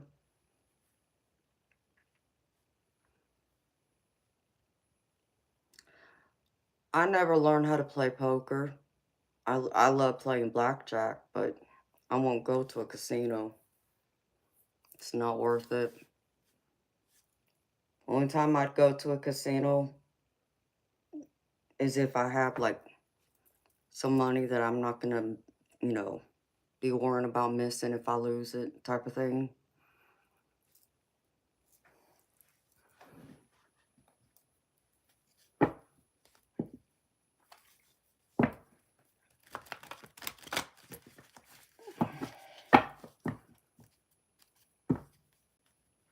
I even learned how to play hearts. You like craps better? I never played craps. I'd have to sit there and watch that game because I've never taken the time to even hang out and watch it, but I got proposed to at a casino, actually.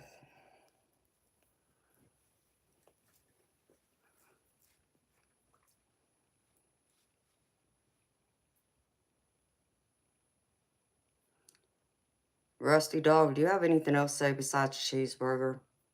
Because if you don't, I'm going to bounce you out of here because I don't have time for this nonsense. Yes, Fiona, about one of my ex-boyfriends, but not by one of the ones I met online. This was my long-distance boyfriend, and he caught me by surprise. He had a bowling tournament to go to out there in Laughlin, Nevada, and invited me come out there, paid for my flight and everything. And I didn't know he had planned on proposing to me. I mean, yeah, sure, we talked about possibly getting married one day, but I wasn't looking at trying to get engaged back then because my mother was still alive. And he knew I had no plans on leaving until she was gone. So, whenever that would be. And, so yeah, he proposed to me outside of the casino we were staying at where he had the, bowling tournament at.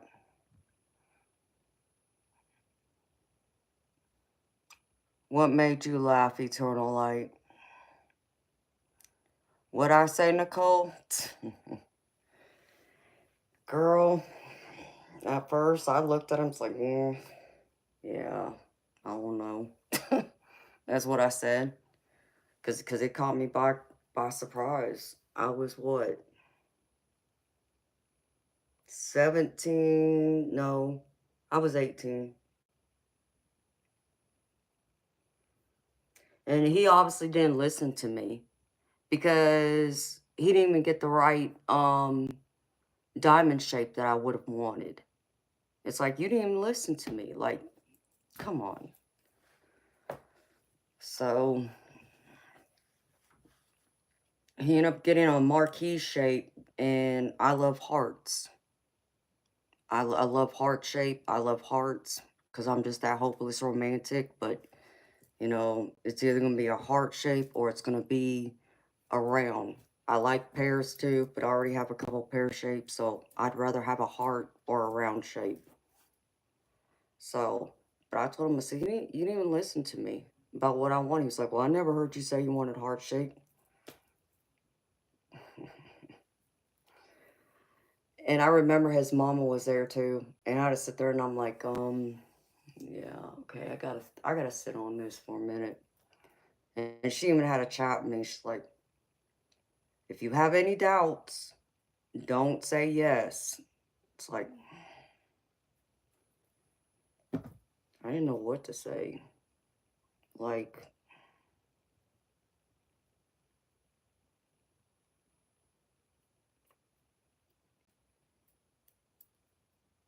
I eventually told him yes, but I told him I was not pleased with my ring. I made sure he understood that.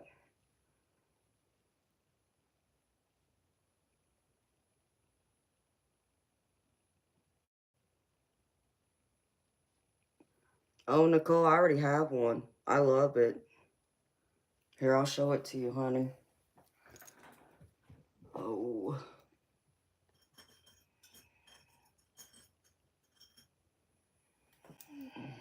Here it is, honey. I don't know if you can see that. It's probably not as clear. I don't know. The angle.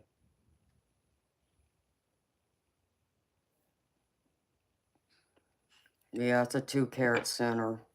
It's a 2-carat solitaire. This ring total is 5.5 carats. It was made for me some years ago, and yeah, well, I don't wear it. If I wear it, it's on my right hand, so. Oh, I love that ring, Johnny. I love that ring. I won't ever give that ring away. That ring will stay with me no matter what, but yeah, anybody wants to, give me one, it's gonna have to be a heart. Something like that or bigger. I like rounds, but rounds are just, I don't know. Rounds are gorgeous, but I see them everywhere. And I'm that type of woman. I want what everyone else don't have.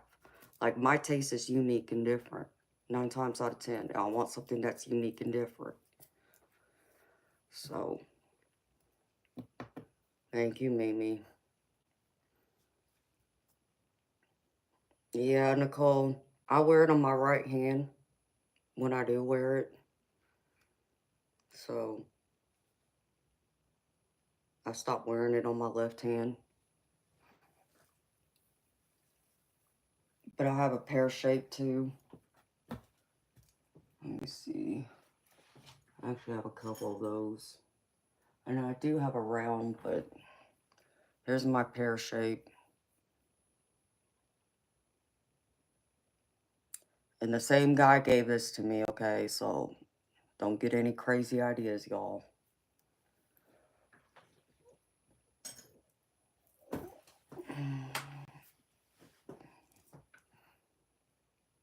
Syncope, yes, I only have one, baby. I want to get, no, actually I got another one, but it's not here. Here's a heart.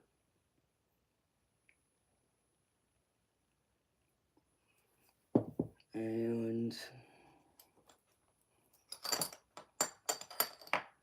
this has a heart in the center with wings.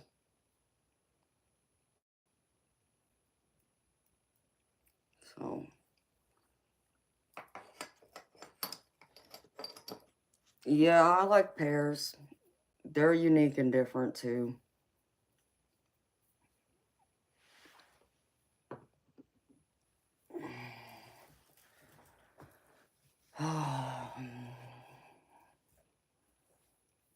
Yeah, I'm not that traditional. I'm not that type of woman that wants what everybody else has. I just have unique and different taste. I mean, it's not to say that I don't like some of the classics, because I do, but I like stuff that's unique and different. No, baby, that's, lapis lazuli. If you're talking about this one, this is lapis lazuli.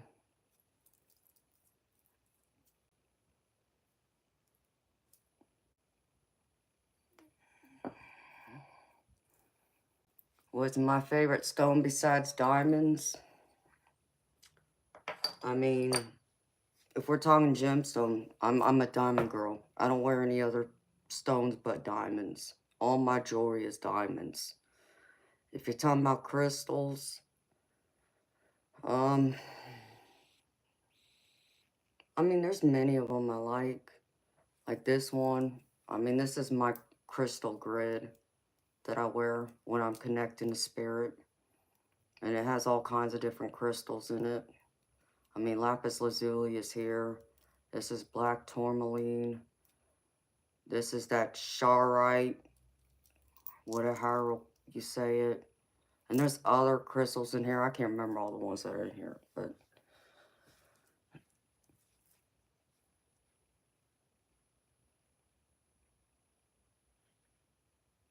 your favorite color is pink? Yeah, I like pink, Mimi. My favorite colors is purple, blue, red, black, and white.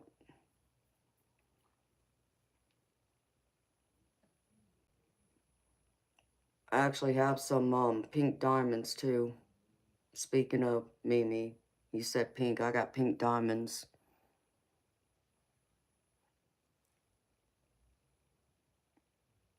But they're loose stones. I had every intention on having them set, and I haven't done it yet.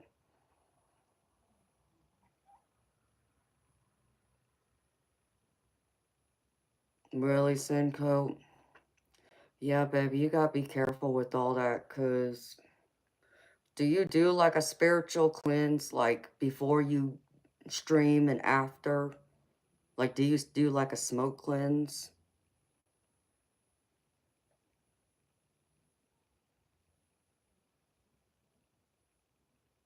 I don't have any tattoos either.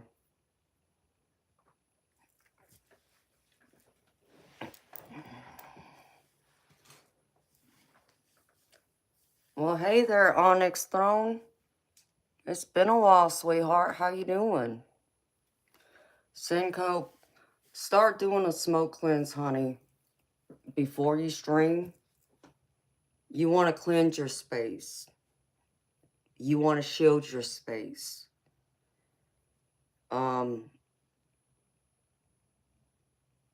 when you're done streaming, you want to like go around and cleanse your space again and pretty much release any possible spirits or spirit guides or anything like that. If you connect to them to help you, um, let them go back in, love and light, and close any possible portals that might be open.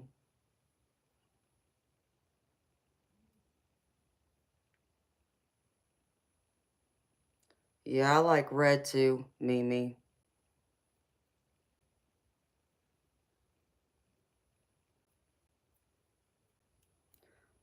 If I could have like a pink diamond, a nice size one, I would love that too. A heart shape preferably. Um, he's peeping again. There, is that better, Fiona? Onyx Stone, I'm gravy, sweetheart. Thank you for asking. I've been absent the past week because I had a death in the family. But other than that, I've been good. You're so funny, Fiona.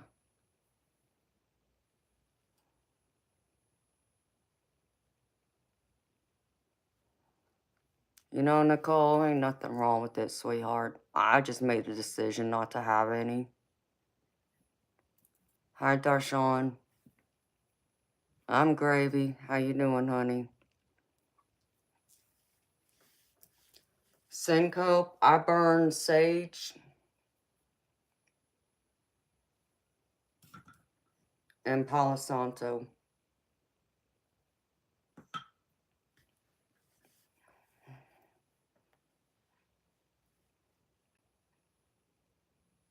Oh, thank you, Onyx Stone. She's not in pain anymore, so...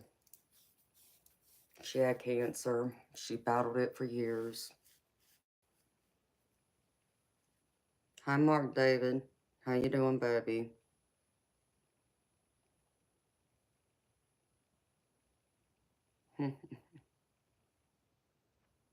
You're welcome, Cinco. I hope it helps. Um, some people use lavender. Like if they were to burn like sage, they'll get like a mixed bundle that has like lavender, and some get like rosemary with it too. I mean, you can get different ones, but I just use the sage and the Palo Santo. I prefer to burn the Palo Santo because it smells better. But sometimes that ain't enough, so I burn the sage behind it, which is what I did today. Before I started the stream, I burned both the Palo Santo and the sage. Thank you, Onyx Throne. I appreciate you, sweetheart.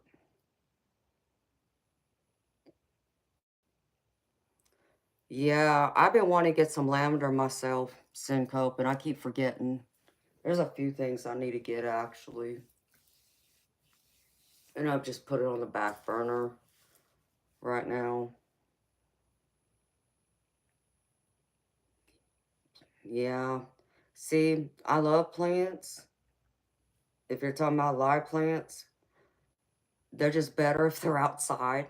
Because if you leave it up to me to keep them alive, they're not going to stay alive because I'll forget to water them.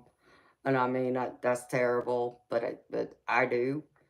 But if they're outside, I'll go out there and water them. It makes no sense. Don't ask me, but I will.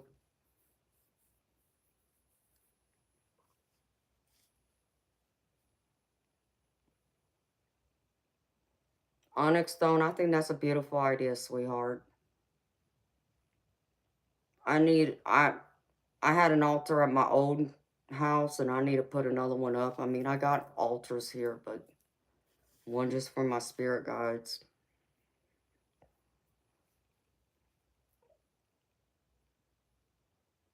I mean, Syncope, I'm just being honest, baby. They would die if they're in my house. If you left them up to me, they'll die. But if they're outside, I guarantee you I won't forget about them. I had a beautiful garden at my old house. I had a few rose bushes, and I had some hydrangeas, and I had some what was our other thing? Perennials. I mean, I would spend hours out there cleaning up my flower beds, pruning back my rose bushes. It would take me forever, like several days, to go around and clean them up. And let's just say if I did it only, one day a week, it would still take me several hours to do. So when I had the time, I would do it. But hi, Gina. I'm gravy, sweetheart. How you doing, honey? Talking to them helps them grow. Yeah, Fiona, I didn't talk to the plants inside my house. Hey, Justin. How you doing, baby?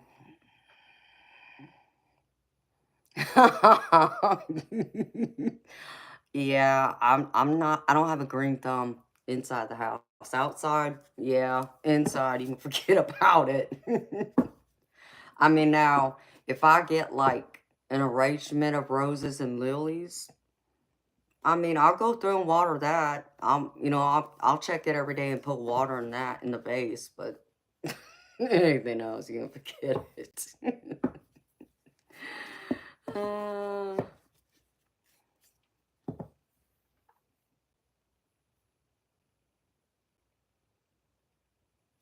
oh, that's beautiful, Syncope. Yeah.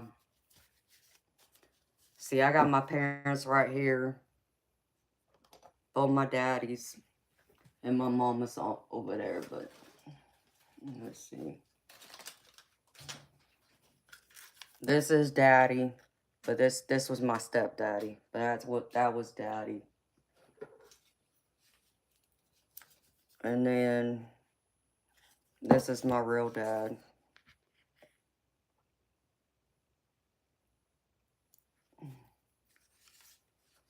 Let's see.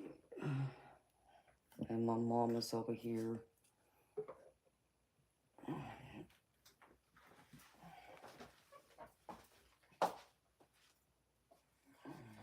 So I had these all together on the back shelf back there, but I just haven't put them all back together yet. That's mama. So I favor my dad.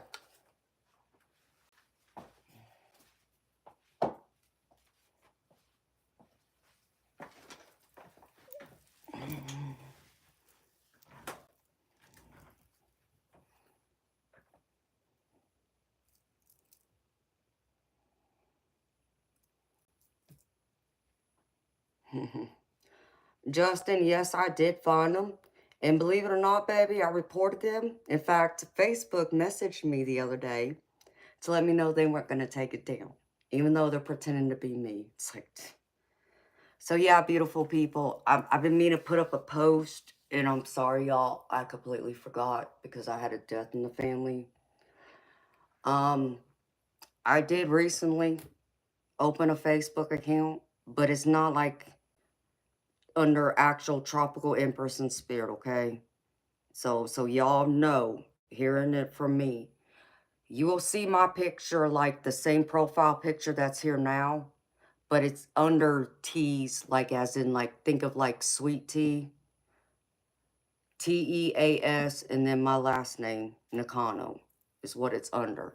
But somebody already created some kind of page for Tropical Empress and Spirit, pretending to be me. They even put my picture from, and I could tell it's from one of my pre-recorded videos as the profile picture. It's not me, y'all. Okay? If it's this one that y'all need to find, in case y'all are interested.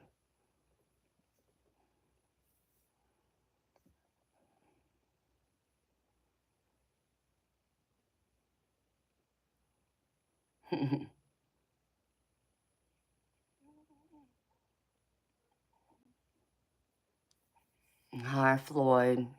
Oh, thank you, Gina. And thank you, baby.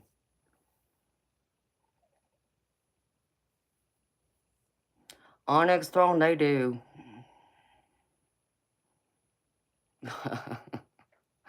Seriously. They did. I couldn't believe it. Because apparently they messaged Justin trying to offer readings, which I would never do. Okay? Just listen to me, beautiful people. I'm not going to be bothering y'all with readings. Y'all either come to me, come to my stream, or you email me. But it ain't going to be me. It ain't going to be me emailing you first. You would have to email me requesting a reading. Just so y'all know. For future reference. But yeah, I got to put that post together and show y'all what I'm talking about.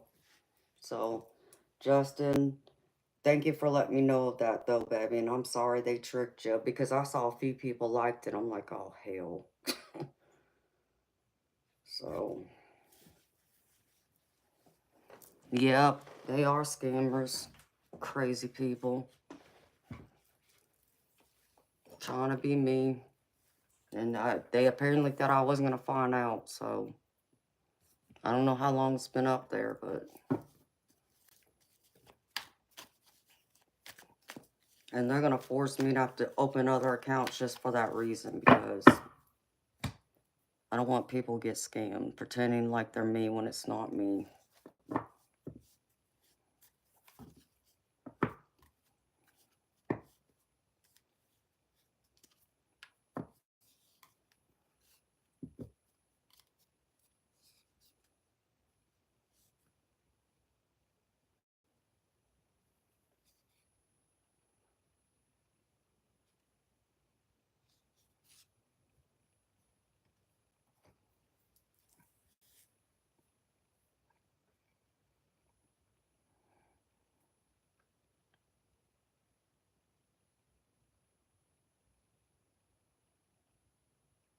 Oh, I agree, Onyx Stone. Audrey, it's Tropical Empress, not Emtids.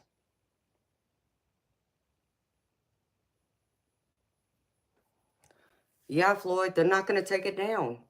They said they weren't going to do nothing about it right now. Well, I guess other people going to have to report it as fake, because I don't want people getting scammed. So that's why I'm letting y'all know now. But I got to put a post on the community page, but I want to let y'all know now, and I guess I'll probably have to make a pre-recorded video so that others know, because, no.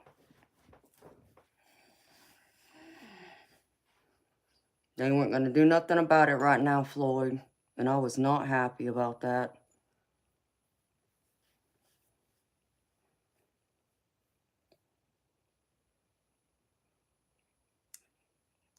Yeah, Gina, I mean, they really don't.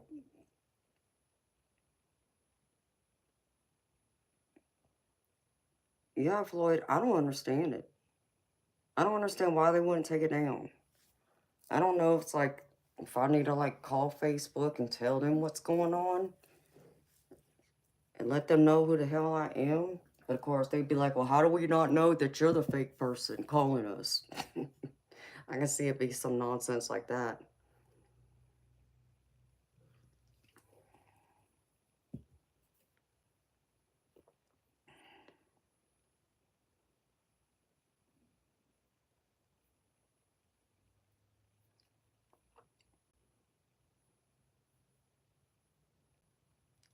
Yeah, they're crazy.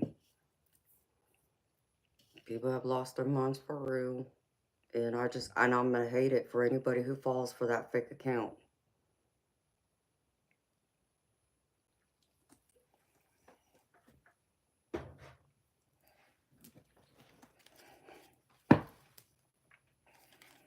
I honestly didn't want to have a Facebook account. But because someone told me about it, as far as like the fake account, I needed to find out so everybody knows that I'm out there, yes, but you'll know if it's me.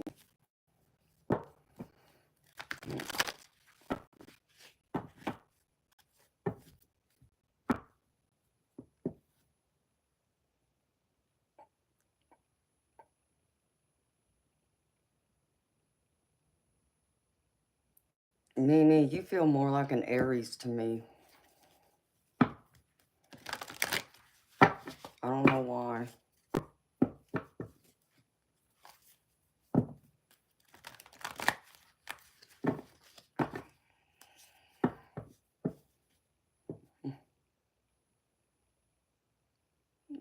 Hey, witch doctor, how you doing?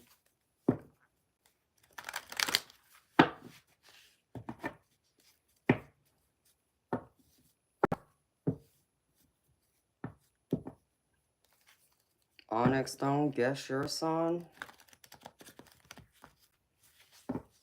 You're not a fire sign, Mimi?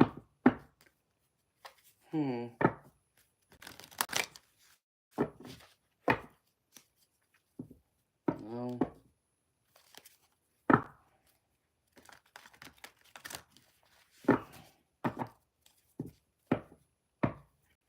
Mimi, do you know your whole birth chart by chance?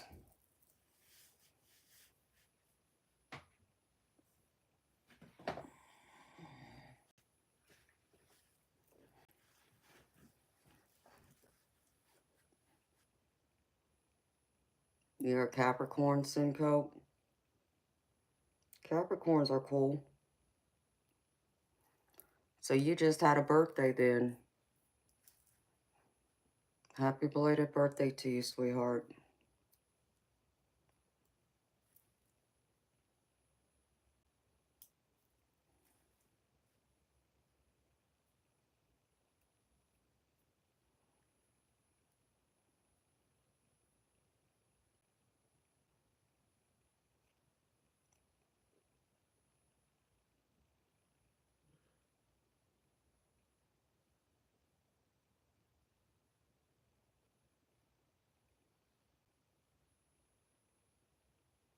You're an Aquarius, Gina. Yours is full of earth and fire.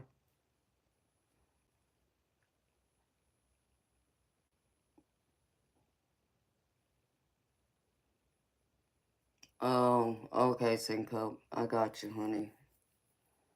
You're the cups, Cancer and cups of Gemini.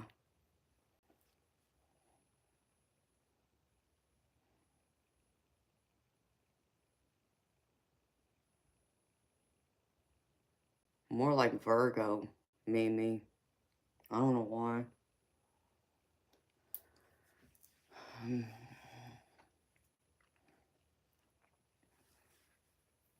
Yeah, Syncope. I'm a Pisces sun, but I'm actually a Taurus moon and an Aries rising.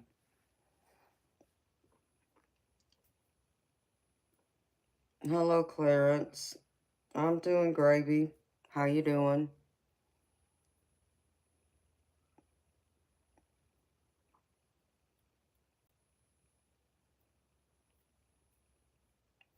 Gina, I fully understand, honey. I feel the same way.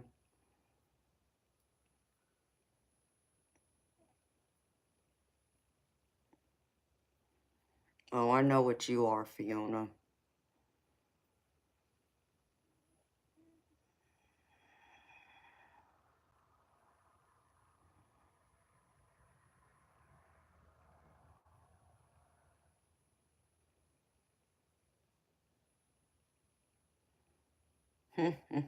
Don't tell.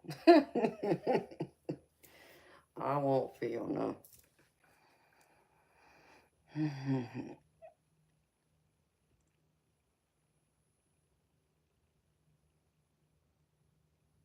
Clarence, I'm in Georgia. You're gonna make me guess. Okay, Fiona.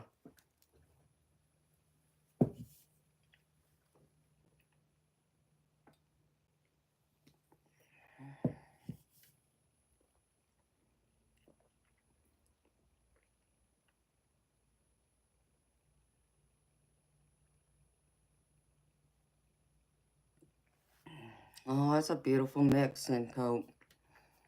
I'm a triple Pisces because I'm a Pisces sun, but I'm also a Pisces in Mars and Venus or something like that. I'd have to look it up again, but it's something like that.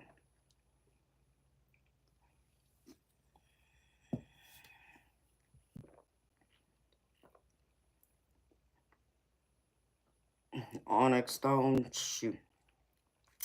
Did you see that it snowed in Florida at the beach? I mean, that's just crazy. Snowing at the beach. That's like a once in a lifetime event. I got snow here too, Tuesday.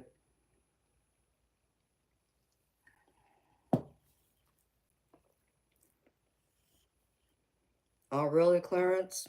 That's cool.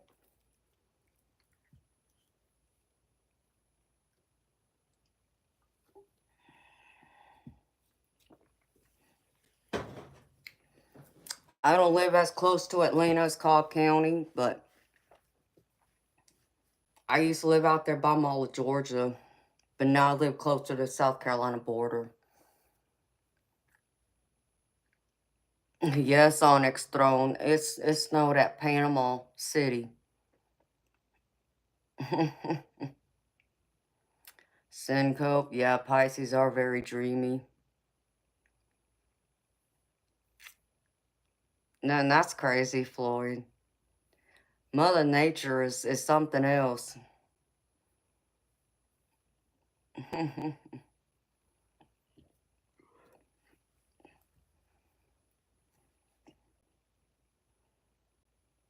Oh no, Syncope. Excuse me. I got all my family's in California. They're not right there where the fires are. Thank God they're like an hour northeast of where all them fires are. But it's crazy.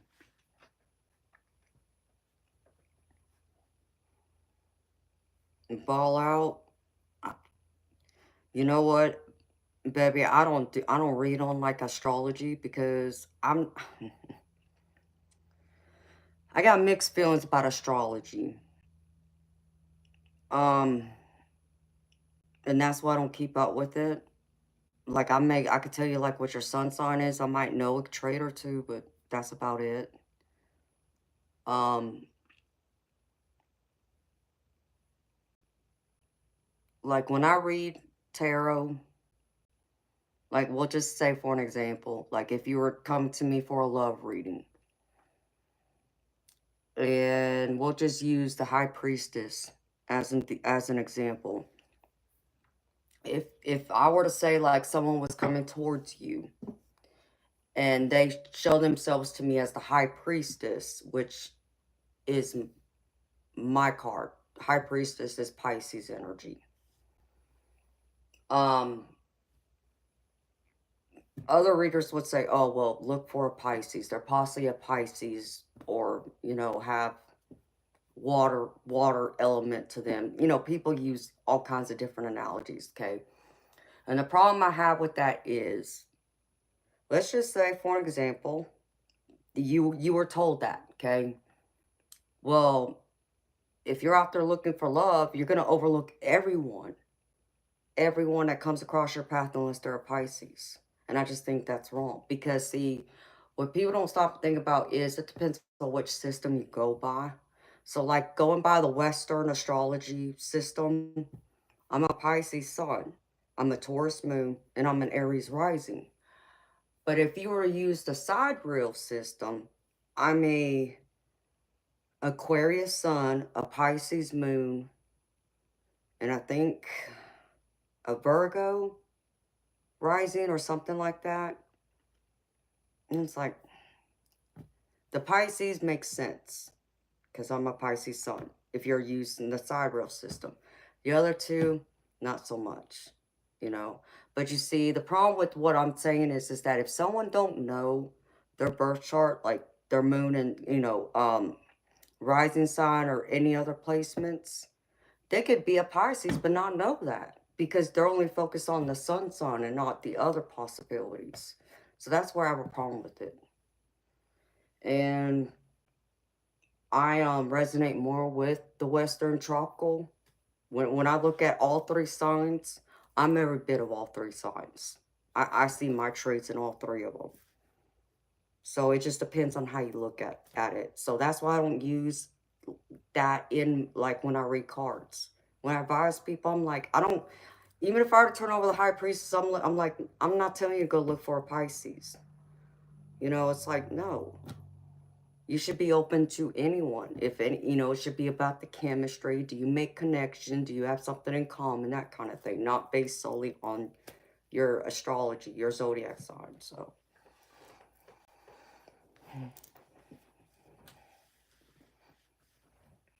yeah, Syncope. There could be so many situations why, it's just, that's why I don't use it that way.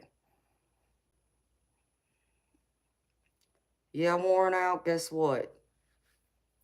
I believe in Jesus, but guess what? He ain't gonna crucify me for doing this. And that much I can promise you, you can take that to the bank. You wanna know why I know that? Because I've been visited by angels on several occasions. So if I'm really doing something wrong, God and Jesus wouldn't be sending angels to me.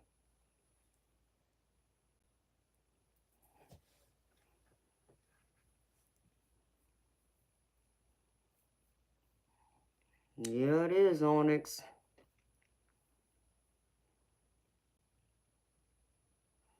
Yeah, it can syncope. That's why I don't do it that way. I don't use it like that. Hi, Mary Jane. How you doing, beautiful soul?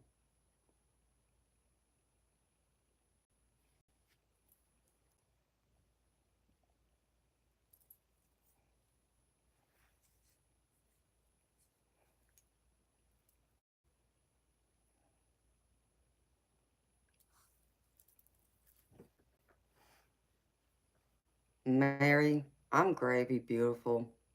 Thank you for asking. I'm always gravy. If I'm here, I'm gravy.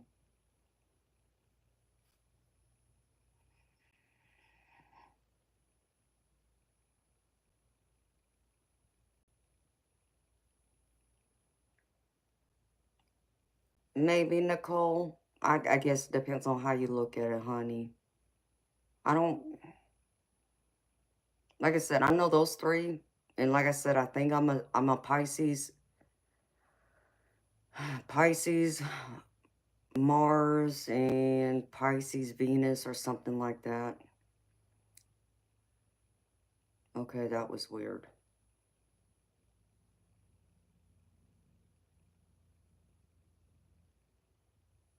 I don't know. Anyways.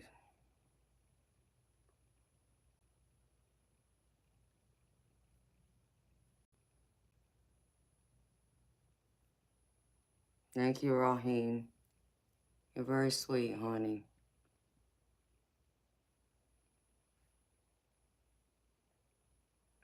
Syncope, that would be interesting.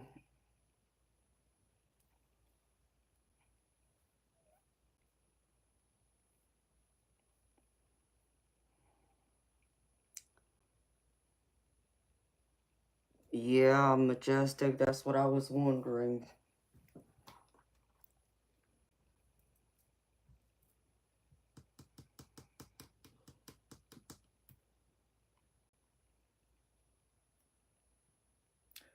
Yeah.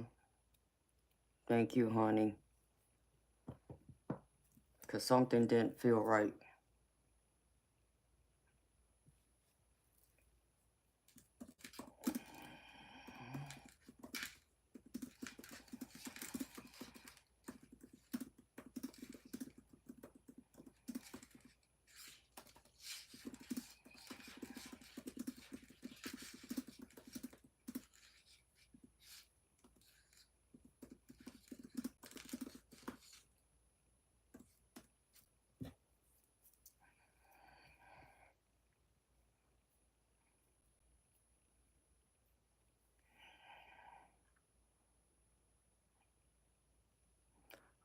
Gina, all you gotta do, honey, is Google birth chart, and there's several free websites out there. What you gotta know, sweetheart, is not just, your birth date, but the time you were born. That plays a major role in placements, and where you were born. So like city, state, country.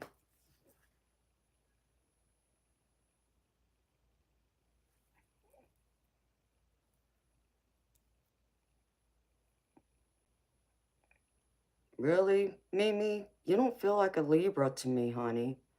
But I'm not, not that it's a bad thing. I feel like you got fire and earth in your chart. That's what my feeling is. Libras are cool.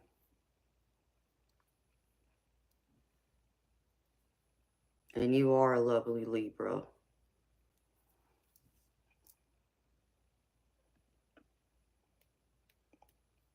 Yeah, Gina, that's where you can find it, sweetheart. It's interesting. If you go on there and check it out, it's very interesting, sweetheart.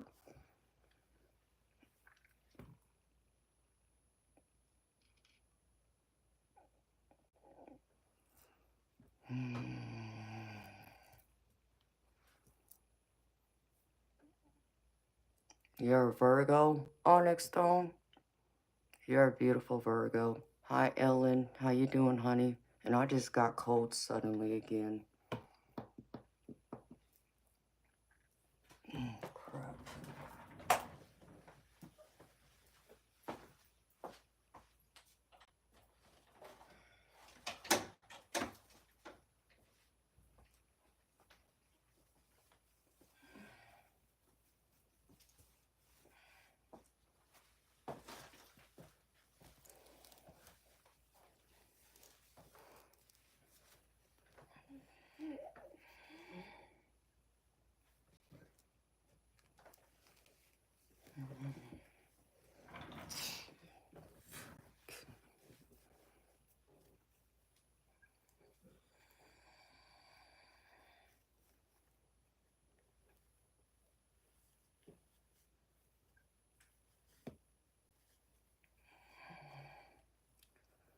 That's great, Raheem.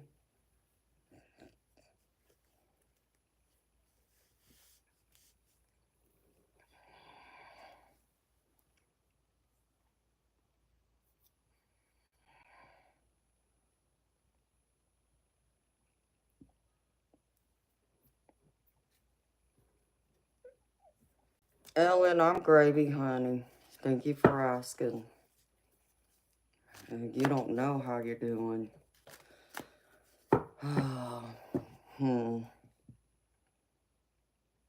Yeah, I'm probably gonna cut this off in a minute.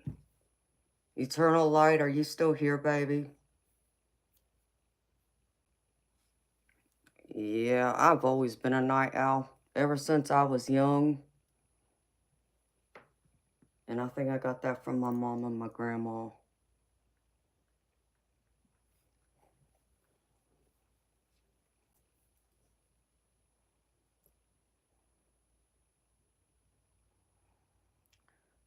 Nicole, no, unfortunately, I did have Cash App, but they closed my account. The only other options I have, honey, is the Zelle and Venmo and the Buy Me a Coffee app. Those are the other options, honey.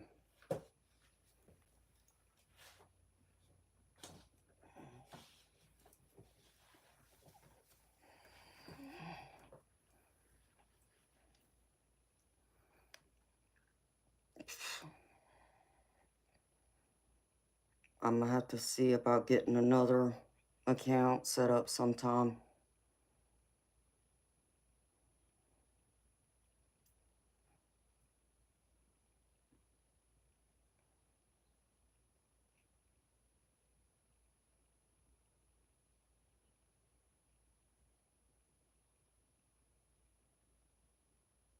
Oh, Lord.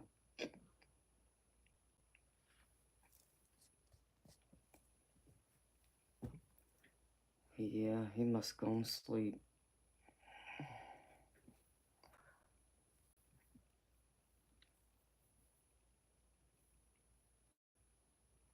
Yes, Syncope. The link's in the description, sweetheart.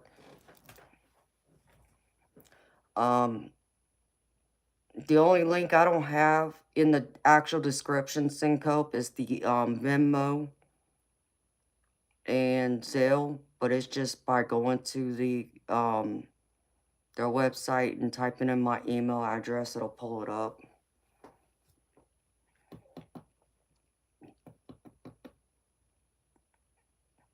Website? What website you talking about, Syncope?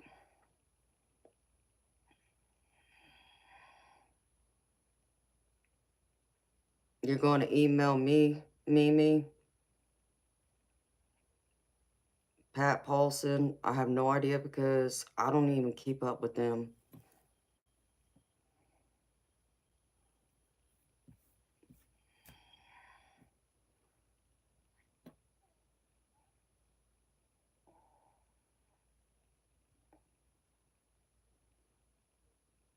Oh, Mimi, sweetheart, you can do your birth chart for free, honey. All you gotta do is Google birth chart. If you got Google, just type in birth chart, and there'll be websites there, honey, and it's free. If you want a reading from me, then I can do that.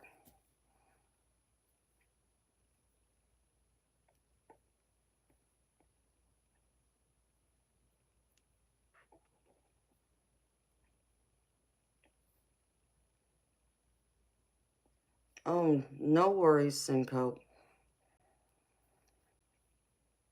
Okay, Mimi. Floyd, yes, baby, I am. I was gonna cleanse my space real quick. So I was gonna step out for a few minutes so I can reground myself, and then I'm gonna come in here and cleanse the space. So if y'all want me to do a reading, y'all know where the info's at. In case you don't know, you'll see my name highlighted in yellow in the chat. If you know how to exit out of the chat and go to like where you see the title of the stream, and you'll see next to when like the time of when how long my stream's been going on tonight, it'll have more, and you click on that. That's the description box where I'll have all the other ones.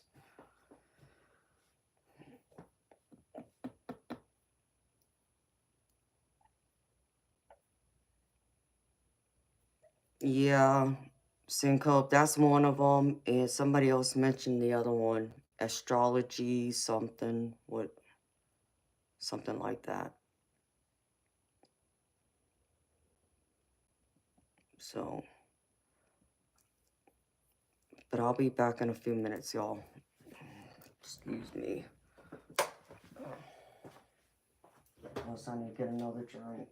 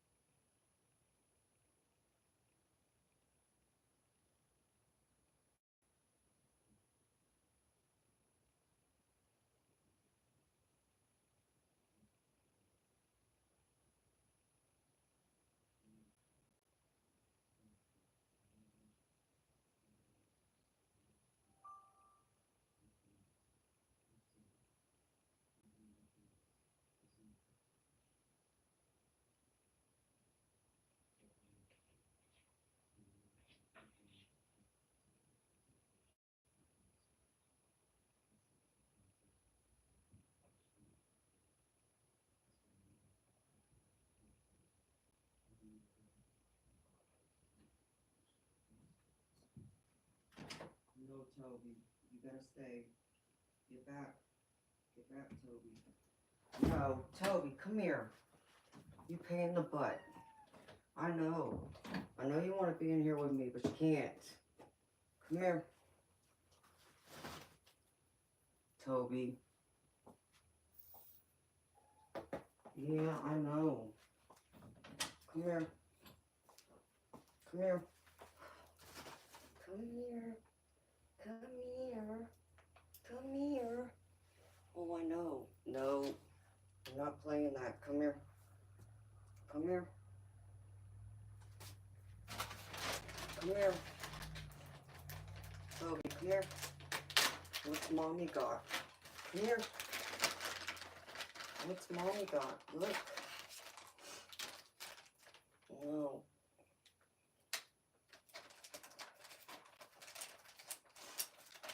Come here. Look. Come here.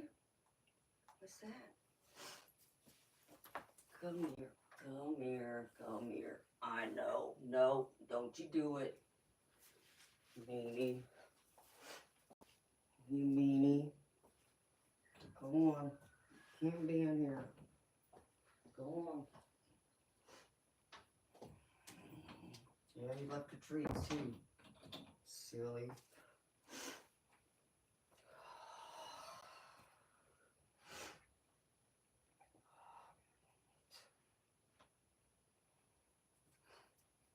You silly cat.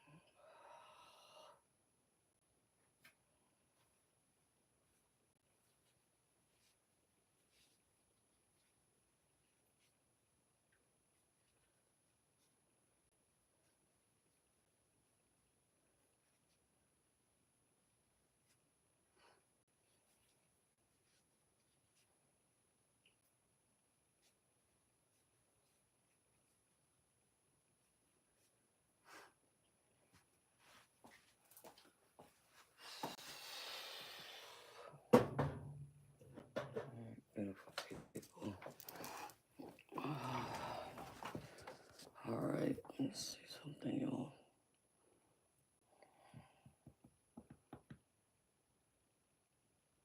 Oh no. Okay. Majestic.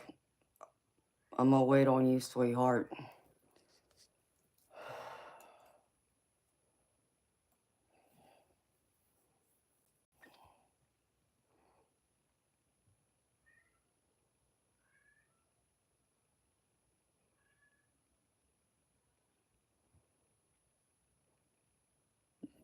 Thank you, Floyd. I got your donation, baby. Okay. Toby, stop.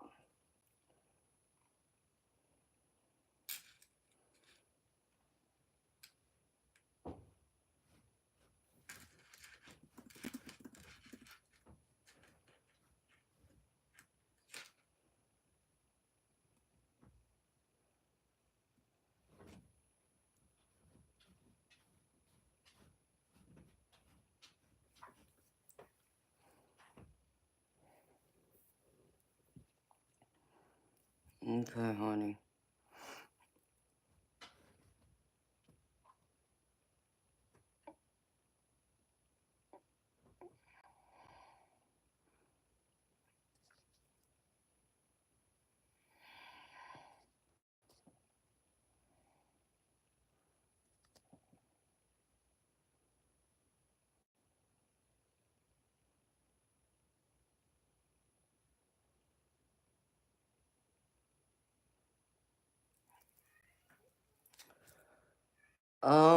Syncope, I'm not sure.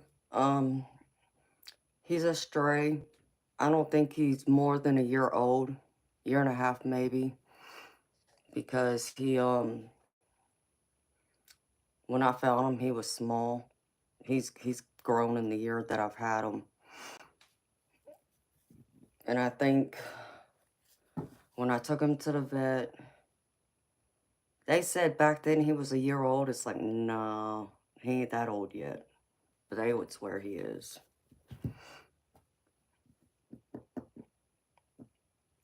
Yeah.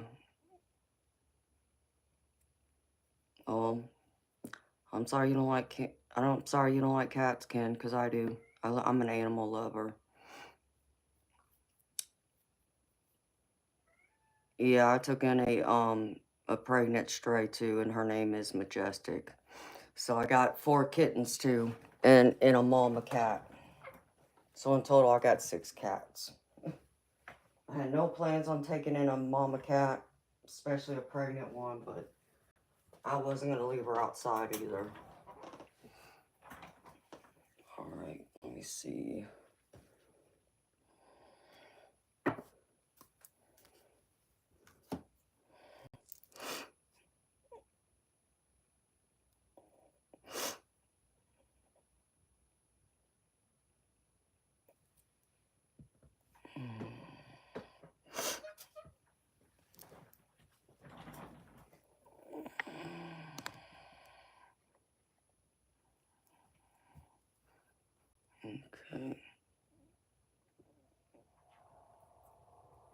Okay.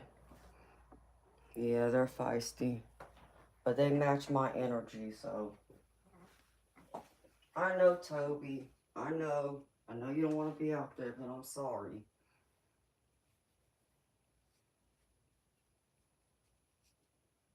You're gonna have to wait.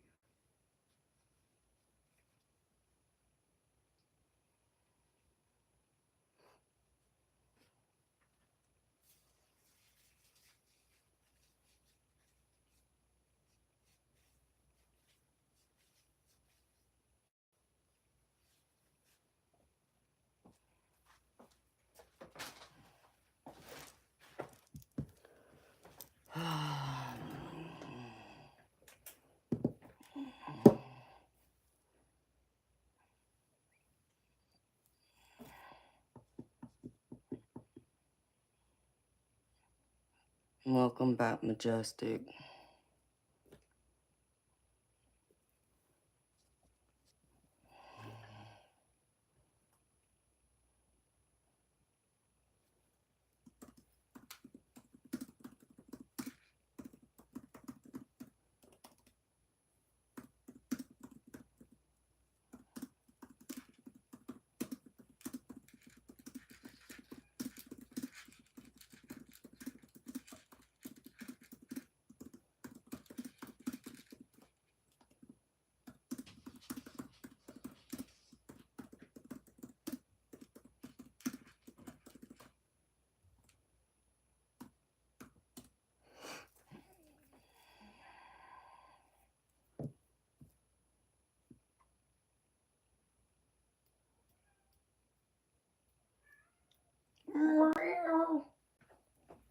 Silly cat.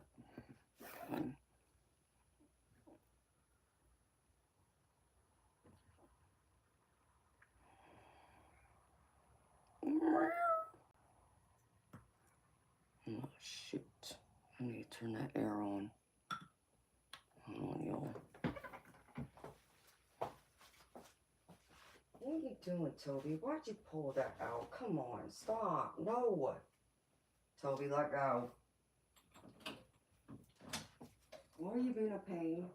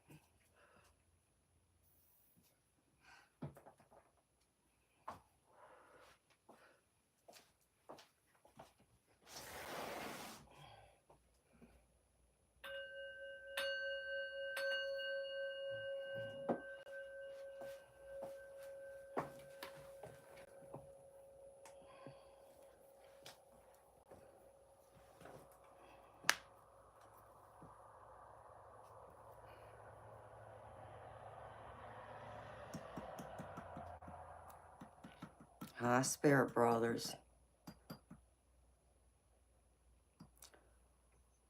I'm good, baby. How you doing?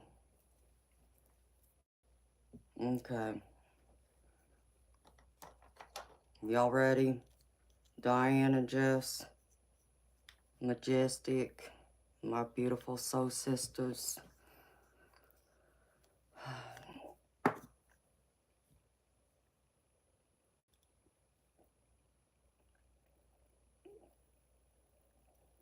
Neff, I don't know. Ken, I don't know who you're calling Neff.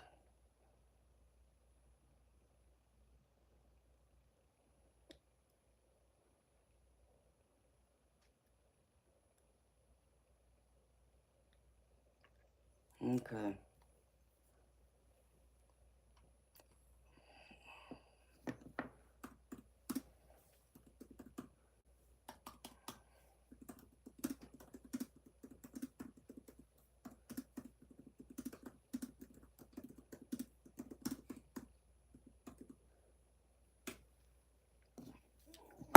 Okay.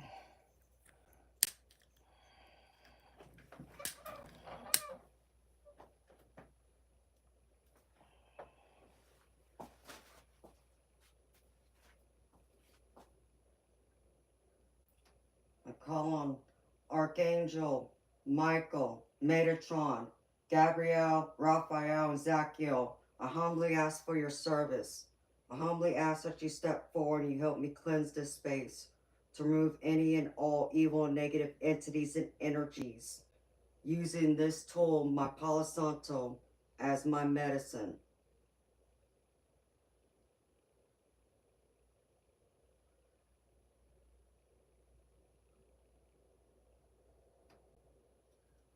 Remove any and all evil and negative entities and energies from this sacred space.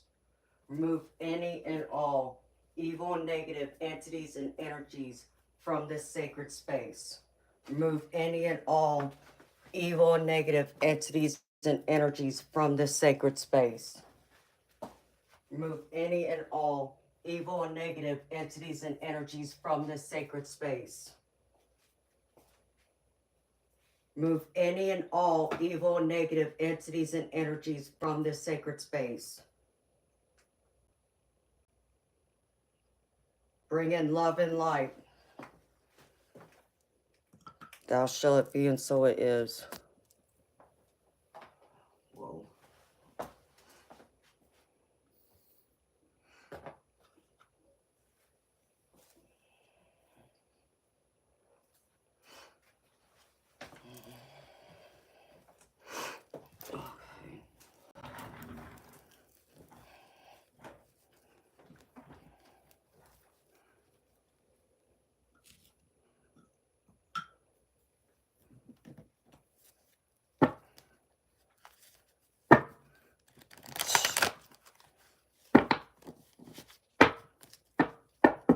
And so it is. Alright.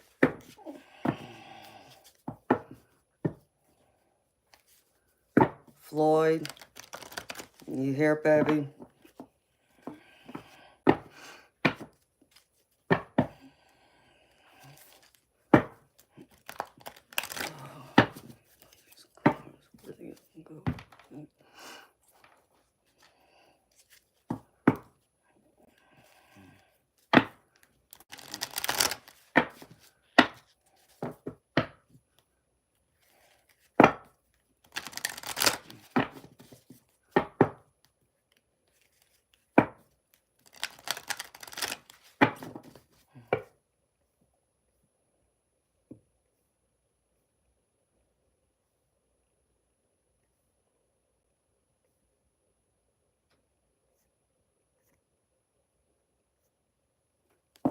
Alright, baby. You got a question or you just want a general, Floyd?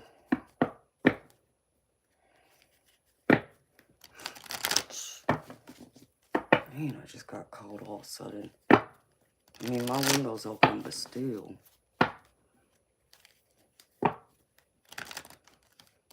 Oh, Mimi, I'm glad you feel protected, honey. That warms my spirit to know that.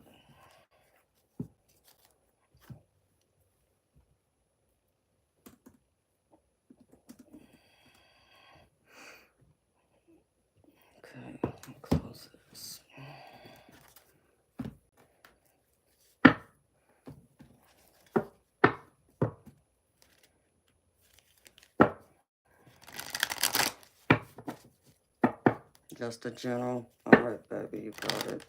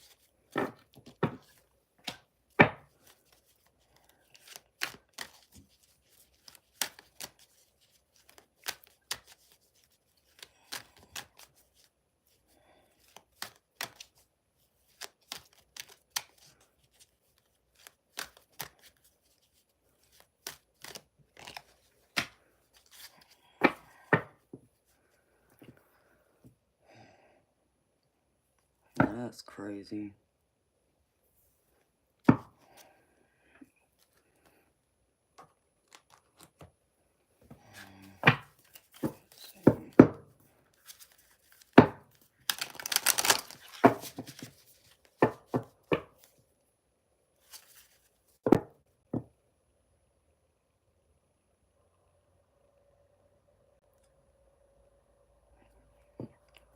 Yeah, Spirit Brothers, the energy did shift, baby. I just did a spiritual cleanse, honey.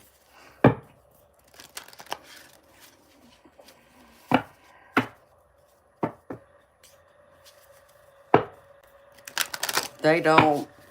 And, you know, hi, Mick Adams. How you doing, baby? Unfortunately, baby, they're always lurking. You can ask my mods. We all feel them. And they don't realize that we know they're there, but we all know they're there.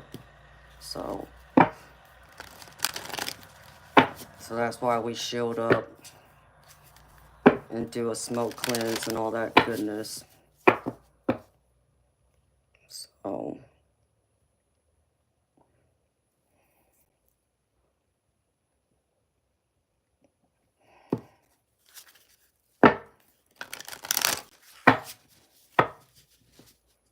oh, Syncope, I hope they're okay, baby.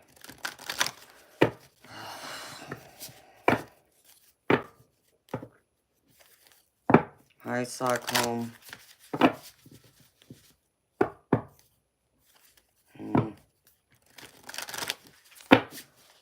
I hate that, Spirit Brothers. I hate that you feel it, baby. But I get it, too. You're like an empath. That's why you feel it, baby. You're like me, Majestic, Eternal Light, and Diane. We're all empaths, so we always feel it. That's how we know.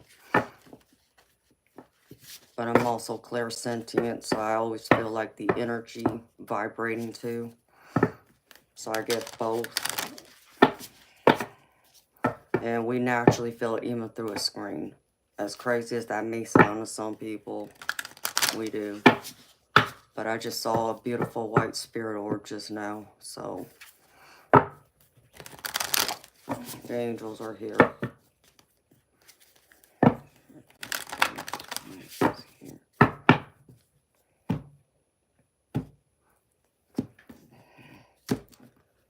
Majestic and Diane, does it feel better to you?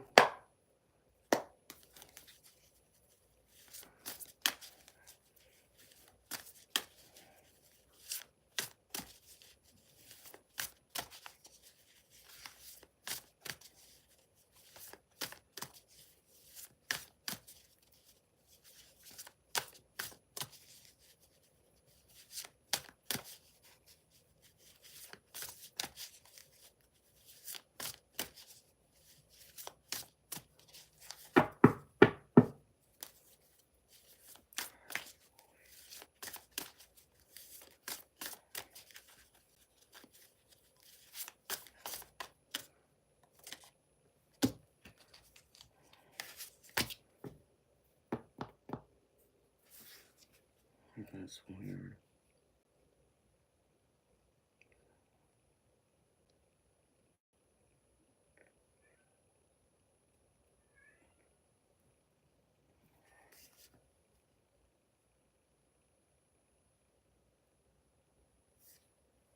Okay. Just want to be sure, honey. Thank you. Weird. Alright, let's see. Okay.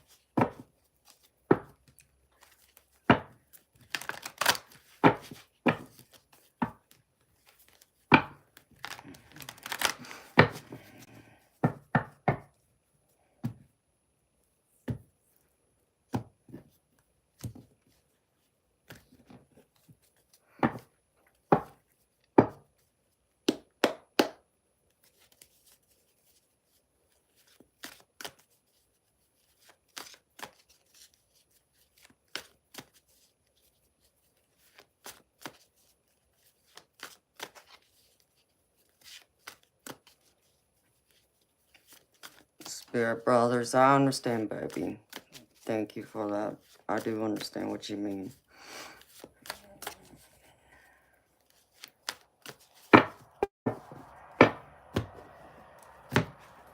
Oh, 1 second.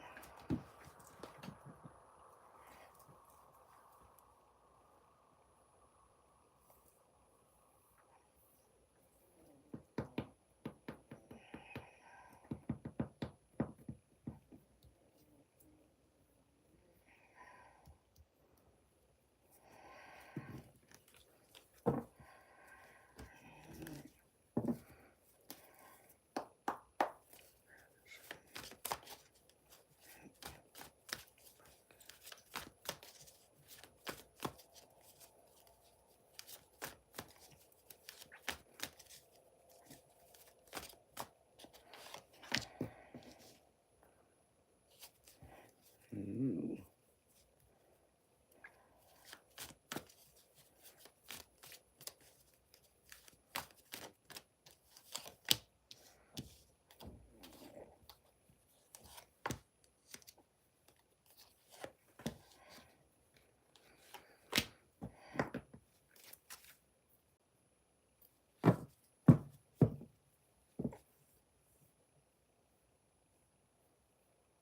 Floyd, you got love on the brain, baby?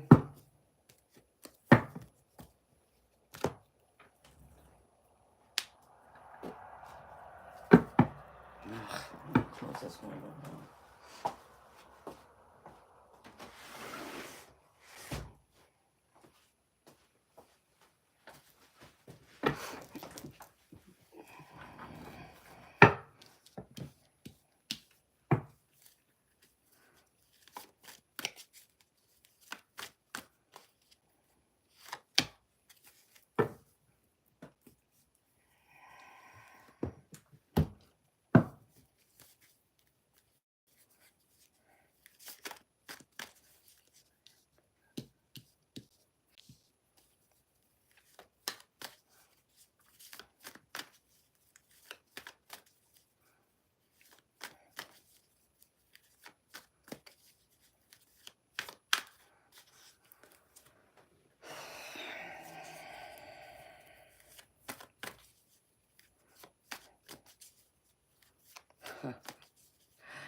Floyd, you know what, baby? I am too.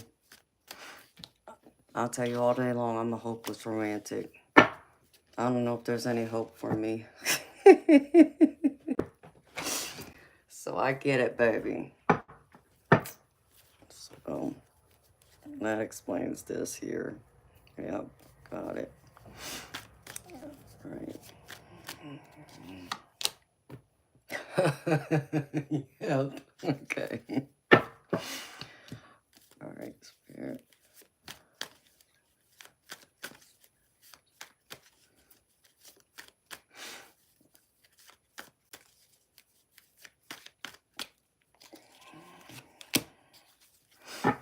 Got some powerful energy here, baby.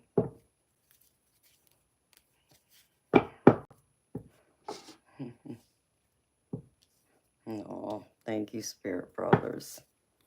It's time for you. I love his channel. He has a great channel, y'all.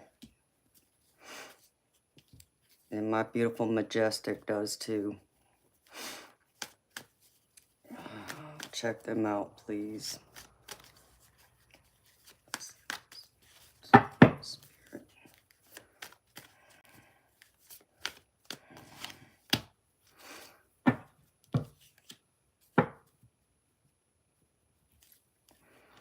Okay.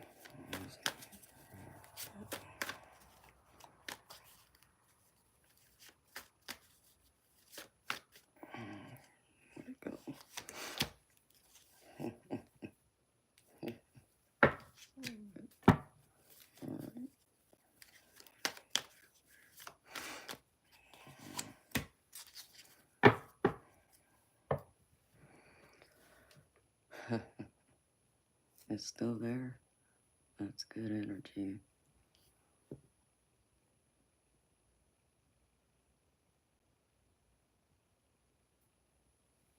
Well, I like this energy that's here, Floyd.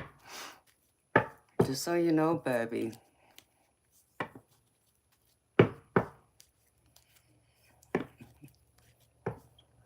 Oh, hi, Jessica. Thank you, beautiful. Appreciate you. Okay.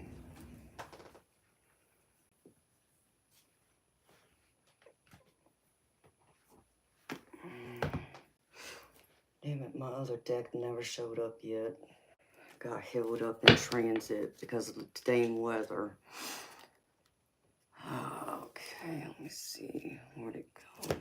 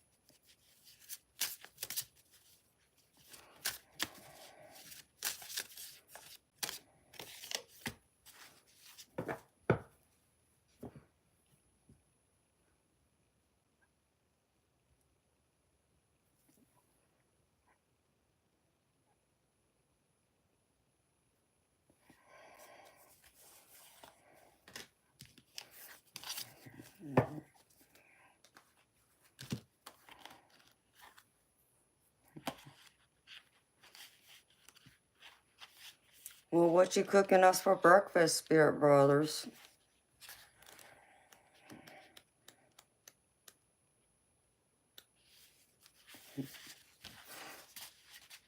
You're gonna make me hungry, baby.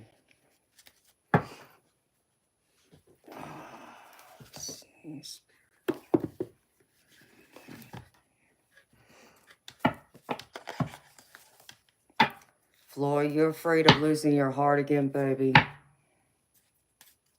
Even though you're a hopeless romantic.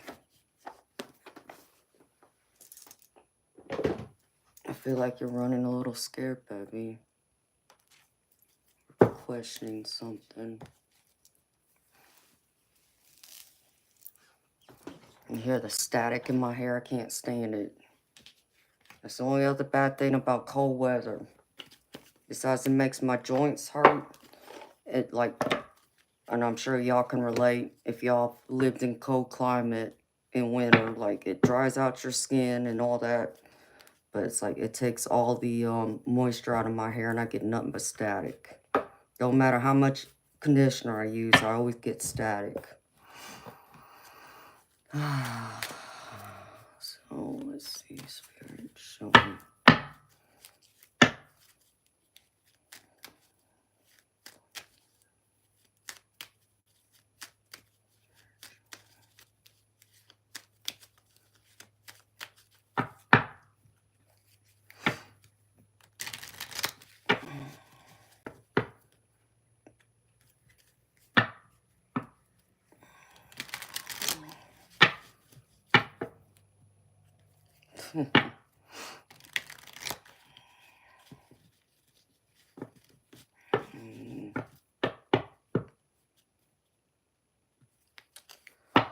Oh, baby.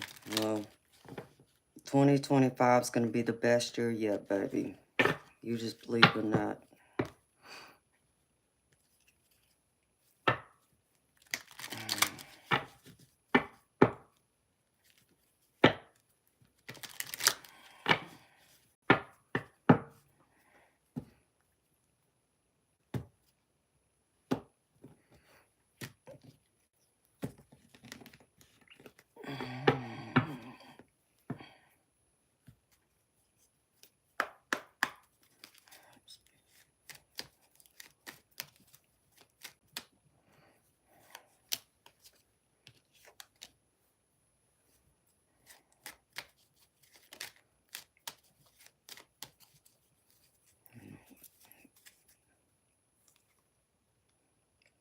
Do this right.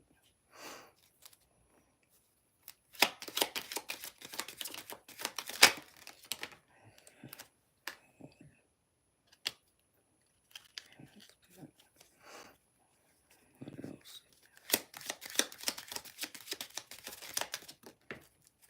Thank you.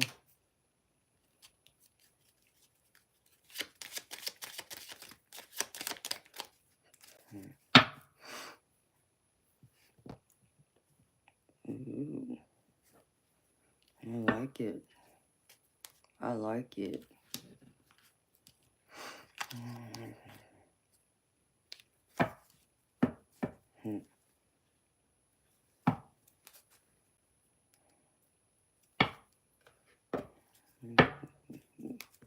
Like this.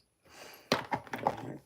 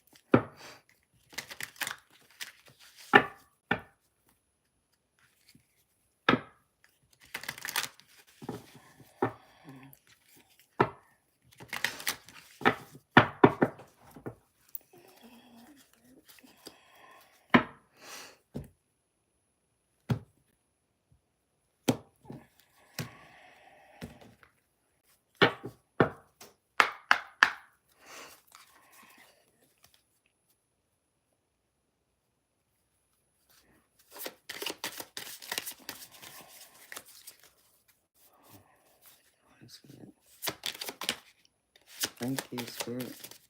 Nope. Come on.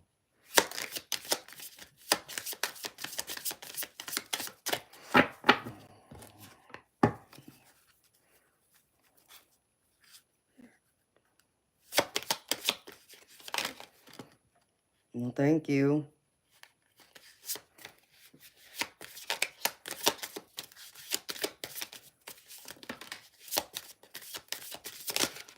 Well, dang, Spirit got a lot to say to you, Floyd.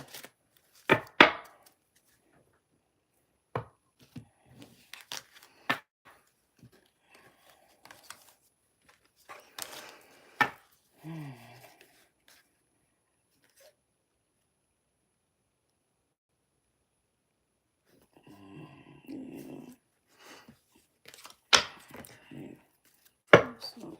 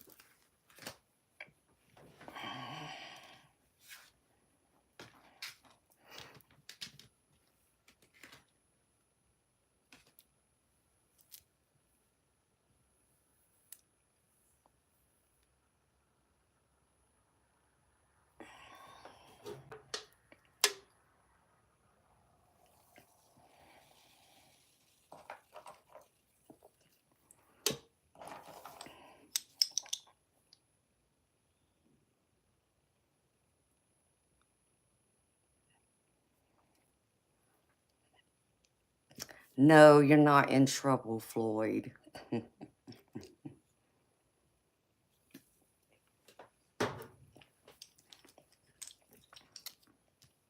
No, I don't see it that way, baby. You're not in trouble. I just think Spirit got a lot of advice for you right now.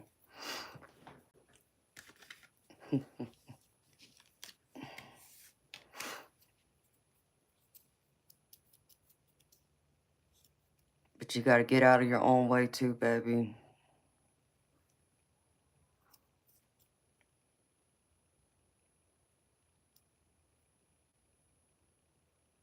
Like like Floyd right now, baby, like I'm picking up like things feel like very stagnant with you in your energy. And I feel like that's blocking your blessings. I feel like you keep,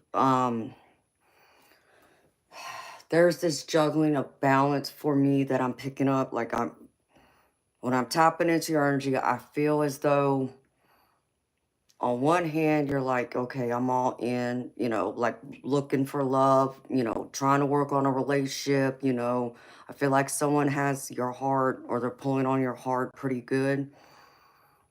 And you got like, I don't want to call them illusions. Like being a hopeless romantic, that fairy tale love, and I'm not saying that doesn't exist because, baby, let me tell you something. I know it does. I've experienced it before. But I also feel like on the other hand, you're over here like questioning yourself, doubting if it's real, doubting even maybe the other person's intentions, misjudging them, or even questioning and doubting yourself. Like that desire of being loved that way, of being accepted that way, of that, like, I feel like you don't always feel like you're worthy of, having true love.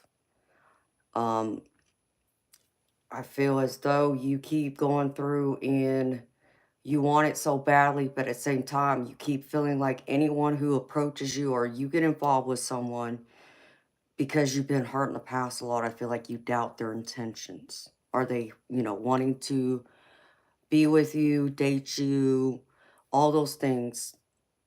with the right intentions. Like I feel like you've been played in the past. I don't know if that makes any sense, but that's the energy I'm pulling. That's what I'm picking up from this. Um, so like right now, I pulled the cards from the 2 spirit guide decks I use. And the first one I pulled is accept struggles as lessons.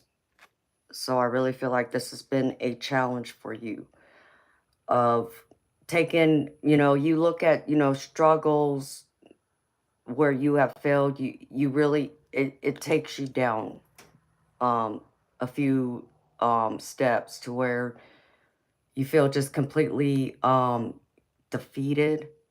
Instead of taking it as a lesson, like, okay, well, that person may not have been good to me, or that opportunity wasn't the right one. And no, it didn't fulfill your desires, your wants, your goals for it. But um, you take that as a lesson, like, okay, I'll know better next time, or, pay closer attention to red flags and so forth. Like, I feel like a lot of it, you take it too personal and you take it on yourself. Like I feel like you just don't feel like you're worthy or good enough for someone or for the people who come into your life, whether that's romantic love, your family, and your friends, or even your professional relationships. You just feel like either people are there with the wrong intentions, or you just feel like it's too good to be true because, like, what is it that they see in you, your potential, your good heart, your good soul. That kind of feeling is what I keep pulling right now. And Spirit's showing me you got to believe in love. Like the angel of love is here, shining a light for you. Believe in yourself and believe in your self-worth and love for yourself because, baby, let me tell you something.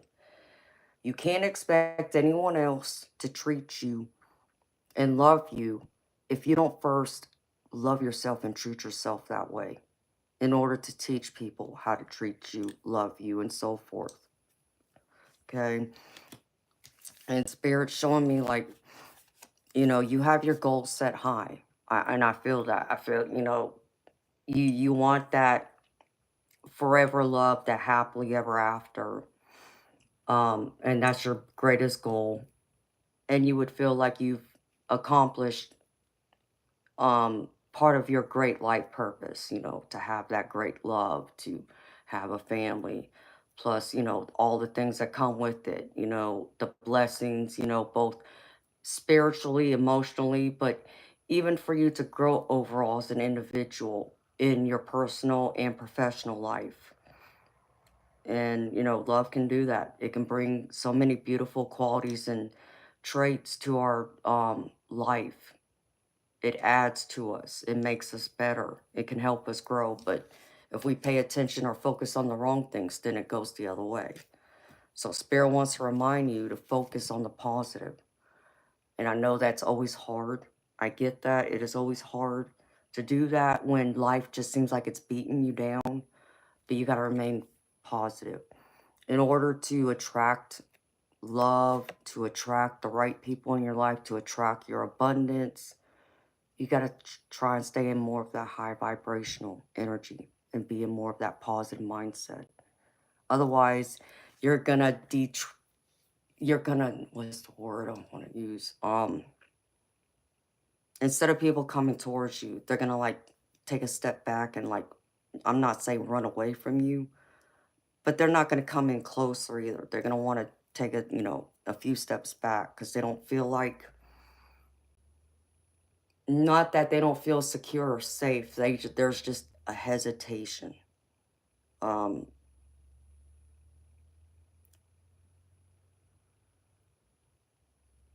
I just feel like there's those moments you have, which we all do this, baby. So do not take this personally. Do not take this to heart. When we have our frustrations, like me, I'll use me. I'll throw myself in the fire for you. Um, I have my moments, naturally, being human. We all do.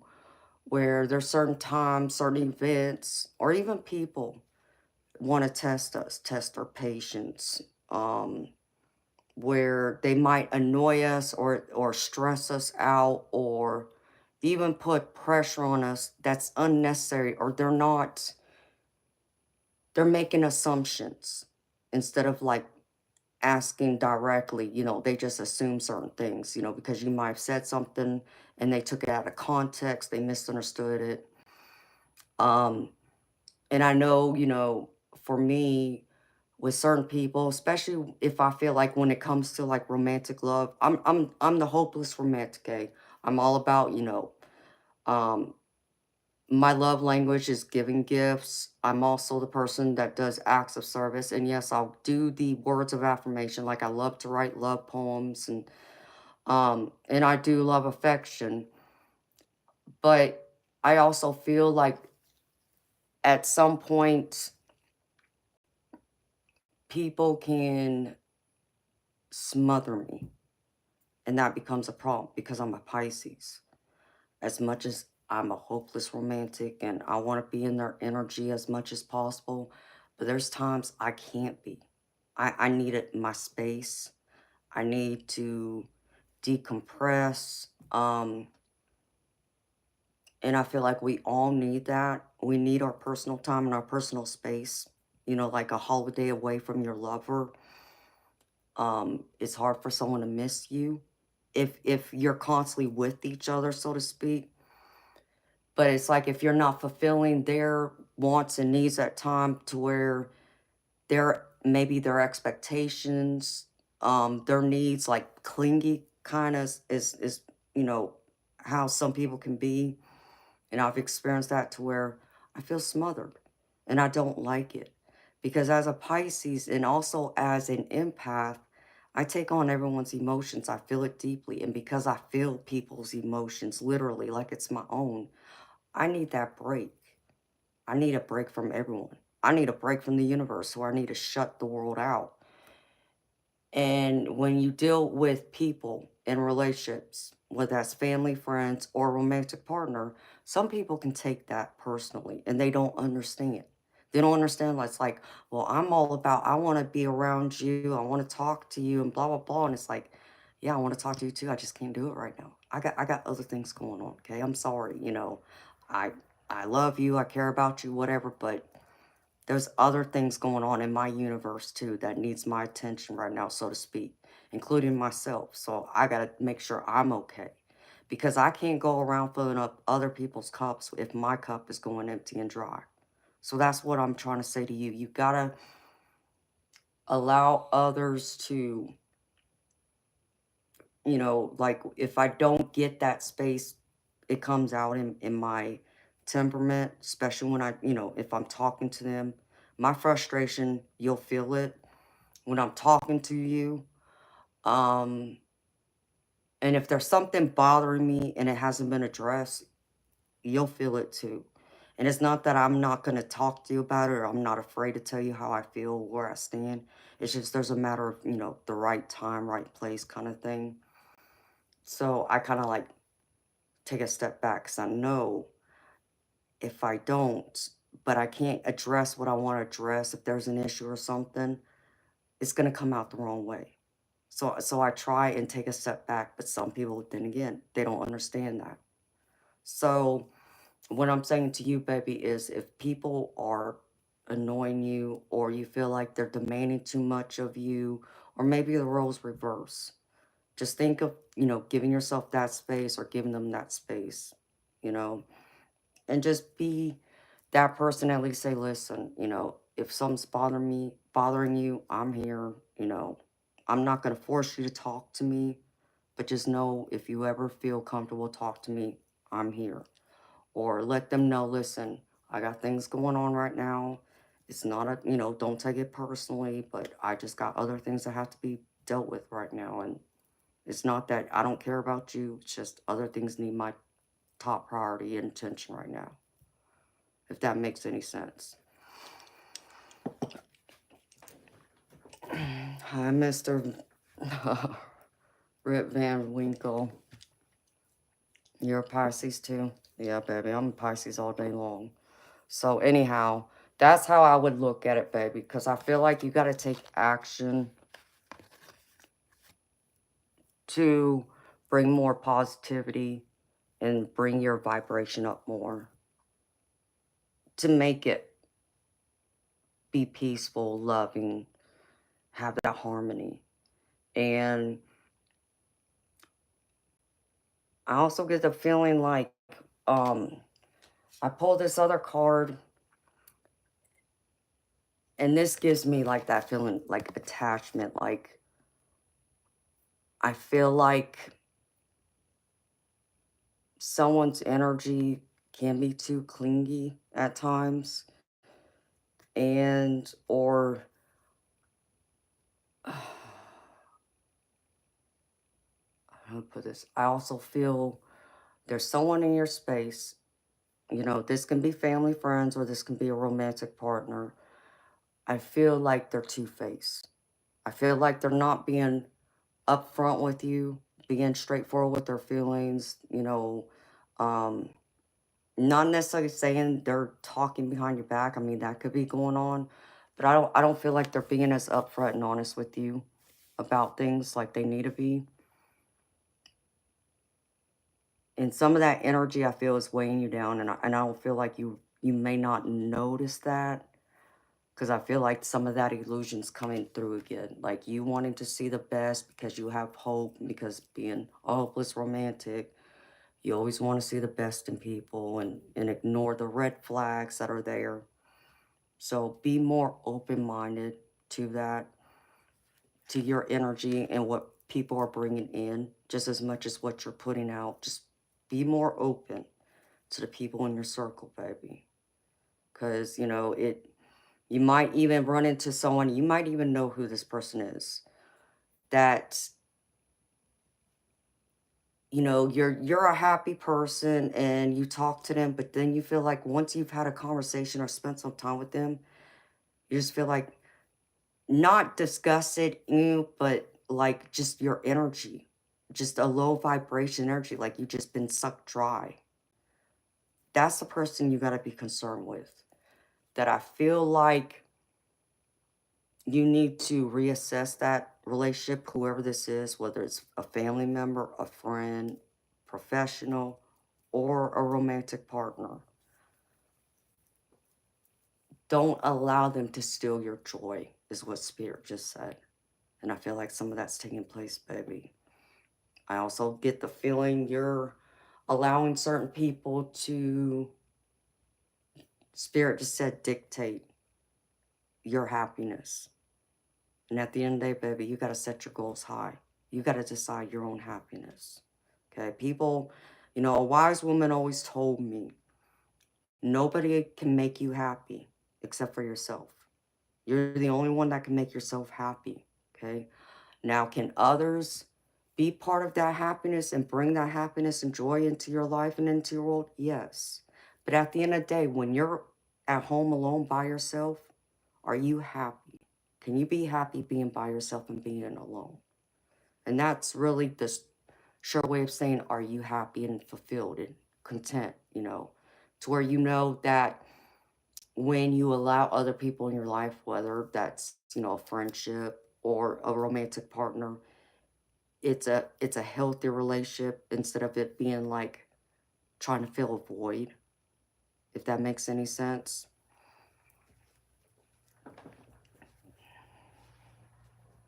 Okay, you have picked up on it. Okay, you're a Cancer moon. Okay, so you understand, all right. Yeah, baby. Floyd, I feel like, baby, you gotta, if you feel like an empath like me, and I think we've had this conversation before, baby, you gotta do a lot to protect and shield your energy, because there's gonna be people who are gonna want to suck you dry. And there's some, and understand me, there are some out there who intentionally will seek you out to want to suck your energy out of you, okay? Because it feels them. It's like I had someone describe it to me. It's almost like a drug, to where they get like a high from it, from draining your energy, okay? And that's what you got to protect yourself from. And then there's others that just don't realize they're doing that. It's not that they're trying to, it's just that they aren't at peace, aren't are happy with themselves and their life overall. So it's kind of like that whole saying, like, misery loves company, and that's kind of like what I feel.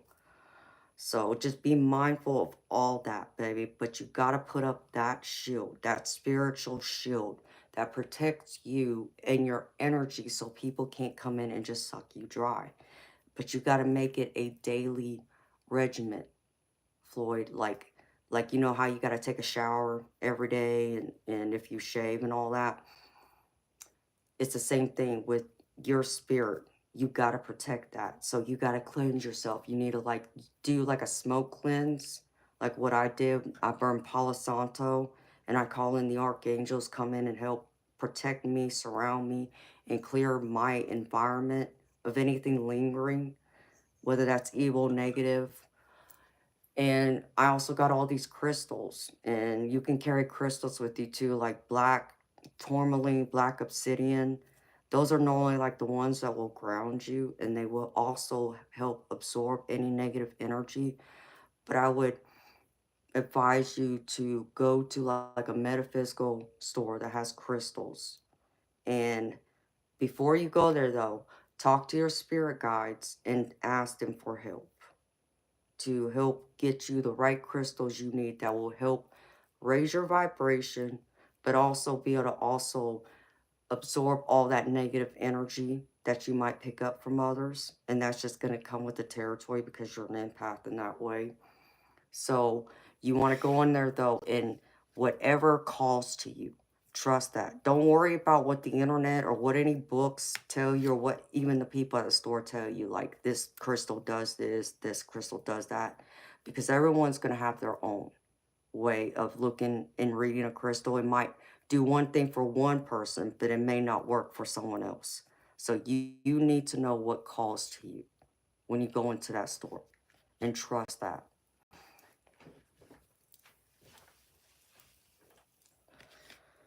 Now, when I get to like the tarot, baby, and this is the other part where I feel like, you got love on your brain. First, I pulled up this Queen of Pentacles. I feel like this is you, and this has been like your recent past energy where you felt more abundant. But like I said, I feel like there's been something that has pulled you out of that too. Um, and I feel like this is where you got to make time. Like, if you haven't been making time in, the recent past for your loved ones, giving them more time and attention, that try and do that. But also, more importantly, I feel like you got to give yourself that time and attention to it. Like, I feel like part of you guys has to go through some more healing, baby. I feel like you just been hurt and your heart still, though you're that hopeless romantic and you would probably fall in love very easily, like I can. But when you're not ready because you're still hurting from a past love, you got to allow yourself to heal completely. So you don't take that poison, whatever that person did in your past, into your current or future relationships. You don't want to poison that. So, but I do get the lovers here.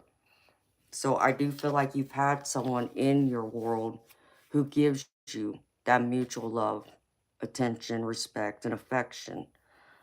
Um,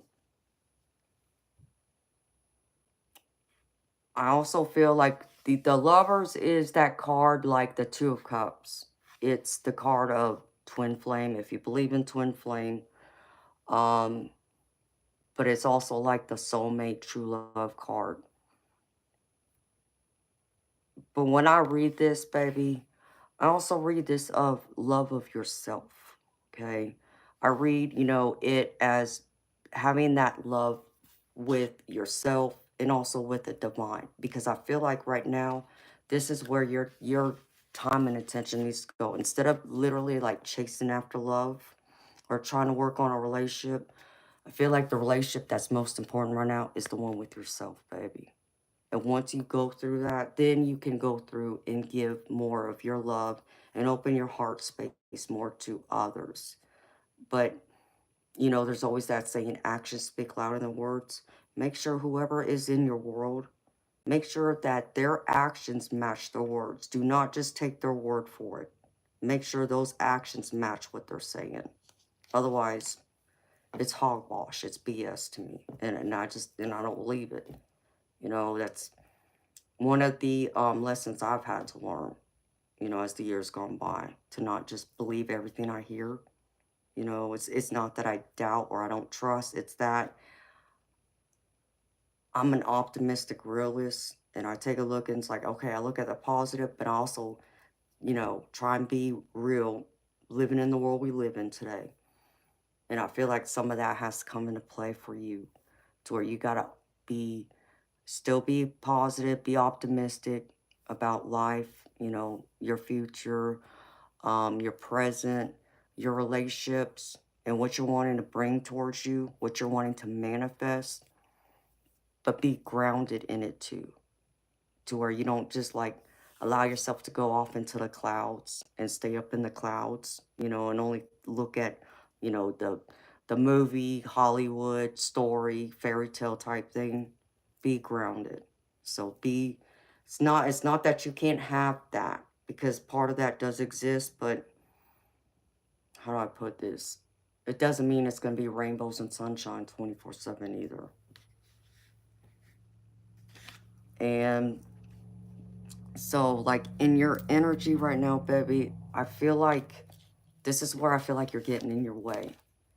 Because I get the Eight of Swords.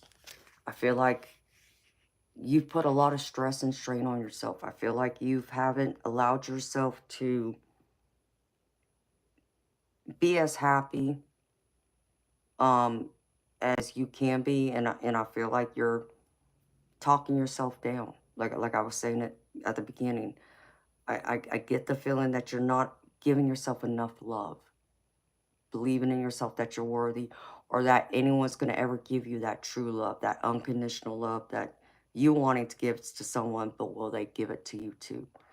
And also when it comes to your friends, your professional, you know, relationships, and even your family, you know, are they giving you just as much as you are giving to them? You know, it's that equal give and take, right? But you got to come down from this worry and allowing it to stress you out, and drain your energy, um, because I feel like you're putting up some of those blocks to where love's not going to find you. Or, you know, if you're, you know, in a relationship right now or pursuing someone right now, like, I feel like some of this is going to bring that relationship down. It's not going to be as happy and fulfilling as you want, and it can ever be, you know. Um, Spirit showing me you got to take a step back and pause, because I feel like, not that you have a big decision to make. Two of Swords normally will say, you know, you're stuck between which path to go. You got a major decision to make of some kind, whether you turn left or you turn right. And, you know, in the past, I always tell people, you know, if there's something you got to make a decision about, and you're on the fence, so to speak, about it, okay, think it through, but don't, you know, take forever either, because if you take forever and don't make a decision, by not making a decision, all you're doing is allowing the universe to decide for you. But in this case, baby, I feel like you just got to take a step back and pause and reassess what your relationships are bringing to you. And again, the relationship you have with yourself, and really try and find the balance in your relationships is what I'm getting from this. It's all about balance, baby. But I also feel like this balance has to be also with yourself first. And once you feel grounded with yourself and your energy, and you shield yourself from outside influences and energies that are trying to drain you, then you can use your positive energy and invest in your relationships, like in your close circle, whether that's family, friends, or a significant other, or a professional relationship, Just make sure you're not rushing. But you're at least evaluating so you can move forward. Hold on.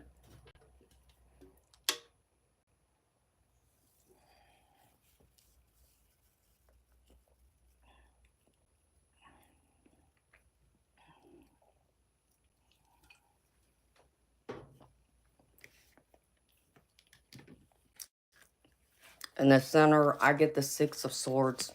And the Six of Swords is all about coming out of choppy waters, okay? So, like, let's look at 2024. You said it was a rough year, okay? So you're coming out of 2024. That was a rough year. Coming into 2025, which is a new year, and you're coming into calmer waters. So think of 2025 being more calm, more peace, where you're going to find more happiness, more joy in your life. And I feel like I get the Chariot card with this.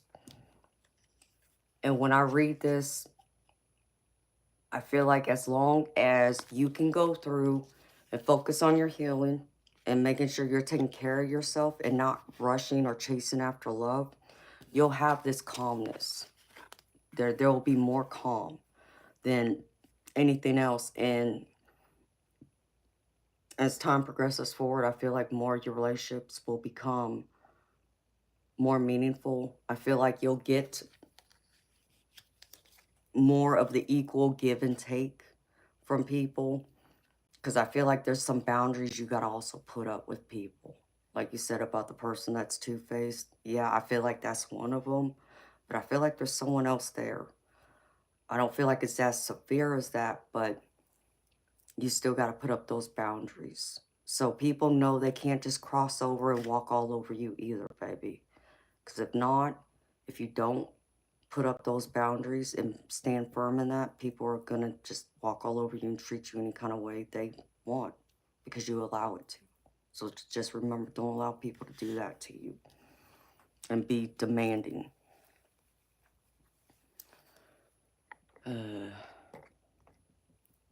Can't stand that freaking word. Hi, Pastor.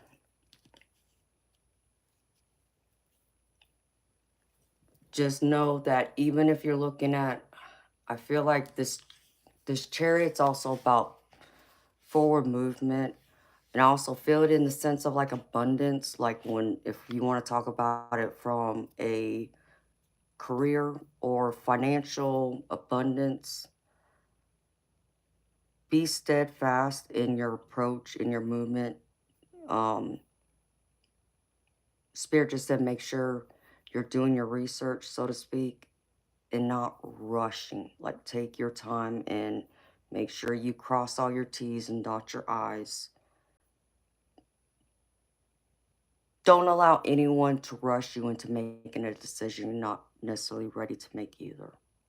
Okay?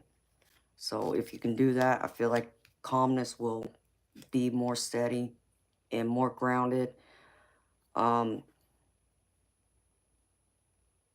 also feel in this energy too, I feel like there's a possibility that you could be traveling soon, or you got plans for like travel.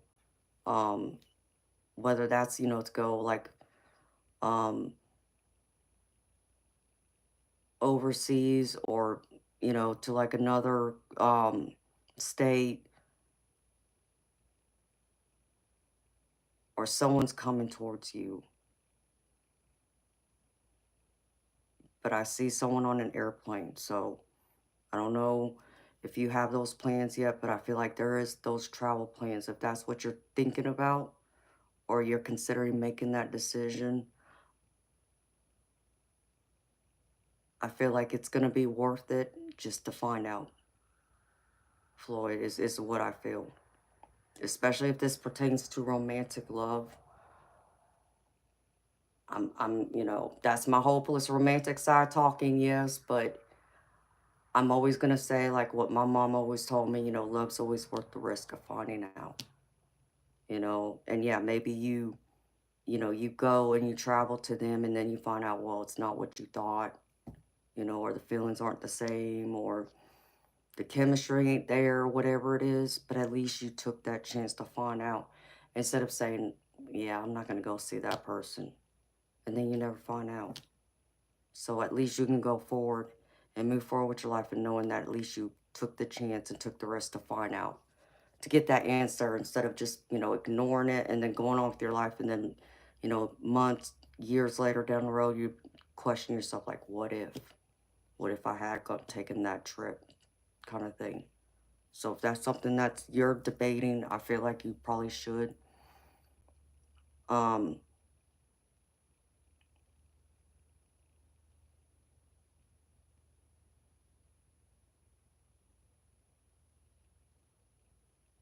don't take the bad, no, don't take the back roads, is what Spirit just said. Floyd, I don't know what that means. That's just what they just put in my head. Don't take the back roads.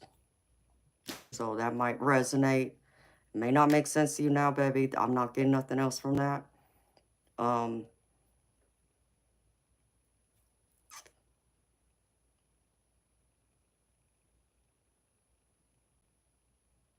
don't think it's too late. It's the other thing they just told me. I don't know what that means, baby. I'm just letting you know. And now the challenge I feel for you, Floyd, there's two powerful energies here. One is you, one is someone else. This, I feel like,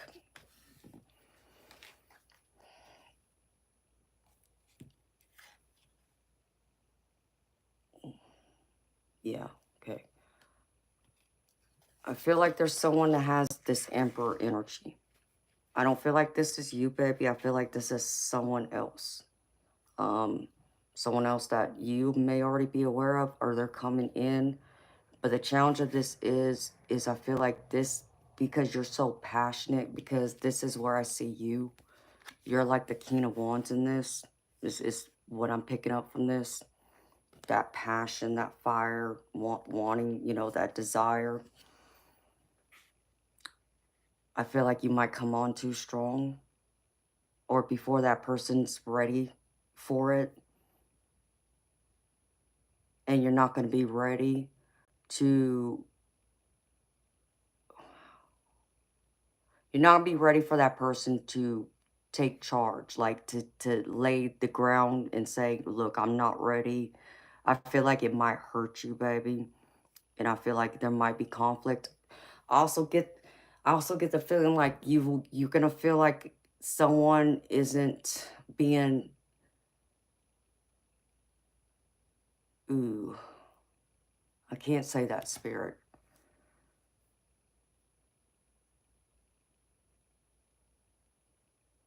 I feel like someone is not gonna be as straightforward with you, with their feelings and their intentions as they need to be or should be. And that's also gonna be a challenge.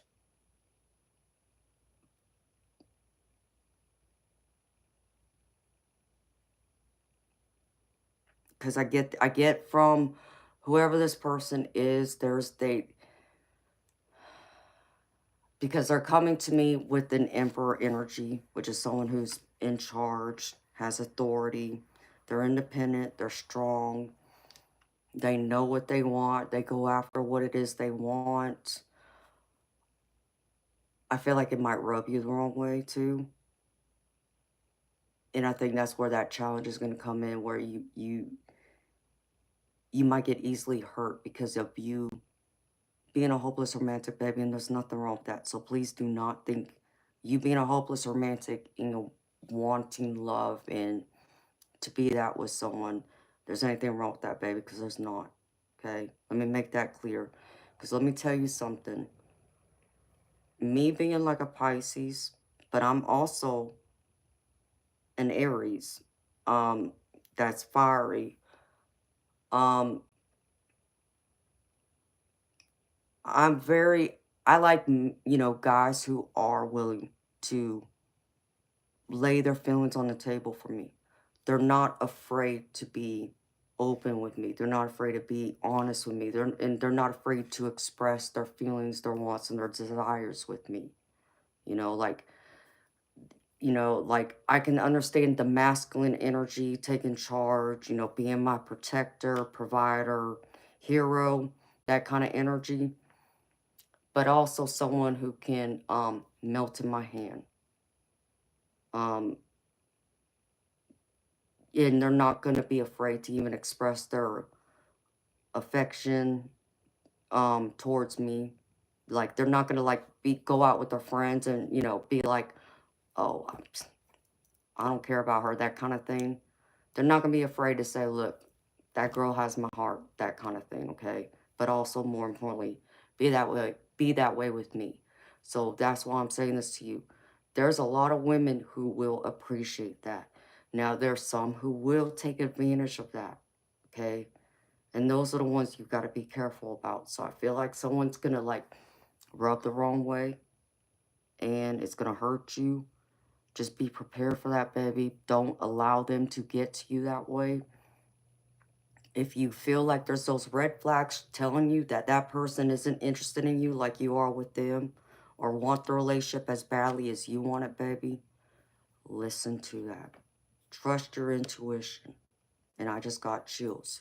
Spirit wants you to trust that. Do not ignore it. There's a reason why you're picking it up that way. Okay, so if someone's giving you the red flags, they're not in it. They're not wanting to win it with you. And win, not like it's a game, but win, the lottery of life, having everything to happily ever after. Let them go, baby. Don't hold on to them. Don't try and cling to them.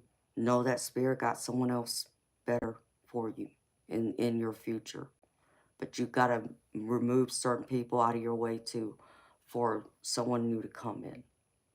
And then I think that's going to be the other challenge for you right now. But I do feel like there's great opportunity coming in for you for love. I even feel, baby, like the turning of your good fortune.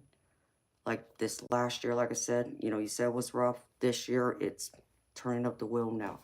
Because the advice and the outcome is the actual wheel of fortune.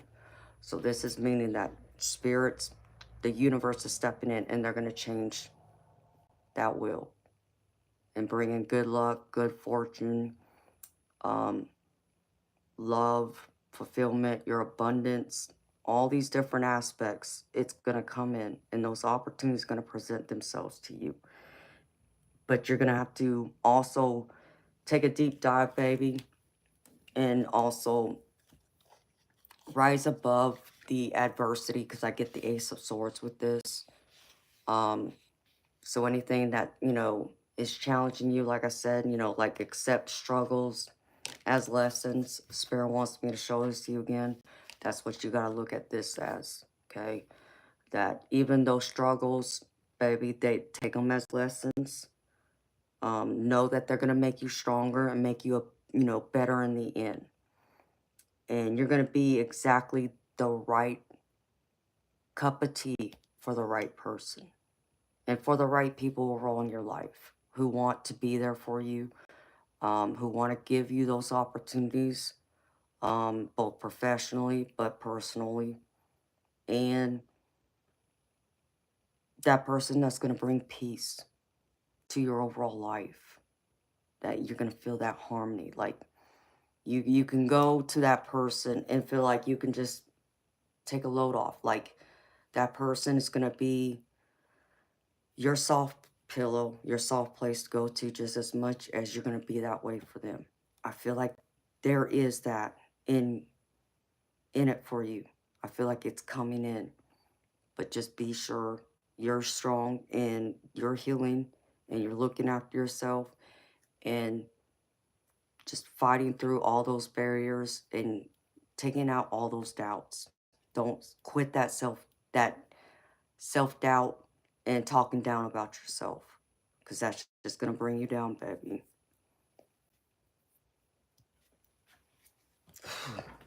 I just got chills again.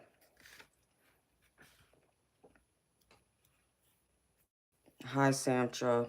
Hey, Rekka Rex. How you doing, beautiful? Oh, I'm glad it's resonating strongly for you, baby.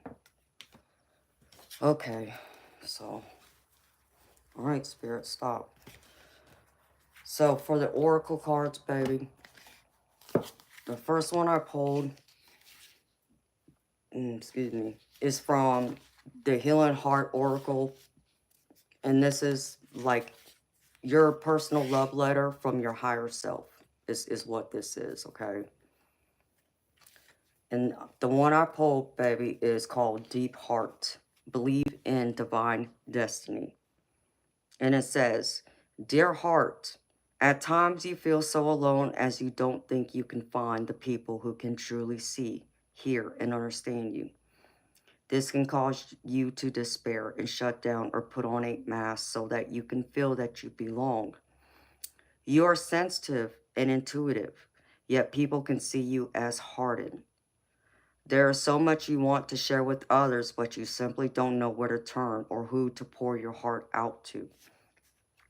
I want to reassure you that if you choose to trust and show more vulnerability, you will find those who truly appreciate you for all that you are. The time has come to make a choice to fully get to know yourself and believe in your divine destiny. You can lament about the past all you like and get stuck in a rut, or you can dare to dream and follow your soul's calling and move forward with confidence. I am ready to embrace you for all that you are. So believe in divine destiny, baby. Like I said, this is just, confirming what I was just saying, that if someone is meant for you, they're going to be there and they're going to come through. And if someone ain't meant to be in your life anymore, that's when the universe and divine tries to remove them. But you got to also release them and let them go. And I know sometimes that's hard, being a hopeless romantic. I do get that, baby. But know that anything that's meant for you will not pass you by either. Okay, and now I pulled a few cards from this Wisdom of the Oracle. And the first one I pulled is the Fates. And this is the relationship message. It says, other people are who they are. You can't change them. The challenge is to accept them as they are and not try to make them otherwise to suit you.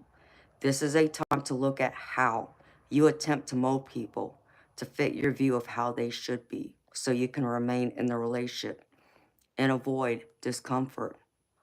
What if who they are or whatever is happening between you and them in this situation is perfect from the perspective of spirit?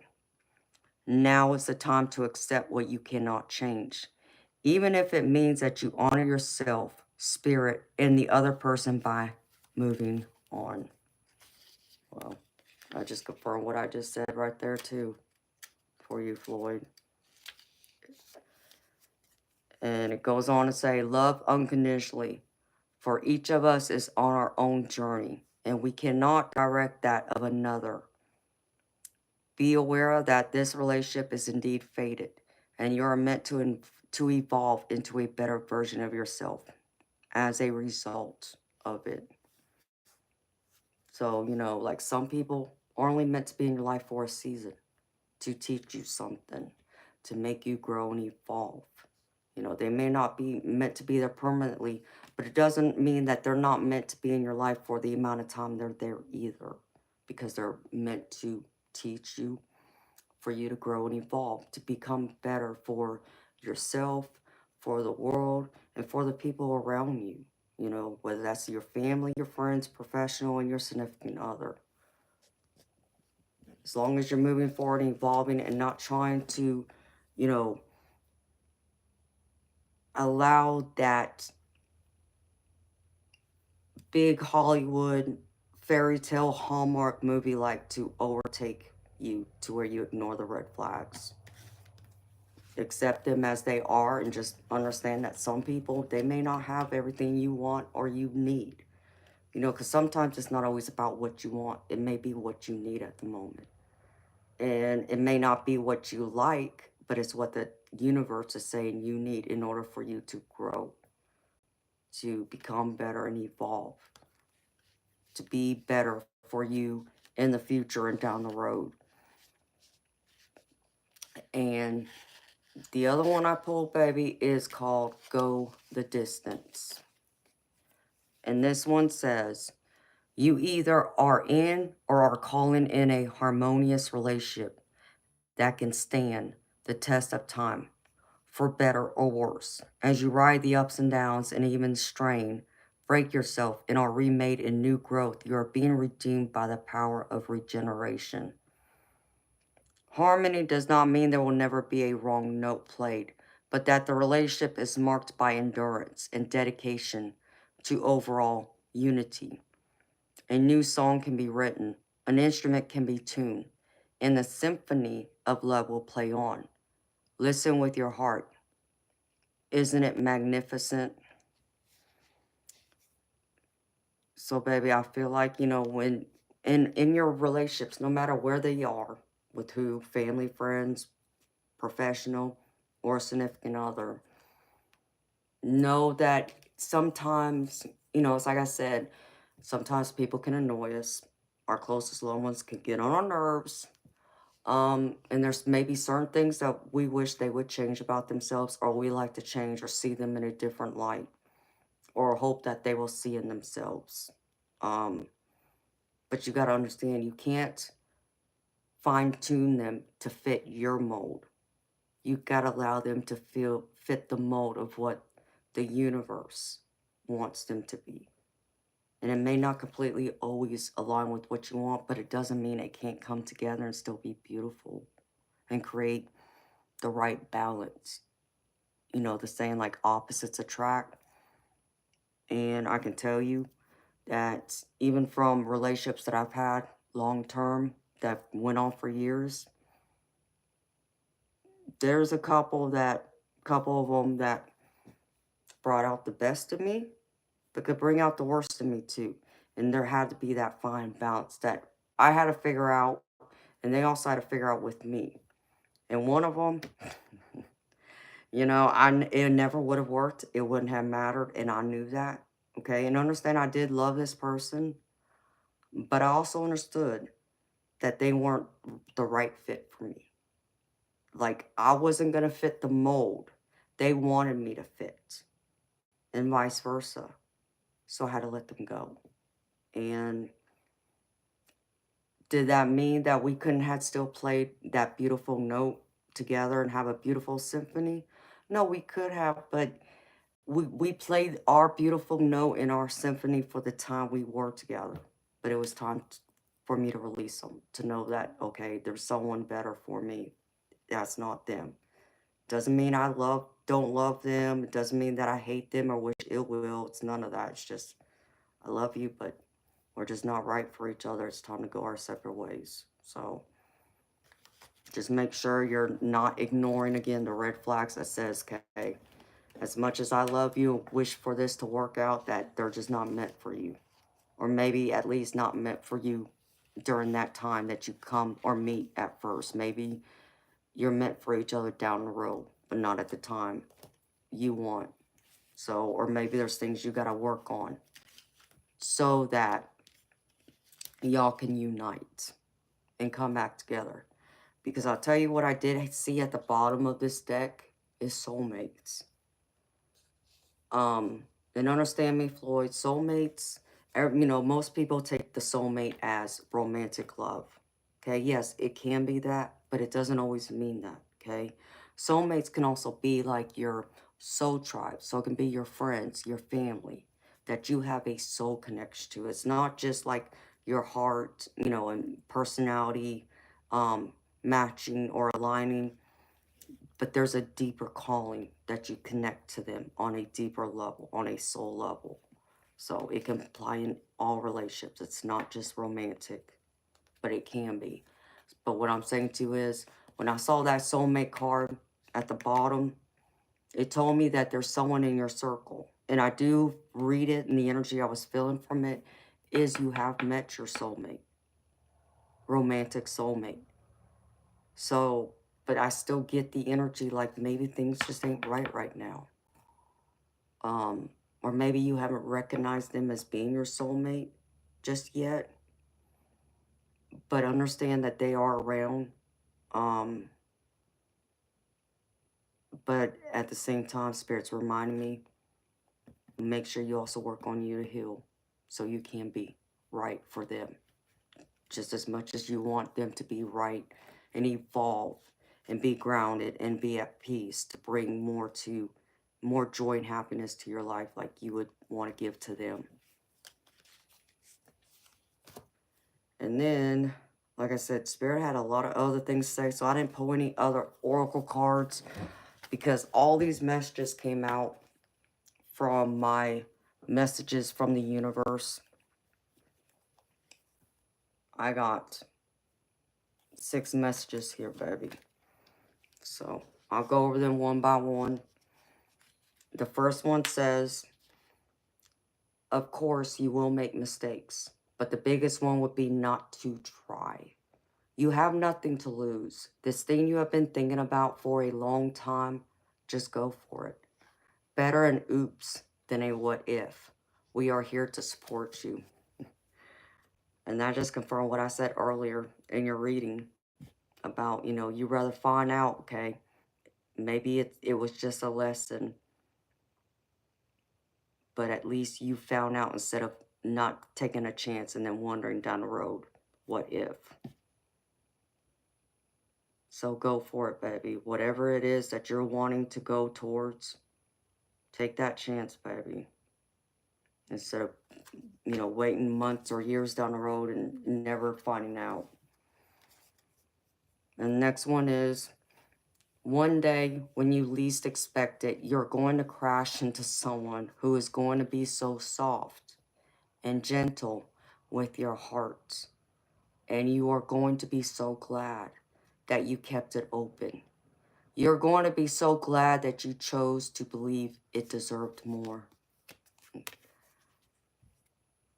That's confirmation about everything I've been saying too, baby. Believe you deserve more. And you're deserving of love. I know your heart's open. Don't be afraid of it, baby.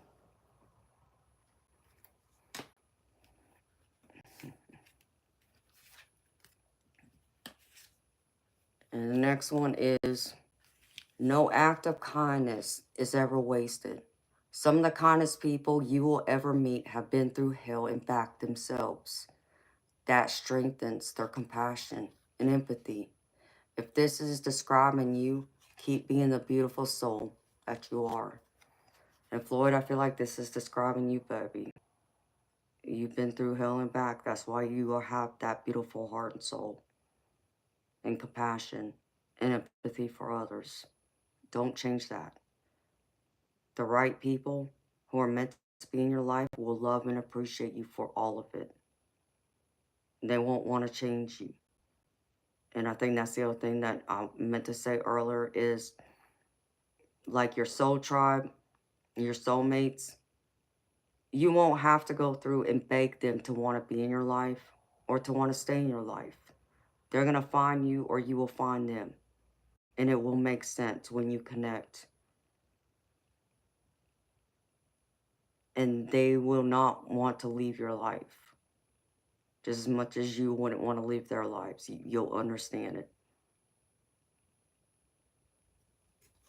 And the next one is, this stressful situation is almost coming to an end. We are sending you positive energy, financial help, miracles and life-changing blessings your way. It's like that 6 of Swords. Coming out of those choppy waters, stressful obstacles, challenges from this past year. And this is a new year. Transformation. manifestation, abundance in all its glory, baby. Those opportunities are coming through, and Spirit's going to bring them through. So you claim this, baby, receive it, and it will come.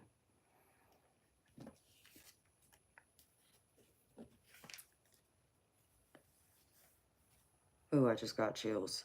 And the next one says, don't be afraid to say, I love you, or thank you to those who deserve to hear it. Don't be scared of embarrassing yourself or appearing soppy. You will never regret a heartfelt, I love you, or a message of appreciation. You will only regret not saying it. You know, kind of like what I was just saying about being vulnerable. Don't be afraid to express your emotions, your feelings for the people in your life. There's never a bad time to tell someone you love them and care about them. Always remember that. And the last and final message, baby, is sometimes holding on does more damage than letting go. So leave behind all that has been weighing you down for so long and reach for the opportunities that are waiting for you. I promise you, you will not regret it. Like I said at the beginning, all that energy, that negative energy, you know, let it go, baby. Give it up to the universe. To ask them to remove it, you know, from you. Take it out of your energy and bring in nothing but positivity, abundance, bright light, and love. Remove anything and all things and people that are bringing down your energy, bringing in negativity. Ask the divine to remove it. And it will uplift you. It'll feel like a heavy weight, a heavy burden taken off your shoulders finally. Then you'll feel free, like you can fly. So, and baby, I'm going to pull an angel card for you. That was the last one I meant to grab. So let me get this real quick.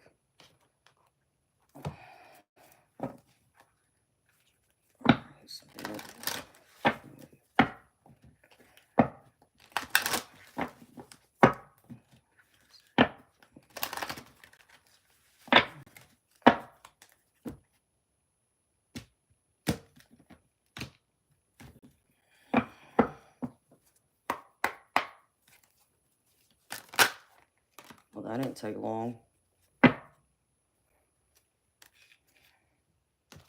This one just jumped right out. All right. The angel card I pulled for you, baby, is Dominions. And it says, face your own shadow. In order to contribute healing to the world and dispel the energy of darkness, you have to face the shadows of your own soul. It's not that they are bad, more that there are parts of your most authentic self and story that you are avoiding. And this will only hold you back from healing and growth. Face all parts of yourself now. Wow. What a beautiful message to close it out, baby.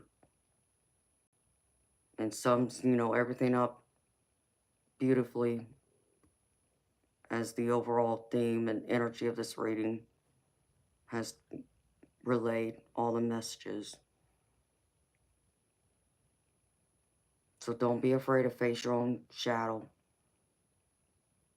You know, that's like that shadow work. I don't know if you've ever heard people talk about, you know, working on, you know, their shadow work. And it's pretty much looking at, you know, not saying that there's parts of you that's evil, but things that aren't as pretty as, you know, your, you know, best traits and characteristics that more people be drawn to.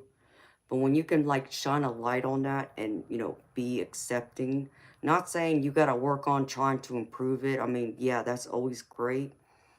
But as long as you can accept it like as a flaw and it's like, okay, I understand that's a flaw. Okay, I'm working on being better overall. And I'm making peace with this flaw.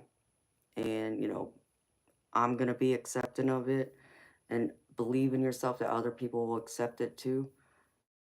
it will also like peel away an extra layer of you, and also show you and show others another layer of you that they may not realize existed, that even you yourself may not have paid that much attention to. You know, because I know some people like to decompartmentalize certain things and detach and just put it in a box. It's like, no, I'm not going to deal with this today. I feel like some of those things that maybe you have detached from, baby, just take it one at a time and just address it, baby. You know, deal with it and then let it go and offer it up to the universe and ask them to take it out of your hands and bring in love and light and peace and harmony. And that's what I have for you, baby. Floyd, I hope that this has resonated with you. I hope that these messages have answered any of your questions, any doubts, fears, worries you've had. I also hope, baby, it's brought in some words of encouragement that has helped uplift your spirit. And I also hope it's provided you with a path forward on your next steps and moves to make on your beautiful journey that you're on. Thank you so much again, babe, for trusting me to read for you.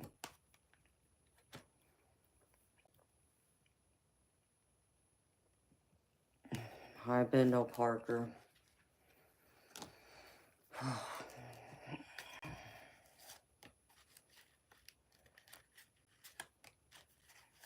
All right, beautiful people. 5:30.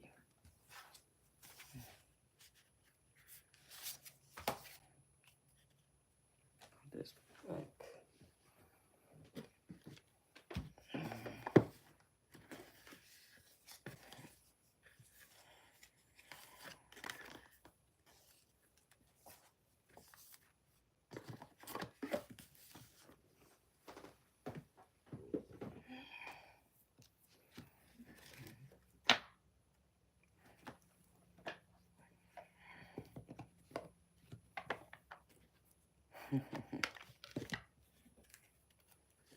Oh, I'm so glad, Floyd. Thank you so much, baby, for letting me know that. Thank you for letting me know it resonated and has helped you greatly. And it was an honor, baby.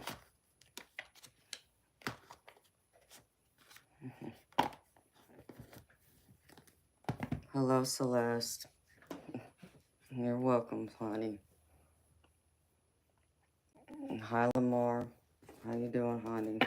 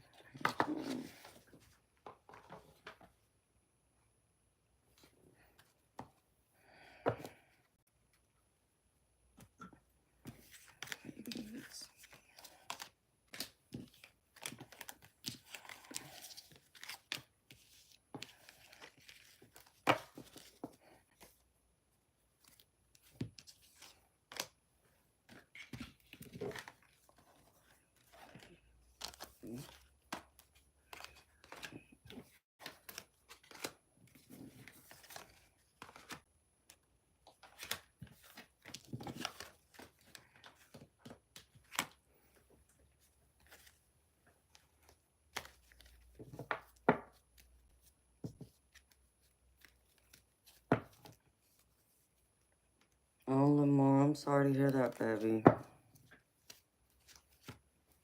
I know that's an ugly disease to have, honey. I'll be sending healing light, comfort your way, honey, to help you with your fight.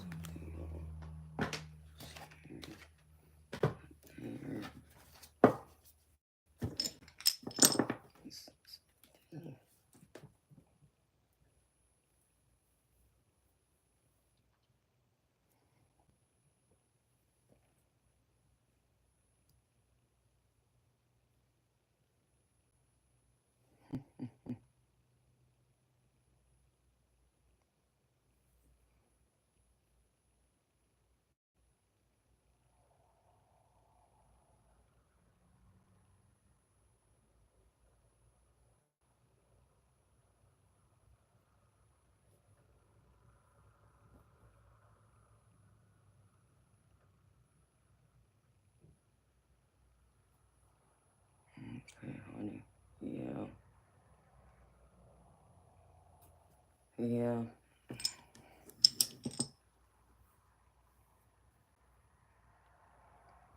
Oh, you're welcome, Mick Adams. Thank you. Thank you for being here, baby. I appreciate you. Okay, beautiful people. I think I'm gonna shut it down, y'all. I'll be back tonight, y'all, at 10 p.m. Eastern. So, if y'all want to come back tonight, if you want to get a reading from me then, I'll be available tonight, 10 p.m. Eastern. And, you know, it varies how long I'm here each night. It depends on, you know, different things. But I will definitely be here with y'all tonight unless something unexpected happens, which I'm not saying anything will because I don't feel that. But in case, you know, there's just things that always happens that throws us off that we never see coming. I will be back with y'all tonight. So, until then, my beautiful people, I'm going to wish y'all a happy, wonderful Friday, wherever you are at in the world. And I'm sending you nothing but great love, happiness, positivity, and blessings your way. I hope to see y'all tonight, 10 p.m. Eastern. Till next time. Bye, beautiful people.